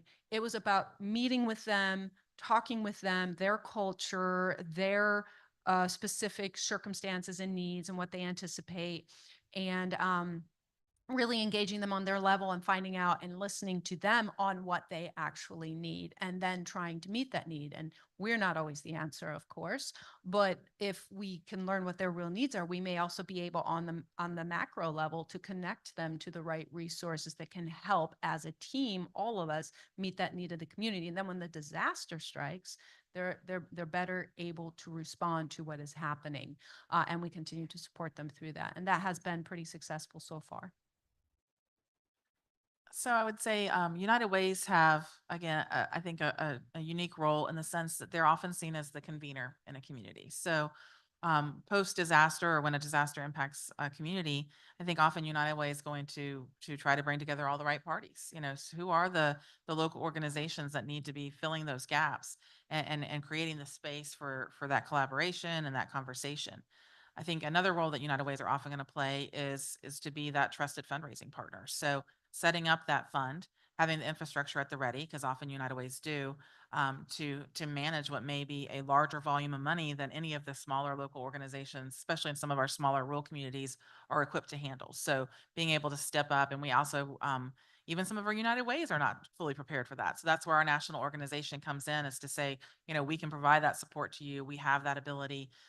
You mentioned referencing earlier our legal friends in all of our organizations, but having that legal capacity, having the tools in place so that we can quickly, in a very responsive way, enable that, because we know that time is of the essence in those situations. So I think that's one role. But I do know that there also are many times that United Ways do step up in not to do the direct case management contract, but to help form those long-term recovery groups. And again, doing that convening role and making sure that very important work continues to happen, because I think we all see the phases of a disaster and how, you know, we go from that response to that recovery to then that longer term recovery that we know can be very exhausting in our communities, can be very emotionally distressing, and somebody has to keep their eye on the long goal. And it definitely is a marathon. I know in my beloved North Carolina, they are still doing rebuilding from the 2016 and 2018 hurricanes. And yes, that's partly due to the pandemic being in the middle of that, but you know, that's a long time for people to still be in hotels waiting for homes to be rebuilt. So stepping into that advocate role and just making sure that people don't fall through the cracks. And I think that is a place where United Ways very often step up because again, this is their community and they're going to make sure that it is fully rebuilt and fully stood back up. Gonna say, I think that just some of the connections that are made and are built through all of these programs in terms of helping identifying resources and helping connect different parts of the community to assist disaster survivors in their recovery can be sort of almost a a resiliency building endeavor in and of itself, and in terms of what people learn in that process can potentially help them in another disaster. I think it does become more challenging now, though, as we're seeing sort of, what has typically been our sort of curvature of disaster response with the immediate response, and then the sort of the disillusionment phase, leading into some gradual recovery over time. That's sort of interrupted when you have these cyclical disasters that are happening one after another, and you're not getting that recovery time in between. And it's sort of, in certain states that are just, as Garcia mentioned earlier today, what happened down in Louisiana during COVID and then those repeated hurricanes and everything.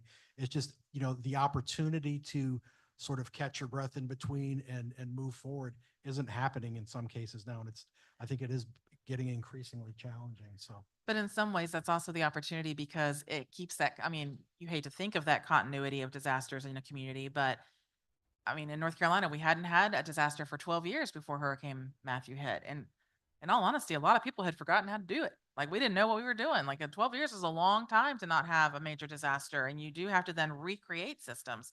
So you do have, I don't want to say an advantage, but when you have a situation like Louisiana, so you have all the right people at the table and even the systems you were describing about data sharing, you have time to put those systems in place and to get those agreements done. And maybe let's not even wait for that pattern to happen. Let's recognize that maybe things have changed and we are seeing more and more disasters with greater and greater impact. And do we have to wait till it hits our state or our community to put those things in place?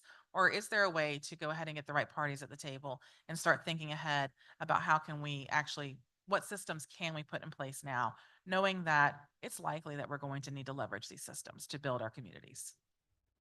Excellent point, Heather. And I know we've got several people online and perhaps even in the room that have some questions for you. So I'd like to open it up for the questions.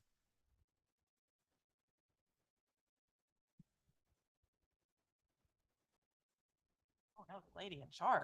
I have like 2 pages of questions, but I know there are some online questions. But thank you so much to the panel.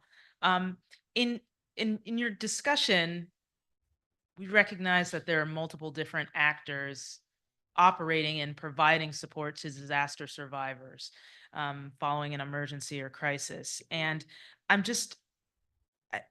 I wonder about what your thoughts are on the ideal landscape, right? Like, what does the ideal landscape look like for the disaster survivor that from end to end, I suppose, because we've heard it touched upon in various ways and shapes. And I would just ask what you think in that ideal landscape your organization can bring to bear. So what do you see as like the optimized sort of service delivery model? And then what can your organization, do you think, and not holding you to it, do you think can contribute to that optimized state? So I'd love to speak to that first. Well, I'm a big believer in no wrong door, and knowing that people can access anywhere. I also think having a primary or a strong access point that everyone's aware of that is simple and easy is really, really beneficial. And I think 211 can and very well should fill that space. Again, 31 governors during COVID recognized that just like we all learn about in kindergarten, we all learn about 911 because it's a really easy number to remember. Learning 211 is also a really easy number to remember. So I would propose and would love to see continued acceptance of that and recognition of the role that 211 could play as an access point for folks to do kind of a pre-screen or a pre-entry into a case management system. But with the hope and caveat of getting additional support, 211 receives no cohesive federal funding. So 988, 911 all receive federal funding and we don't. And we are working very hard to get support for that through the HELP Act. But I think there's a real strong case to make of leveraging 211 as a point of access, especially post disaster. But I think there are many other steps in the process that my colleagues could then benefit from us, being as that streamlined portal, but passing it off and what information is needed and how would we continue to make it an easy road for survivors of disaster. I think it was also to your point of how you were talking about that, have one place for them to go. We talked about compassion fatigue in the last panel. You also have decision fatigue if you're a survivor of something. Everything seems monumental and you just don't even know where to start. And even when you're in our shelter and we're saying, hey, we're sitting here at the table with you trying to help you, all you got to do is give us an answer.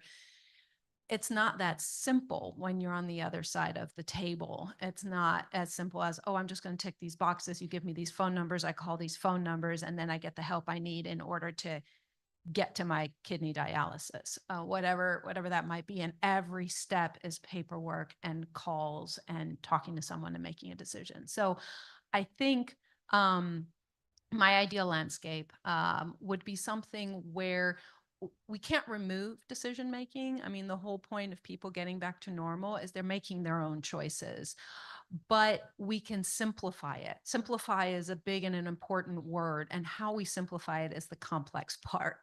And whether that is through one convening space like United Way, or if it is through some database. I know National VOAD is working on something like that.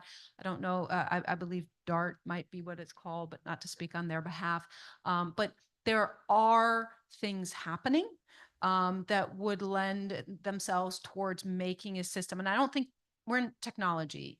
Technology is our thing today, right? That like everywhere we turn. So there may not be just one solution. It may be a couple different pieces that we put together that are the holistic approach that make it simpler. And then all the agencies can tie into those databases in the United Way and 211 systems and so forth, so that we, as the person sitting at the table with the client or on the phone, have more of that to hand and can easily help them. It's not about representing the Red Cross or any one agency. It's about seeing their need and being able to represent that need and how to fill that need to them. So that would be my ideal landscape. Or even being able to say, I see where you talked to the Red Cross on this date and you told them this. Is that still accurate? Or I see where you spoke to United Way on this date. And if we had a way to share that information, obviously in a way that's protective of the client, but having to keep up with all the people you've talked to and all the information you've shared, or having to reshare that information over and over is part of that fatigue that we were talking about. Well, I think from a disaster behavioral health perspective, I think one of the challenges that we have really is a workforce capacity challenge. And that is that, so yes, we do this crisis counseling, we do this resource linkage, we help to support people that are having some, stress management issues. And then we make referrals, but oftentimes we make referrals maybe to systems that are already overwhelmed at baseline, right? And especially a lot of times where there's a large disaster impact may coincide where there's a lack of clinicians that are, available to help those folks. So how can we implement things like, telehealth? I think we learned a lot about that during COVID, and potentially need to utilize that more going forward. We have these grant programs like crisis counseling, like disaster case management, but what about a grant program?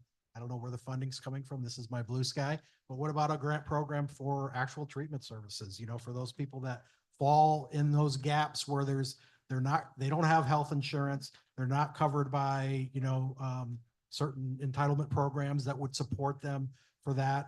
And, they're sort of stuck in the middle. So I think workforce capacity and making more clinicians available in some of these communities would be one thing. And then from a bureaucratic point of view, I guess, I think there are ways we could implement some of these programs and make them a little bit easier on states in terms of from an administrative perspective.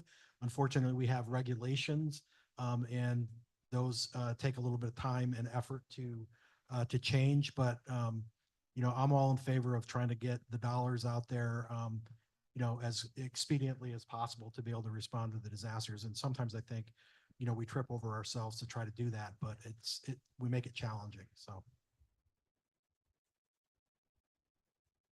Hello there. I now have two questions that have come from online. The first one here, what is the current status of CCP, Specialized Crisis Counseling Services, also known as CCP Enhanced Services?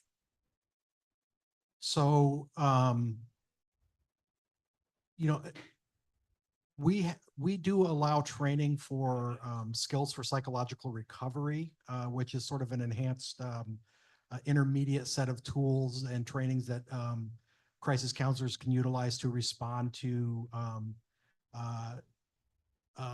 disaster survivors and serve disaster survivors out in the field.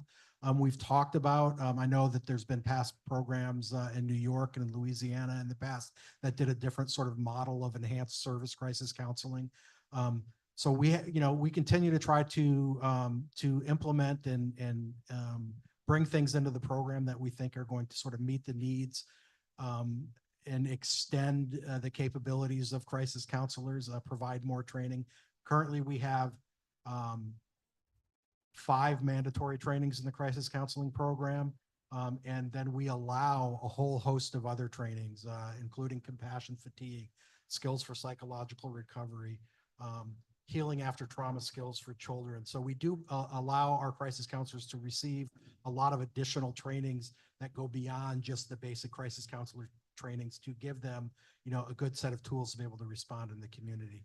I guess that's the best way that I can answer that. It's a fantastic answer, if you ask me. Second question. The Disaster Human Services framework is focused on disaster survivors, individuals who come in to support reconstruction efforts. For example, construction workers can be vulnerable to trafficking and other forms of exploitation or health concerns. Where do services for these communities fit in? So I would suggest that, again, 211 is a resource that's available to any individual. It's accessible to everyone. So what 211 is going to connect you to local resources in the community that you're located in. And we recognize, I mean, just like with the migrant farmer community, we definitely do a lot of outreach to that community and really do try to promote and make sure people have awareness. But I think that's a great call out that is definitely another opportunity to make sure that individuals are aware of how to access resources and the information. I would just reiterate what I think Eric was touching on. It's all just a reflection, though, of what's available in a community and the bandwidth of a community to meet those needs. And I think that is likely an area that, again, just puts additional strain on a community after a disaster, is that there is also this other additional population that is likely economically strained and facing mental health strain from some of what they're seeing and being away from family, likely. So I think that's a really interesting call out and one to further explore. I think that's really interesting. So I'll note that, and thanks for the question, that labor trafficking and sex trafficking are issues that are certainly prevalent post-disaster. And I would just highlight that OHSEPR has worked with ACF's Office on Trafficking in Persons to elevate this issue, encourage people to visit our website. When there are disasters that are impacting communities, one of the things that OHSEPR does is we partner with OTIP to increase awareness of OTIP's grantees that are working in those impacted communities, as well as the anti-trafficking helplines that they fund.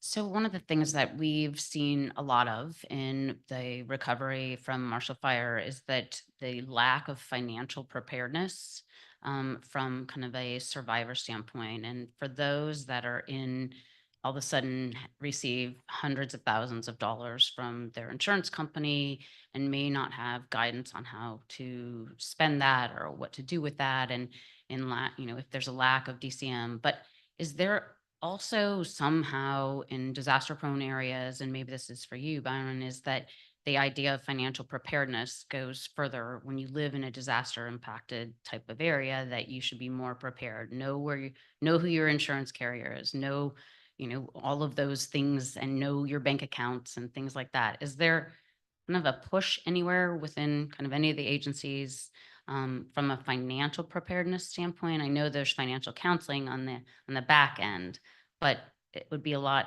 simpler on the back end if there was something in the forefront. So just kind of curious if there's plans for that.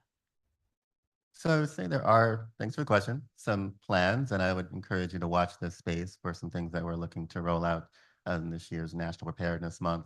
But we have worked with the Office of Family Assistance and other programs within ACF that support economically challenged families. And we have encouraged, there's a gap, if you will, in terms of a lot of the preparedness messaging that encourages people to have a week's worth of food, credit cards and insurance available to them. And a lot of the messaging that we've worked to promote and develop in our social media accounts really work to identify preparedness activities that are somewhat actionable. But there have been some events and activities in the past, and I would just encourage you to visit our website for those resources. I would also add that in many cases, as a parallel example, we'd go out and promote the 72-hour bag, right? Emergency bag, 3 days worth of supplies. A lot of people can't even afford to do that. So financial preparedness, even if they have the knowledge, they may not have the ability to be financially prepared. And that's what we run into. And then you talk about them getting that insurance payout. We're not even talking irresponsibility. We're talking, it could just be $1,000 from FEMA. Let's say they get $1,000 from FEMA and it's supposed to go towards that first month's rent. Well, but between the time they get it and before they can even find a place to put it to, they have all these other needs and they have to meet those needs. And now they no longer have the funds for it. So it's that step further from your question, really, not just the educational component, assuming they even have insurance in the first place. It's okay, now this thing has happened. I'm not trying to be irresponsible, but how do I meet all of my needs when there's a housing shortage? So I'm having a hard time finding housing. So however many months that's going to take, it's a bigger problem around the finances. And I also think it goes back to, Eric, you mentioned earlier, bureaucracy and just looking at our processes. I think, again, I think back to the rebuild program in North Carolina and the number of times that I've had to advocate and push back.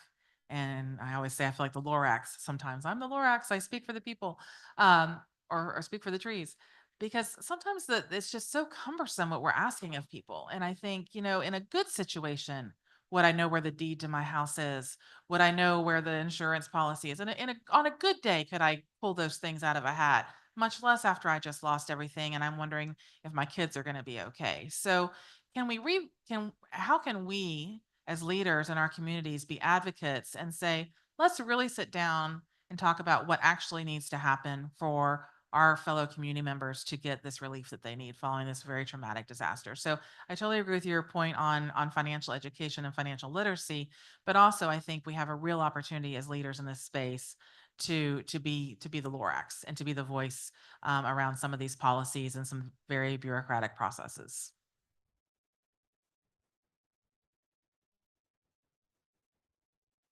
Me again.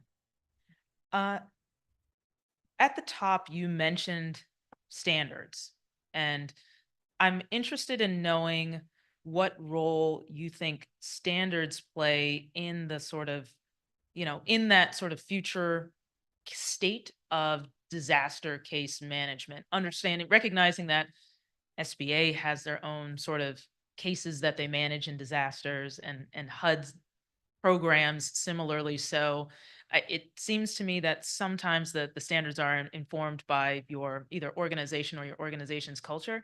If you were to think about, and offer your insight about what standards could and should look like for case management in disasters, what resources would you go towards that really inform your viewpoint of, like, this is something that I support as a standard, or that can and should be contemplated to be folded into a case management program?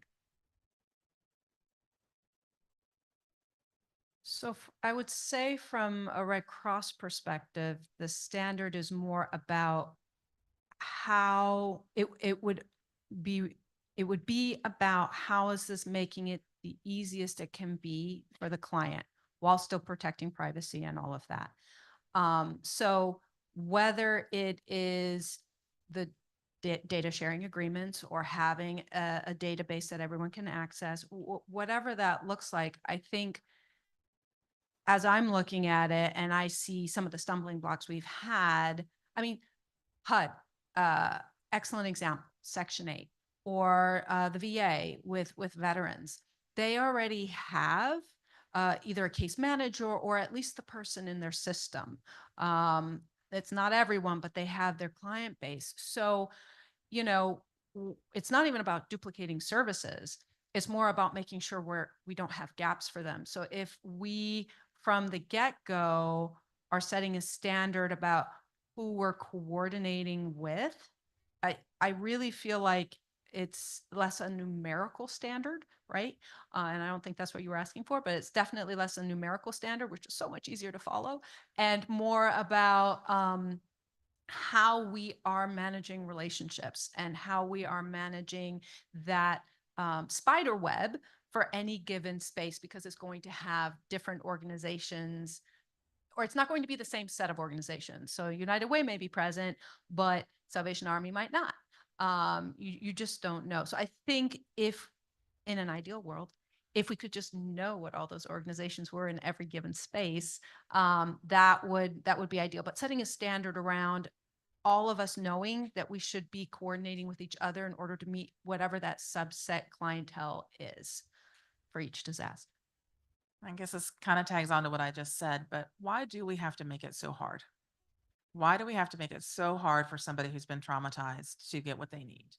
And I call it the Amazon experience. Can we make it as easy as an Amazon order to get emergency benefits? Can we make it that easy? And why can't we? And let's have that conversation.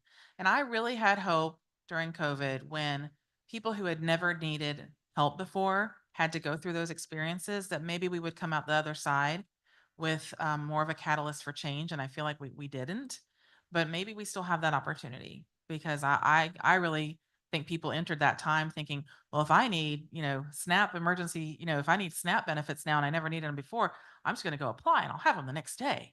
No, that's Amazon. That's not how this works. So let us tell you how that's going to work. So that's what I mean. And if I, in a dream world, that's what I would strive for.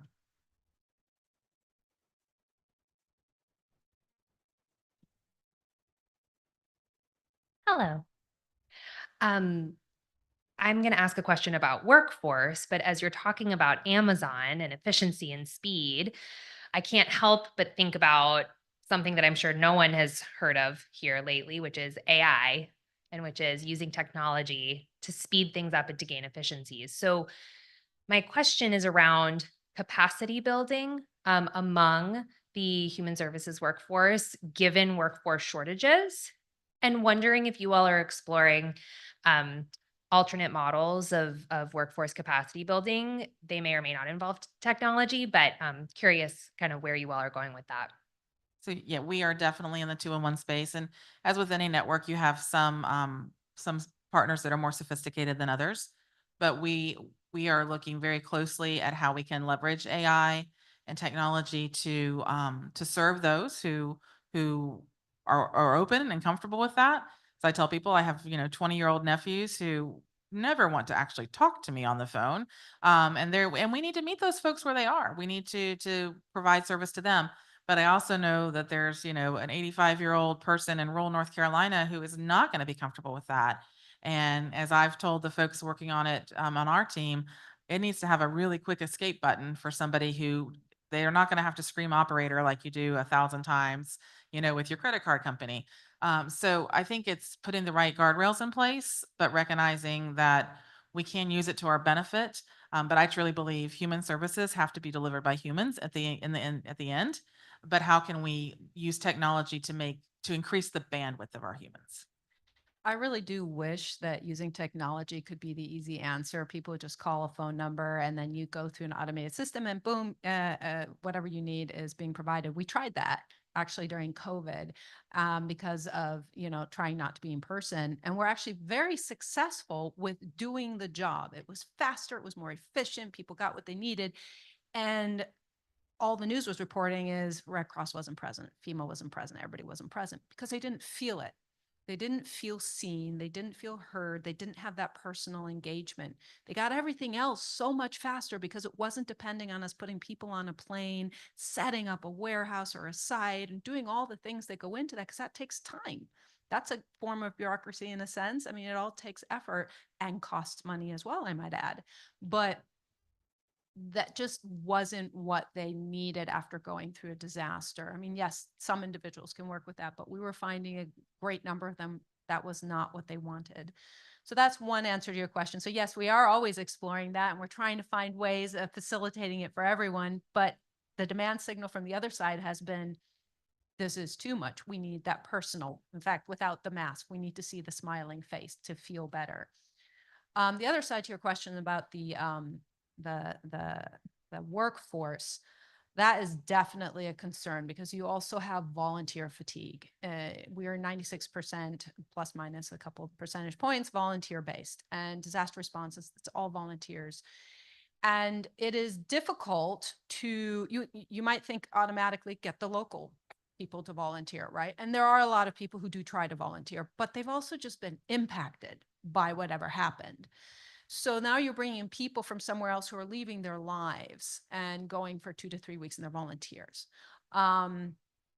It is a challenge, especially once you get up into the leadership space. That's someone who's been with the organization a while, and all of our positions can be volunteer. So that takes a certain amount of experience that you're doing very part-time to get to that point. So it like any organization, there's fewer people the further up you go in terms of the amount of experience that they have and willingness to respond to disasters in a leadership capacity. Because again, volunteers often, they want to be the ones handing out the sandwich. They had their professional careers. If they're retirees, now they just want to go out there and help that person in front of them.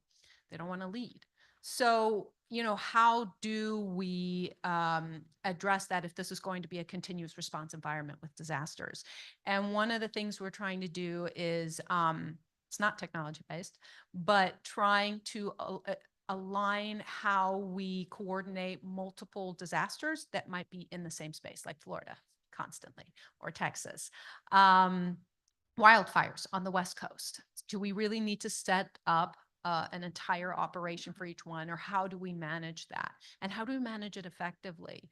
And adapting the previous models, which did work on a one-on-one basis, to this continuous response environment.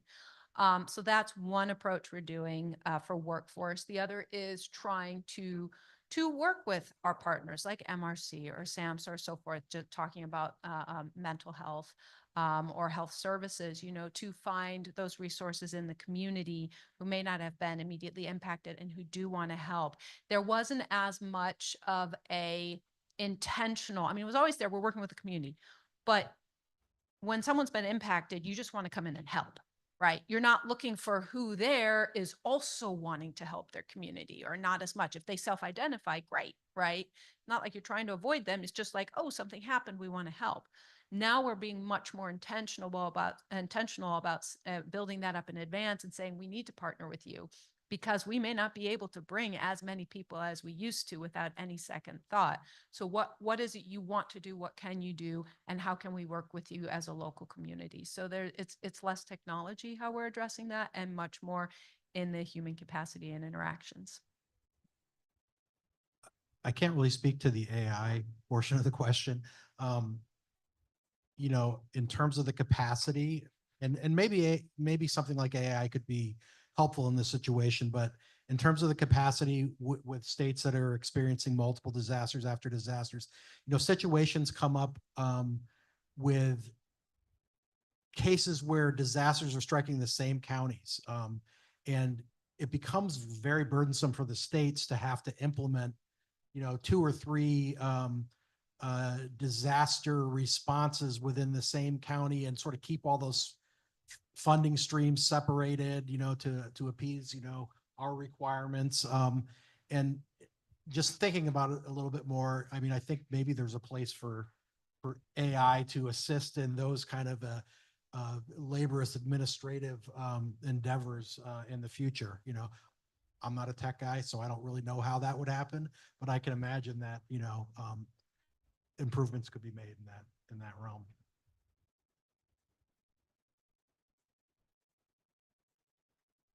Aloha, I'm Halaivalu Vakalahi, President and CEO of the Council on Social Work Education.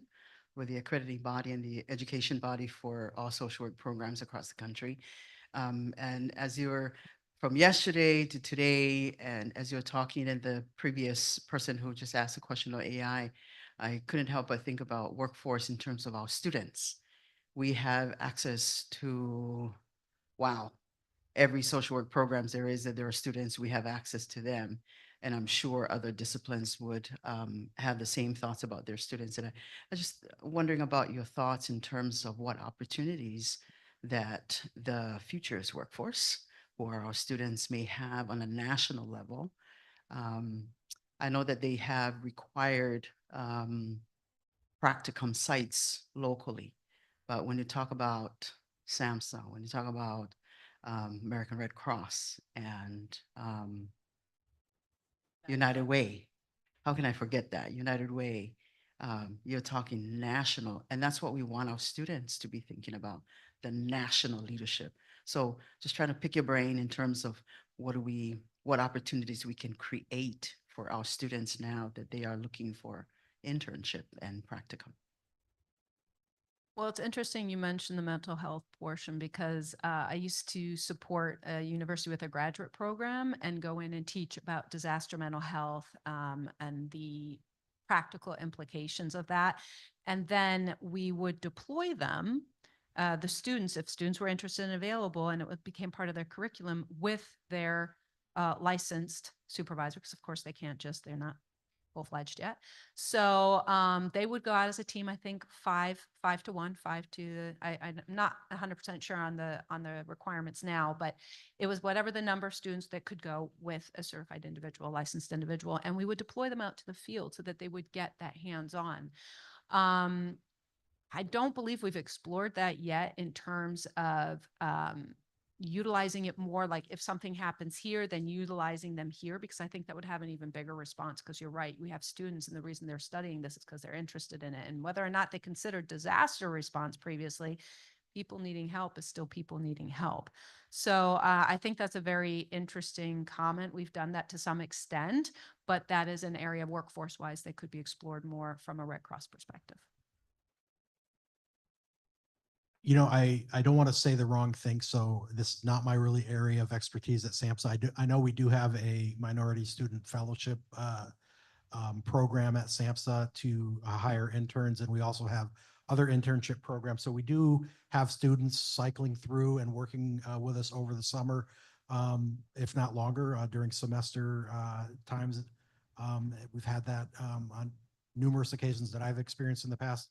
Also, with the crisis counseling program, some states have successfully sort of tied crisis counseling experience into, you know, they're filled some positions with social work students or human services students as a staffing mechanism, and they get the sort of the dual benefit of being able to get some practical experience in the field, and also, you know, working with their programs. Oftentimes they're able to get some practical experience doing that as well.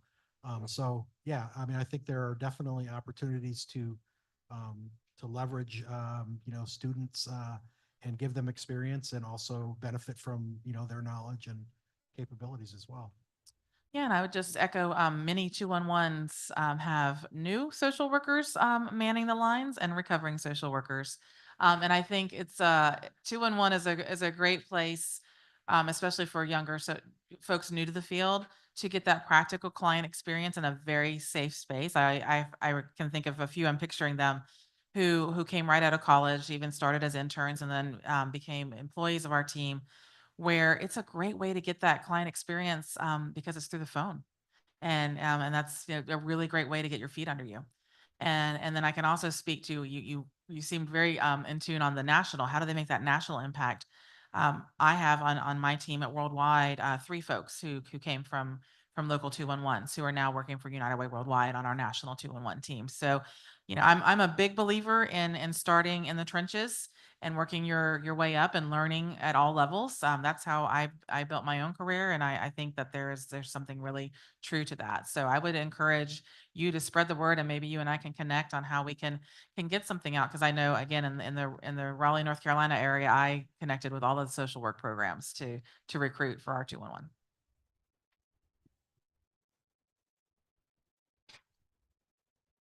All right, looks like we have time for one more question. Mike. I have a question. I want to circle back to the data. I'm wondering, there's been through Congress this, bill for the last decade or so about data, how to manage data and how to have a national a national standard instead of the patchwork of state laws.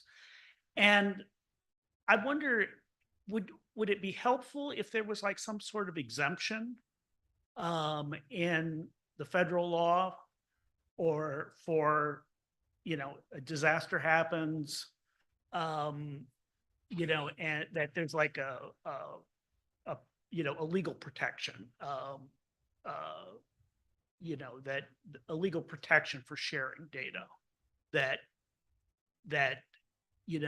between the states and between the different agencies and the VOADs. And from your organization's perspective, would that be helpful, not helpful? Well, I think that would be lovely, but I don't know how that would be implemented, because I think then there's a couple of things that come to mind for me. One, there are individuals who don't want their information to be a part of a government database, or one that the government has insight into. And some of our clients are the undocumented, for example, so they don't qualify for federal assistance in many cases, and they don't want the government to know where they are, right? So that would be a hurdle, one hurdle. Another one is, so if we have clients in there with all of their information pertinent to the case, so that would include their addresses and phone numbers and things like that, then the burden is on the agencies, all of the agencies that want to participate, who have to follow some kind of stringent background check or whatever the case might be. And I think the challenge there is, while we might like we do background checks, all our volunteers do background checks, all of us as staff do background checks, but it's not a security clearance level background check, right? So how do we know what the circumstances are and the participants from any given VOAD organization in a community? Like, that ability to manage that, I think, would be incredibly difficult. And my experience talking about this sort of thing with other agencies in the federally and just community is they're very risk averse to anything like this. So ideally, yes, that would be fantastic if we could have that. I just don't know how we get there. And so maybe that's more of a conversation that we build out over time. Maybe it's limited data at some point that could be in a space like that. Obviously, we're not talking bank accounts and social security numbers, Right. but I think it's a very complex conversation. I think from kind of the data that we deal with, which is, speaking to behavioral health, people are even more sensitive about that data being shared beyond who they want it to be shared with. And I mean, I think it could be catastrophic if there was ever a breach in that kind of data, in terms of, us being able to continue helping people in the future, right? Because there would be a big backlash. So that would be my fear. And I think, big conversation. All right. Well, thank you, Mike, and for the question, and Heather, Kimberly, and Eric for sharing your knowledge and experience with this panel. We're going to follow this panel with discussion, roundtable discussions. So I think the dialogue will continue on disaster case management, and hopefully move on beyond fear into, again, back into the ideal state. So thank you.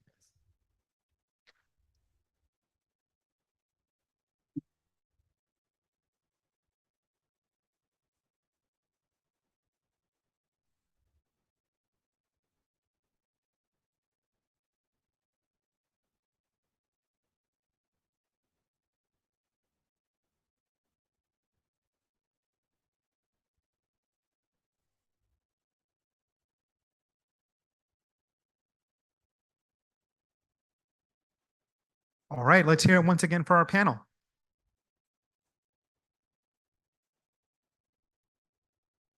So now we get to the part of the programming where we get to engage in some rich discussion and dialogue.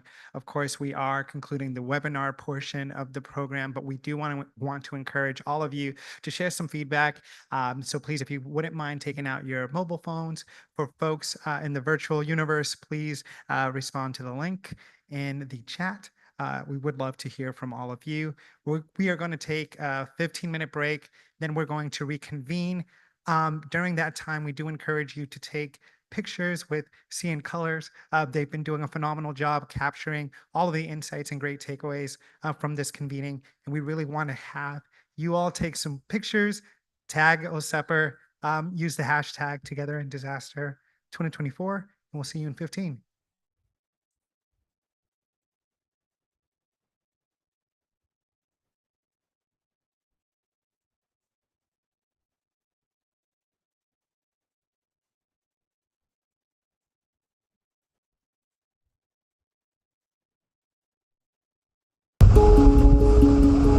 Hurricane Florence, when it came, we had a river coming down our street, strong winds blowing shingles away, and we were out of power for like maybe 4 or 5 days. You couldn't even get down in this part of the town because of the water. There was water everywhere in Lumberton. People were running on boats. They were riding boats on the streets.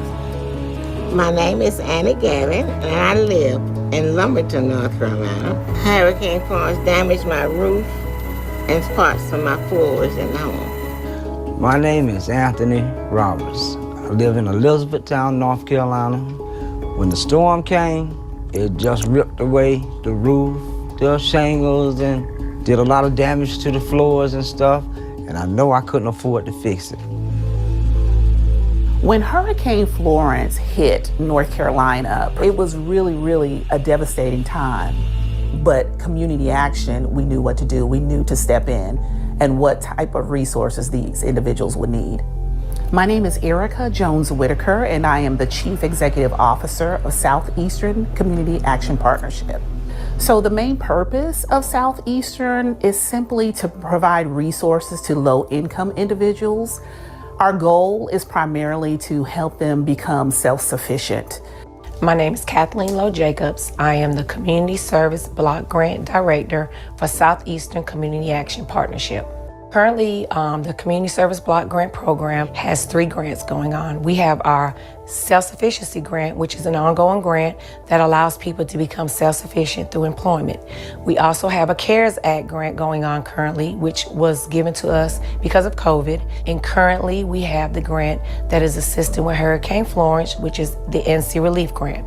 We were able to provide people with major repairs to their homes, some minor repairs. We've also replaced appliances, assisted people with food. The Southeastern community was very helpful to me. They fixed my roof, and I'm really pleased with the job that they've done. They fixed my roof, they fixed my kitchen floor, they put a new hot water tank in, you know. They were good at what they did. My name is Mariana Polk Stewart, and I am the Director of the Office of Economic Opportunity under the Department of Health and Human Services, the state of North Carolina. The Community Services Block Grant is funding appropriated by Congress to alleviate the conditions and causes of poverty within communities. The Block Grant dollars, in its flexibility, allows individuals to stay in their homes. North Carolina is notorious for flooding and for hurricanes, but it doesn't negate that the individuals that grow up in these areas, that are in these flood areas, want to continue to stay within the area. This is my hometown, and I love my community, and I love where I live. It's just a joyful thing to see the result of something that the federal government gave us the funding to do, and it's just so fulfilling. It's almost as though, you know, I didn't write the check, but the check was written, and now their home is back to where it needs to be. My home is safer now. I can walk on my kitchen floor without worrying about putting my foot through the floor. So I'm glad they came to my assistance. Produced by the U.S. Department of Health and Human Services.